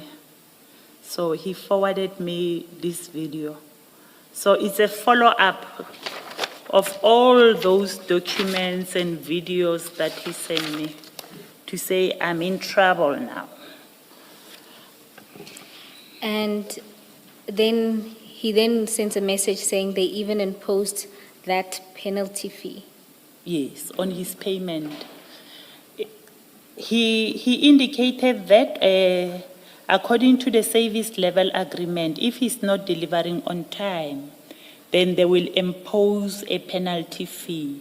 Because he was not delivering these COFs, he's just indicating to me they even imposed that penalty fee.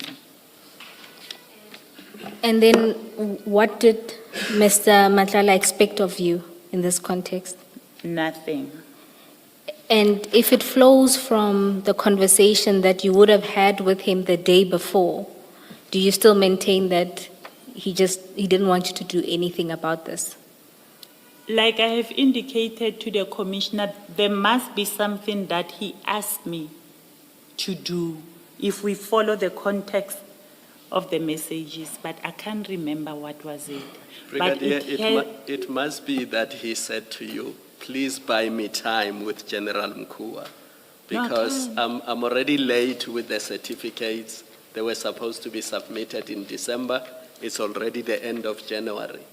Because what else could it be if the conversation is about the late certificates of fitness? Commissioner, I can't. I don't even have the contacts of General Mkua, nor talk to General Mkua. I don't think so. I think it has to do with a certificate of fitness that he did not receive that was delaying the recruitment in the organization. And the service provider was withholding those certificates of fitness. So I can't remember, or maybe he wanted me to talk to the service provider to give him the COFs. So your evidence is that he would, it's much more plausible that he'd ask you to speak to a service provider than asking you to engage your own colleagues. This one is complicated.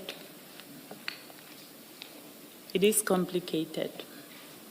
But he wanted me to do something. It's either I spoke to the service provider that was holding up the COFs. Because it was also affecting our COFs. There was a medical surveillance which were done in our environment, and we also have not yet received those COFs. So it might be that he wanted me to talk to the service provider regarding the COFs. No, Brigadier, I think something like that, you would remember it, because this issue about the COFs was a big issue for you, for the organization. It was a big issue. Would have been a big issue. And this is in January 25, so just a few months before the cancellation of the contract. So I would expect that you would have a clearer memory of issues surrounding this, Mr. Because you are not distant from this. He's sharing with you. He's talking. The two of you are talking about this problem, and so I would expect that you would have a clearer recollection that yes, I did speak. I ended up speaking to a service provider, and so that and this is what the kind of conversation we had, or I ended up speaking to a colleague in that component, whichever one it was. I'm not sure I understand why you don't have a clear recollection on something so specific. This is not just asking you what was the telephone call about. That sometimes you may be excused for not remembering it. But there was a big deal about this. It's, as you say, it was affecting you, even your work environment. And if you did do anything about it, I expect that you remember that. It's difficult to understand you don't remember. That is why, Commissioner, I'm saying I do agree. He expected me to do something. But what comes into my mind is talking to the service provider regarding the COFs. That's what comes into my mind. And as I'm reading, I can see I'm asking him, did she give you the file? And he's saying she didn't. Now, further follow-up, did you pay her?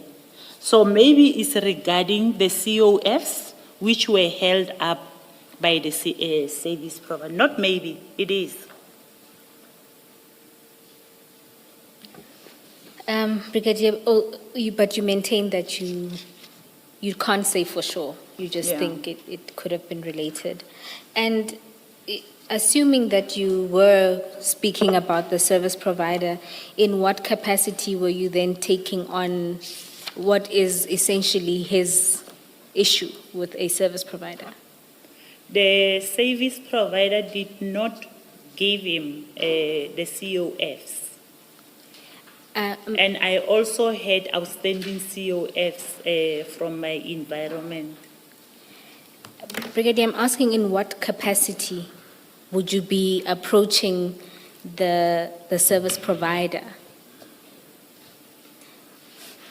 If I understand you correctly, this would be Mr. Matlala's company would have subcontracted some or other service provider. In that, the service provider doesn't release the COFs on account of non-payment. You say you think the most plausible thing, or what you have in your mind, would have been to approach the service provider. In what capacity would you be approaching the service provider?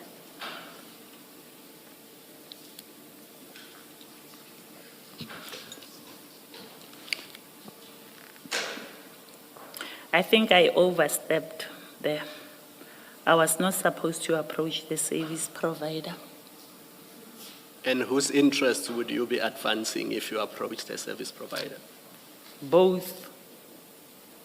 Because I also have outstanding COFs. So when you say both, what do you mean? Both Mr. Matlala and the SAPS? organization. Yes, not you as an individual. No. Or maybe 3, not 2. No, not me. You really can't quite divorce your interests from his. You are his partner. And let's face it, when you speak to a service provider in this case, it's really to assist Mr. Matlala, right? You didn't do it to assist SAPS. You did it to assist Mr. Matlala because he's stuck, penalties are being applied. So when you approach a service provider, it's to make it possible for him to get those certificates in the training, because you said that's for recruitment, right? So you were making it possible for him to get those certificates of fitness so that he complies with the terms of the contract. Because General Nkua has now said, I will escalate it. That's it. So you are helping him. There's no question about it.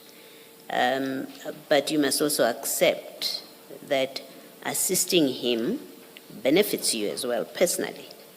because you are his partner. He gives you money. He assists you. And I'm not criticizing that he gives you money.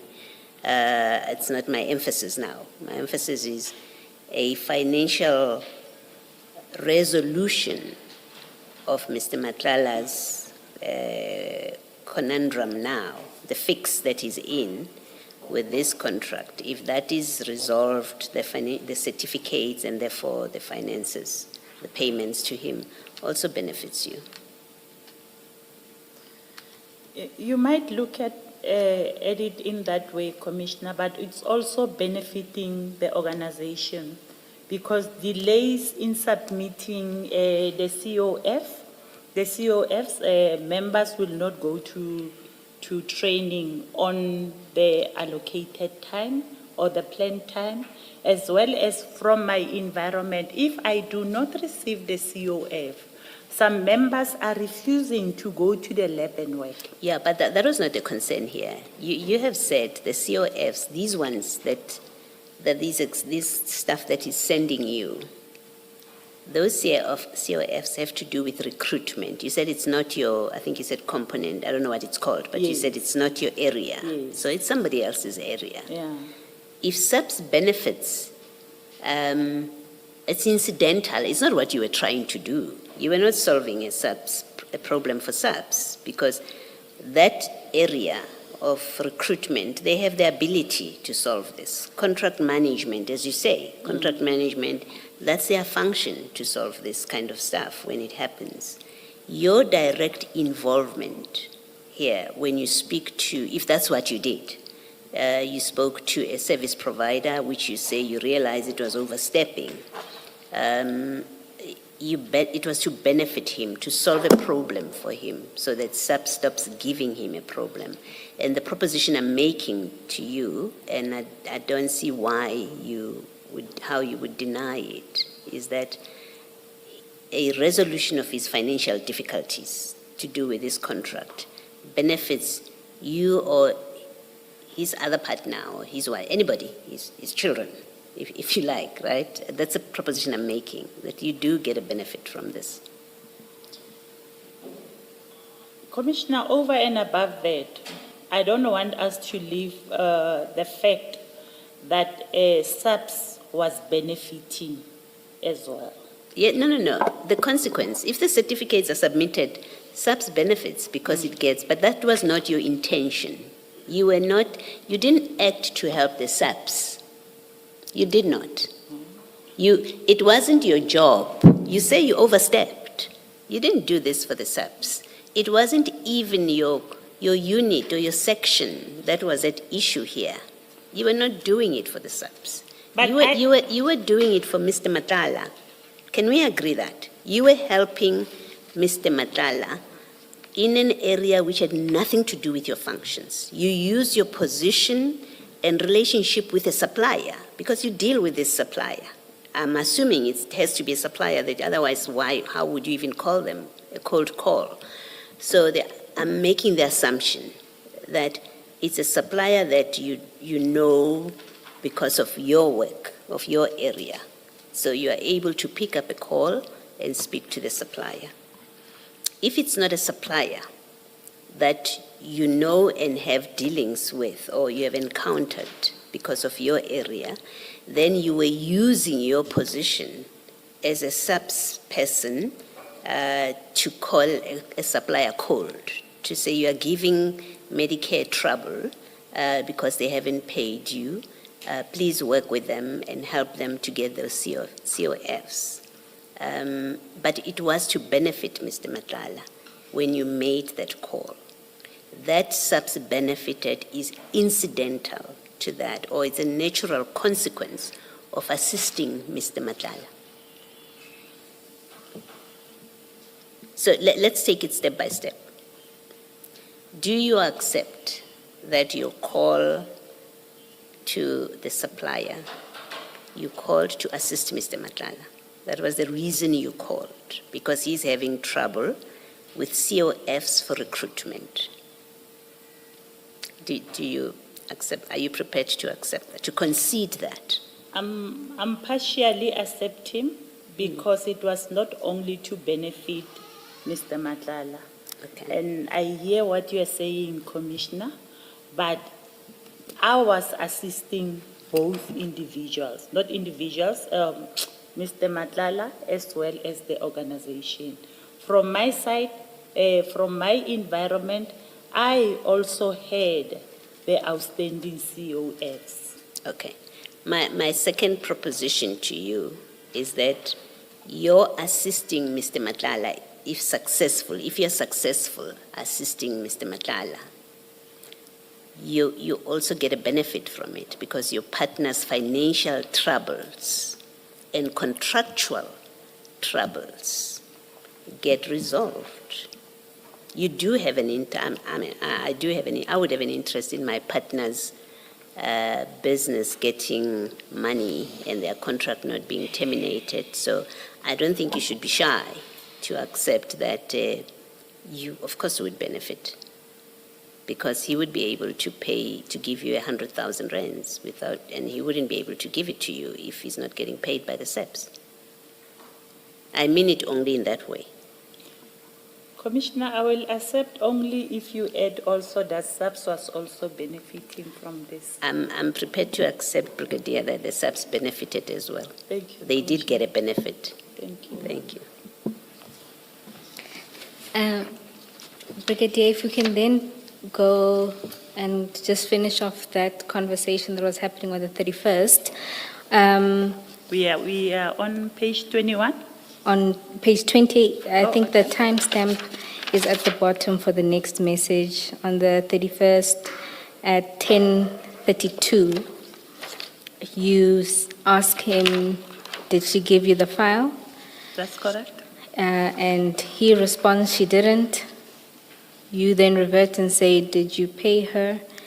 And he then sends you a screenshot of what seems to be a conversation with someone who then confirms that they say payment is done. So if you look at the bottom of that screenshot, it says they say payment is done. On the following page, I'm waiting for the remittance. And there, Mr. Madlanga reverts to that person and says, okay, I'll be waiting. What was that in relation to? It's a relation. Same issue. Sorry, my apologies. You can proceed. Can I? It's relating to the question that I've asked him, did you pay her? And now he's just showing me that payment has been done and I'm waiting for remittance. It's a screenshot of someone that forwarded to him. Brigadier, is it payment to an individual or payment to a company? Payment to a company. Why do you refer to the company as her? And he answers, she didn't. I mean, your first question was, did she give you a file?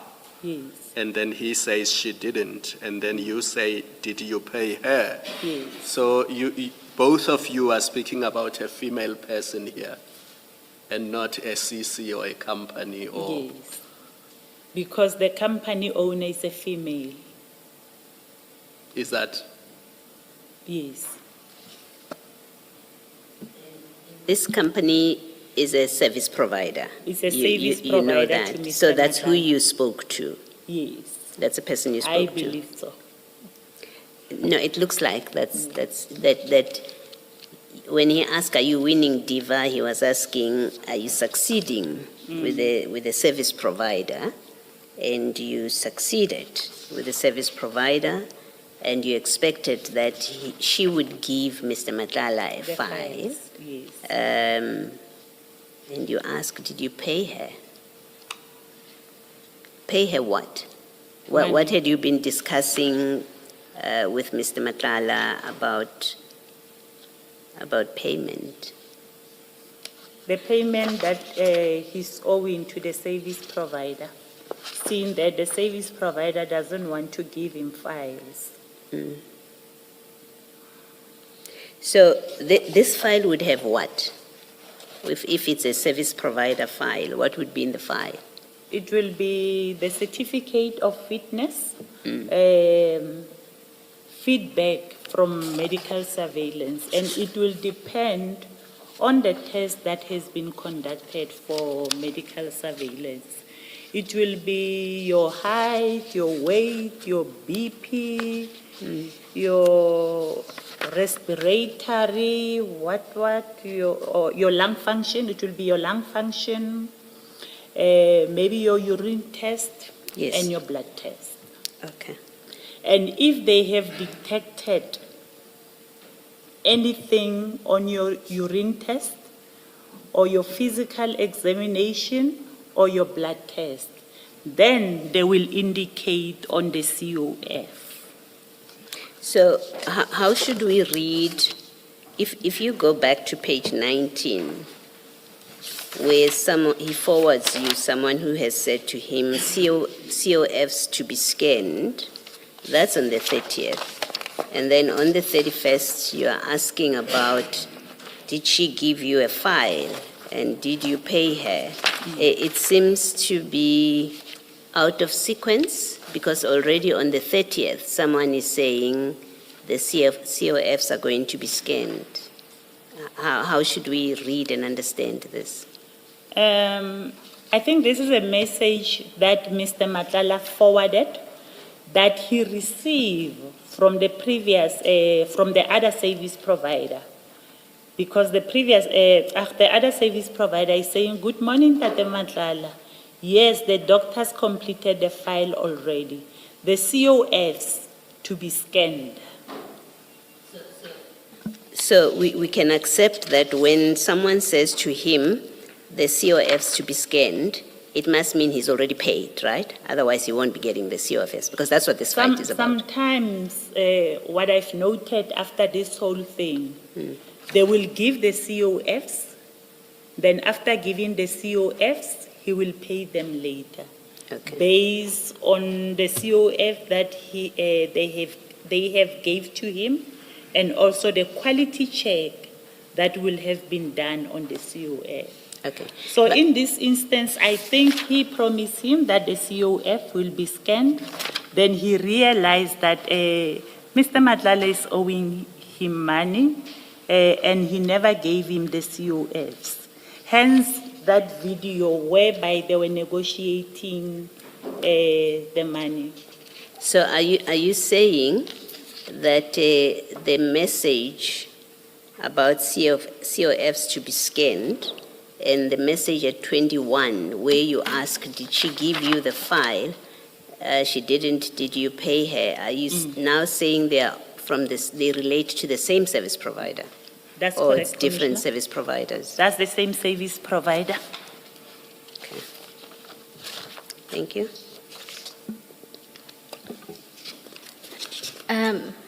Brigadier, after the screenshot, there's a series of calls. And Mr. Madlanga had essentially told you that payment is done. And did this constitute that everything was now sorted as it related to this service provider? No. No, I think this is a screenshot. Yes. I don't think Mr. Madlanga will call the service provider, Salam brother, can you please check with your guys how far is the payment? It should be someone who's having access to the Persap system. Now he's sending me this screenshot to say to show that payment has been done. He has not yet received the money in his bank because he says, I'm waiting for remittance. So once payment is in his account, then he will be able to pay the service provider. So,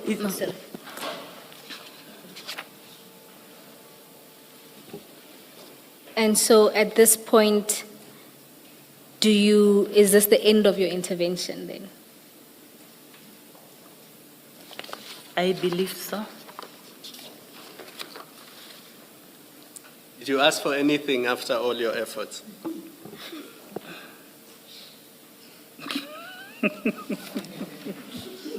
I hope I'm not going too No, far. I know where you're going.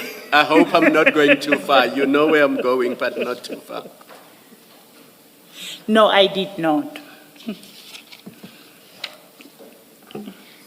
With this screenshot, what is he doing? Is he reporting to you that now he's being paid? Yeah, he's waiting for payment, and once he receives his payment, he will be able to pay the service provider. Yeah, all right. Thank you. That's how I understand. That's how you read the it. screenshot, yes, Commissioner. All right, thank you. And so now the following day, this is now on the 1st of February at 10:12, you call Mr. Madlanga, and at 11:41, you send him a picture of what looks like and the car, and attached to that picture you say, "Nkadime koloi batho," with a crying emoji. Yes. And maybe let's... Meaning what? Oh, my apologies. Please borrow me a Meaning car. what, Brigadier? Please borrow me a car, and I'm crying that I don't have a car. Thank you. And then if we can just play the voice note that you send to Mr. Madlanga.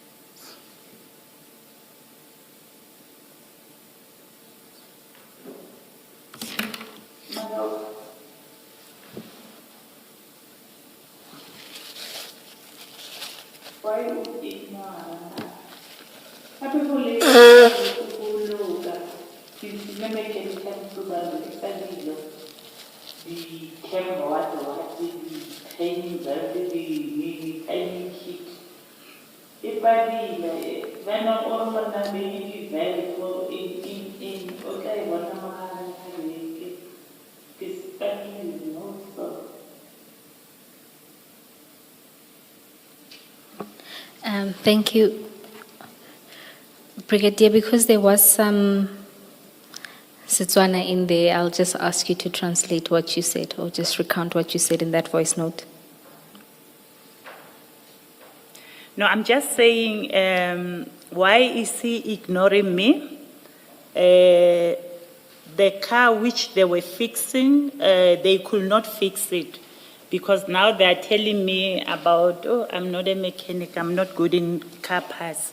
They are telling me about valves, cam belts, and yeah.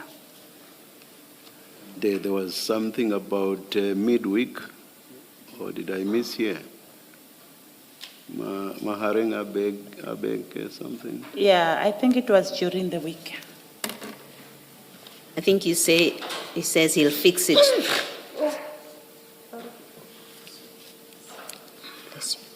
I think you said in that clip, he says he will fix it during the week. Maharinga Beke that the chair is referring to.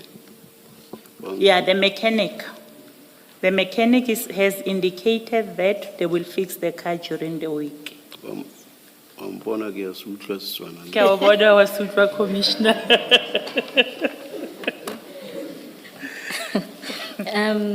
And then in response at 14:21, Mr. Madlanga says, "I don't have a car, rather I'll rent a car on Tuesday for you."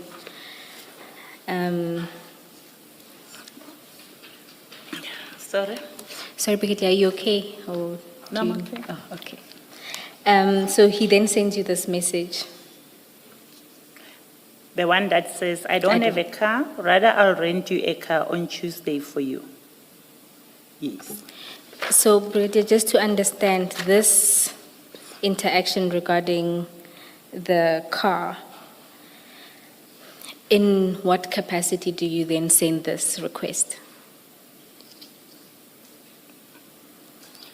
As Dali. As? Dali. Dali. Lavi. Lavi, oh my apologies. Yes. You listen to the Mr. chair, right?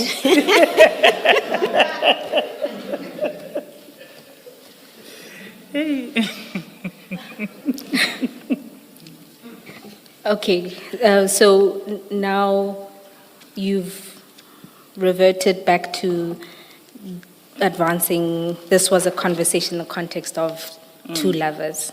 Mm. All right. And as Commissioner Kumalo asked, that did you ask for anything in return? This was not in return for the favor you had done, but rather... And my answer is no. I asked nothing in return. Okay, this request is just purely coincidence that it happens after, and it was just lover to lovey. Yeah. Okay. So is it a coincidence that the 4th of February was a Tuesday? It's a what, Commissioner? Just go to the previous page. Remember now, as Dali, as Lavi, he says, I'll rent a car for you on Tuesday. Now, is it a coincidence that the 4th of February 2025 was a Tuesday? No, remember the money was not going to me. It was going directly to the butcher. I was not asking about the money. So you already know where I'm going? Yes. I suppose for good measure, then on the 4th, which would have been then, so on the 4th of February at 13:10, Mr. Madlanga sends you proof of payment at the account of choice being Osizweni Meat Market for a payment of 100,000. And just to confirm, you still maintain that that was for him to settle his account with the butchery, and it wasn't to direct a payment to you through that account. That's correct, I confirm. And on the same day, he also sends you a message saying, I will come, you still fighting with Udire and the lawyers, and you say that you think that would have been call you. I will call you still fighting with the lawyers. Yeah. And Udire and lawyers is the service provider that we've been discussing regarding the COFs. Okay, so he's updating you ostensibly on a conversation you've been having. Mm. All right. Then this is followed by a series of calls, one at 2027 and another at 2030. Then on the 12th. Ms. Boy, just let's deal with the issue of the car first. Your car troubles at the end of January. Mr. Madlanga promised you a car on Tuesday the 4th. What happened to your car troubles? We are now on the 12th, which is a week later. It was fixed. Before it was fixed? Did he rent a car for you? It was fixed the following day. Oh. So he did not need to rent a car for you? No. Or to give you money to rent a car? No. No, Commissioner. I've been driving this korokoro that you are seeing here.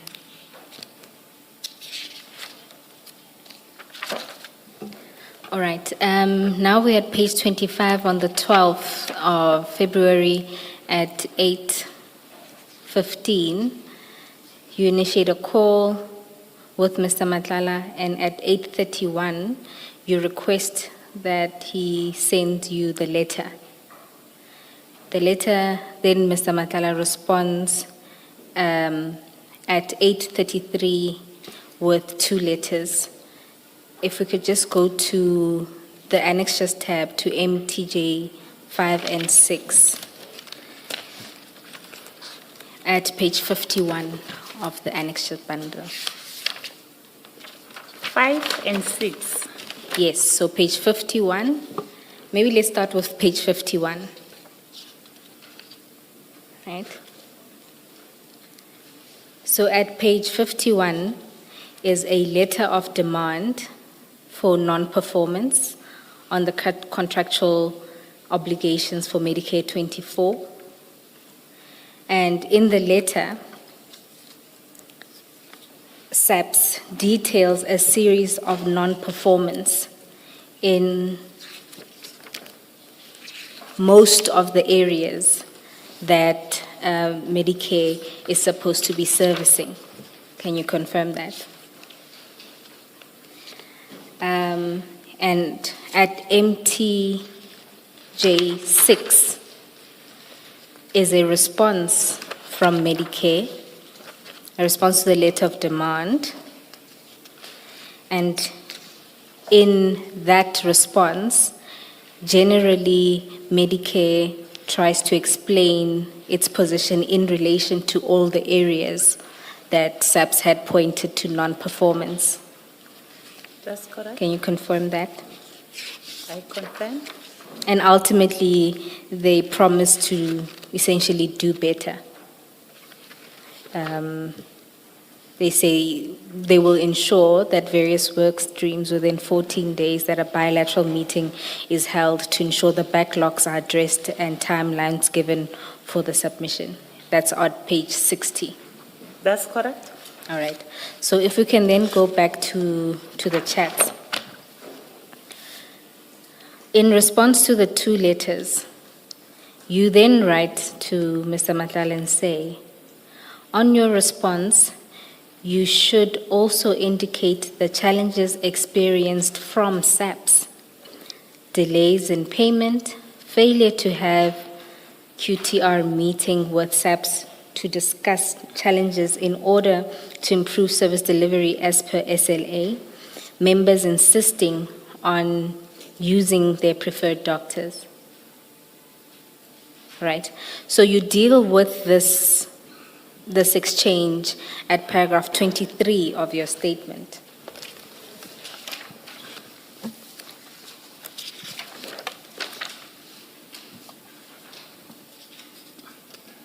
Oh, my apologies. No. 28. Can't even read my 20? own handwriting. 28.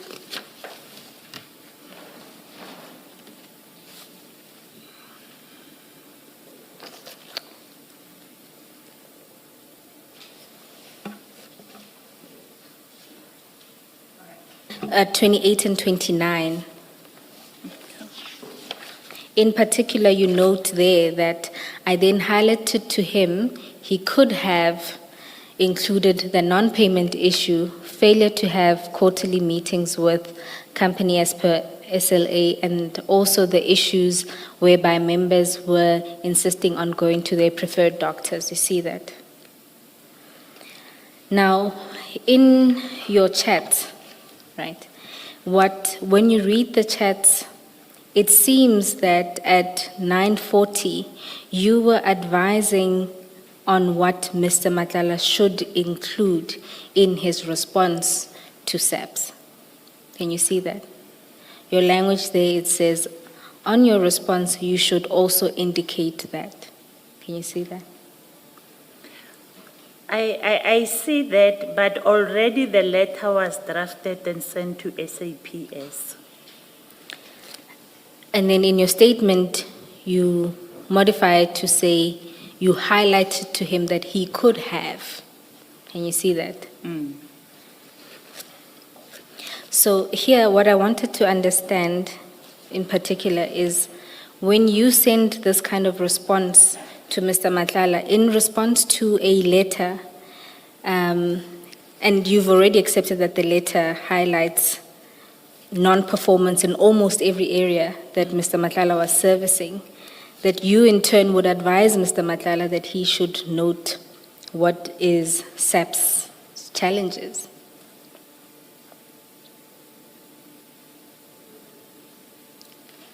Do you have a comment to that? I mean, why would you advise him to do this, and whose interests were you advancing with this advice? You know, if he's complaining about the delays in payment, which is affecting him to perform effectively. Now, when I look at the letter, all of those that he was complaining about, They were not included in the letter. Now, it makes me wonder if he was telling the truth that there was delay in payment from SAPS, or because if delay in payment was an issue, I believe that he could have included it on his letter, but he did not include it. But you know he didn't include it. And what you then do is advise him to include it. The Because letter was- the letter was sent. I mean, it doesn't preclude him from sending another letter. And if you consider it, they are responding to a letter of demand and not including these challenges. It is you who suggest that they included.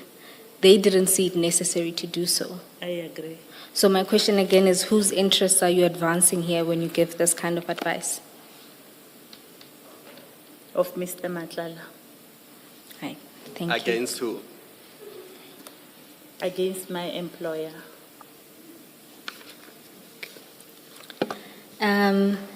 So let's then go to the next. Can I Oh, just my ask apologies. a different question? Brigadier, that letter of demand at page 51, it speaks of different streams, work streams, right? In which he said MT6, Commissioner? MTJ5. It's a letter of demand, non-performance. It has different work streams, and yours, if I am correct, and if I've correctly understood your evidence, yours appears to be at page 52. You can correct me? That's correct, Where it says Commissioner. medical surveillance work stream. That's correct, Commissioner. Okay.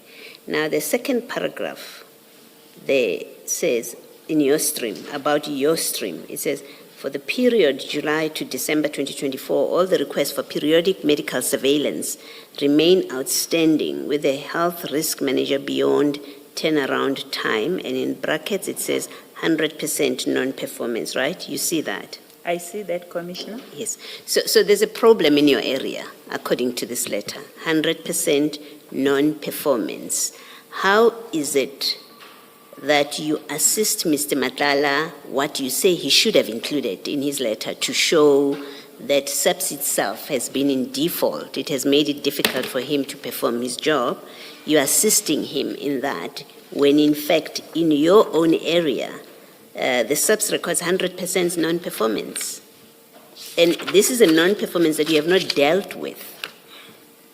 And can I just put my proposition to you that I think this, in fact, which I've just read to you, and the history of how you've been assisting him, that it actually glaringly sets out the conflict position in which you were.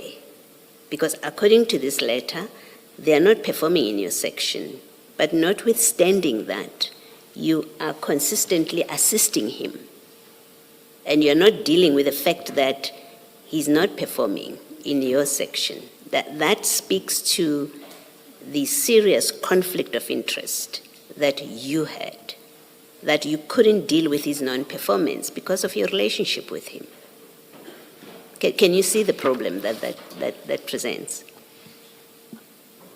Commissioner, when I inquired about this letter to supply chain SHE management, they indicated that there was a typo. In this specific stream is where Mr. Madlanga was performing and excelling. Where the typo being what? Where here is The the typo being the non-performance. When I inquired, the person who drafted this told me that there was a typo, and in this work stream, he was performing. It was not 100% non-performance. But, is the typo 100% instead of a lower percentage? Are you saying he was performing 100% or he was not performing but only 20%? I'm trying to understand when you say typo. By December, in my environment, it was 100% performance. Full perform. By the time this letter went out, Yes. did you correct this? No, with it the- was with not the- me who compiled the letter. No, when And I you, was not consulted when it was compiled. now that you have the letter, Mr. Madlanga gives you the letter.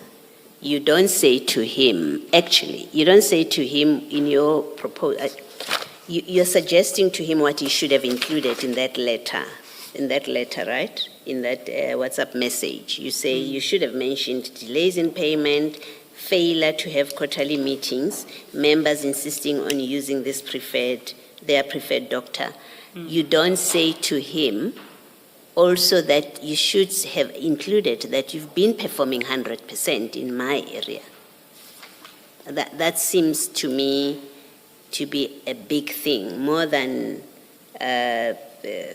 failure to have quarterly meetings. It seems to me that if where you're sitting, a service provider that you are close to has in fact performed 100%, and he sends you a letter to which you are suggesting what you should have added, it's strange to me that you don't add that, but you should have added that you are performing 100% in my work stream where they say you are not performing.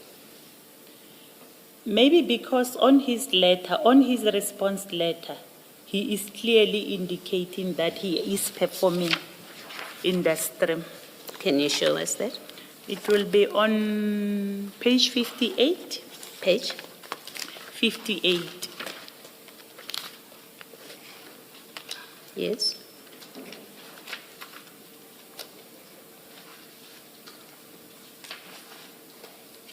Yeah, what about page 58? Where does he say he's performing 100%?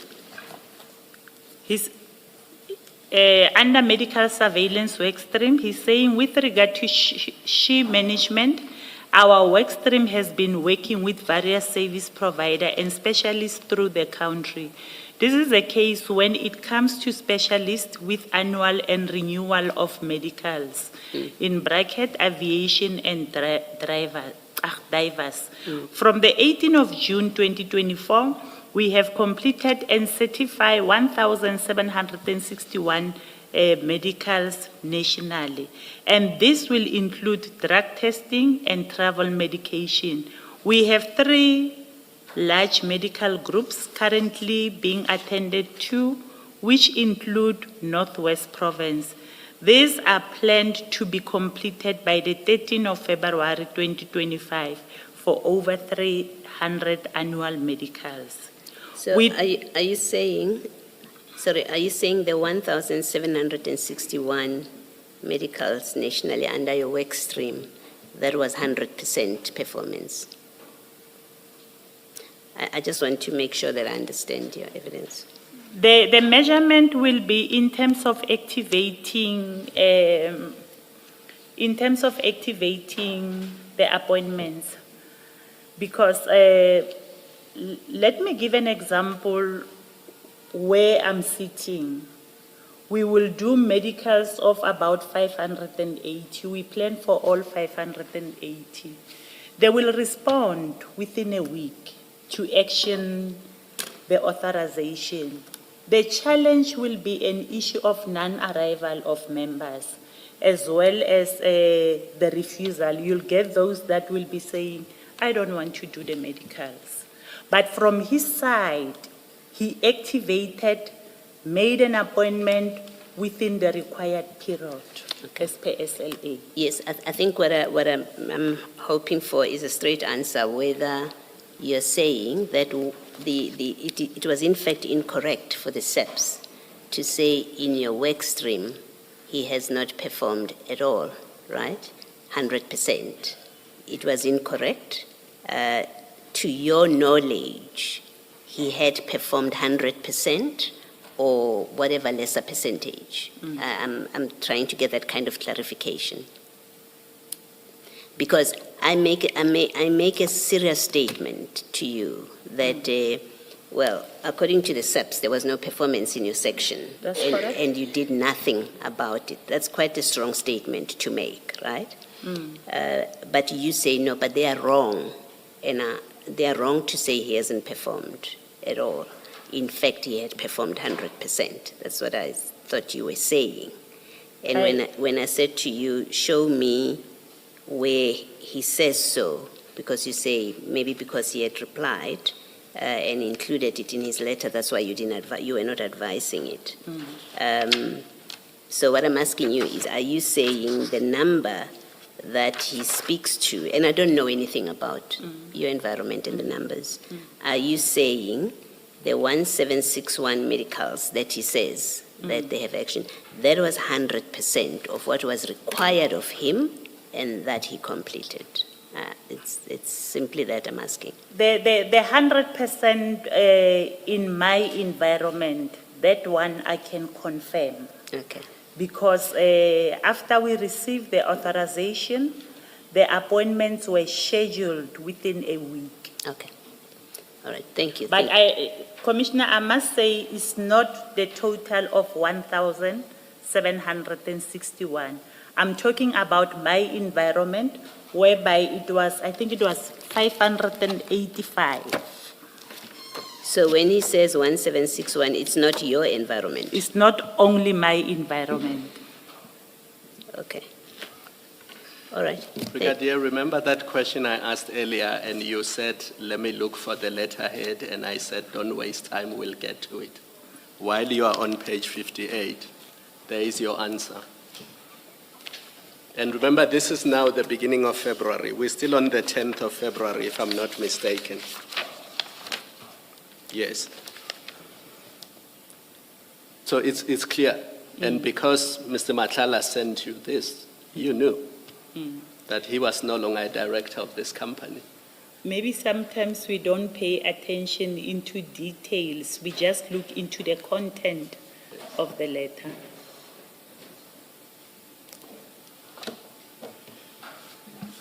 Brigadier, on the back of your exchange with Commissioner Baloyi, is it then just sheer coincidence that on your version, the only area where he was performing is yours? It's not only mine. If you look at the 1,661, it's not only in my environment.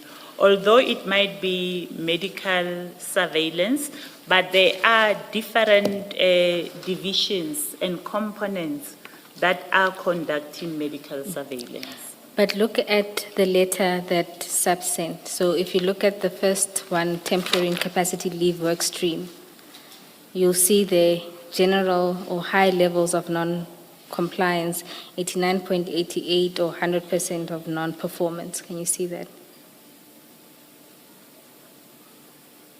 I don't want to critique the letter that is coming from my organization. But looking at this picture, where it says 100% non-performance, it was not 100% non-performance. And also it was confirmed by the colonel who's working in supply chain management, who's managing this stream. And you don't think it's curious that as a first response, it would be that this is inaccurate and not a true reflection of our performance? Because for me, and according to my knowledge, he responded to it to say they have already completed and certified over 1,761 medicals nationally. If you look at that, again, it's contained in response to what is medical surveillance work stream. My simple point is, if you have regard to the letter, in every stream, there is general non-performance. And you are now saying that this is not the case of your stream. So I'm asking if it's coincident that the only stream where you say there's 100% performance is yours. It's not my stream alone. There's quite a number of brigadiers that are included in the medical surveillance work stream. My number will be 580 something, not the total 1,761. So it is also then possible that when they say there's non-performance in the stream, it may be as a result of other streams within medical surveillance work. It might be possible, but even if it might be in other streams, it cannot be 100% non-performance, seeing that the 580 something that we arranged for, he did perform within the allocated time. My simple point, Brigadier, is that if you have regard to his letter versus what SAPS is saying in the letter of demand, what you're saying as the errors or perhaps a failure to properly capture the non-performance doesn't accord with the explanation that Medicare itself provides. If you are a contractor accused of gross non-compliance like this or non-performance, one would imagine that the very first thing you say is, this is not true, or, we are performing. Instead, much of it is, we agree, however, this is what we're going to do to try and make things better. We'll try to meet these requirements. We're engaging with service providers. You see, they give an explanation as opposed to deny that there's non-performance. Okay. I think Medicare will be in a better position to come and explain this response. Brigadier, the only reason why I'm asking you is because of your defense of Medicare in your responses to Commissioner Baloyi. But I'll take it no further than that. May we take a 5-minute adjournment, and may we ask to see the legal representatives outside, please? Now. Let's adjourn.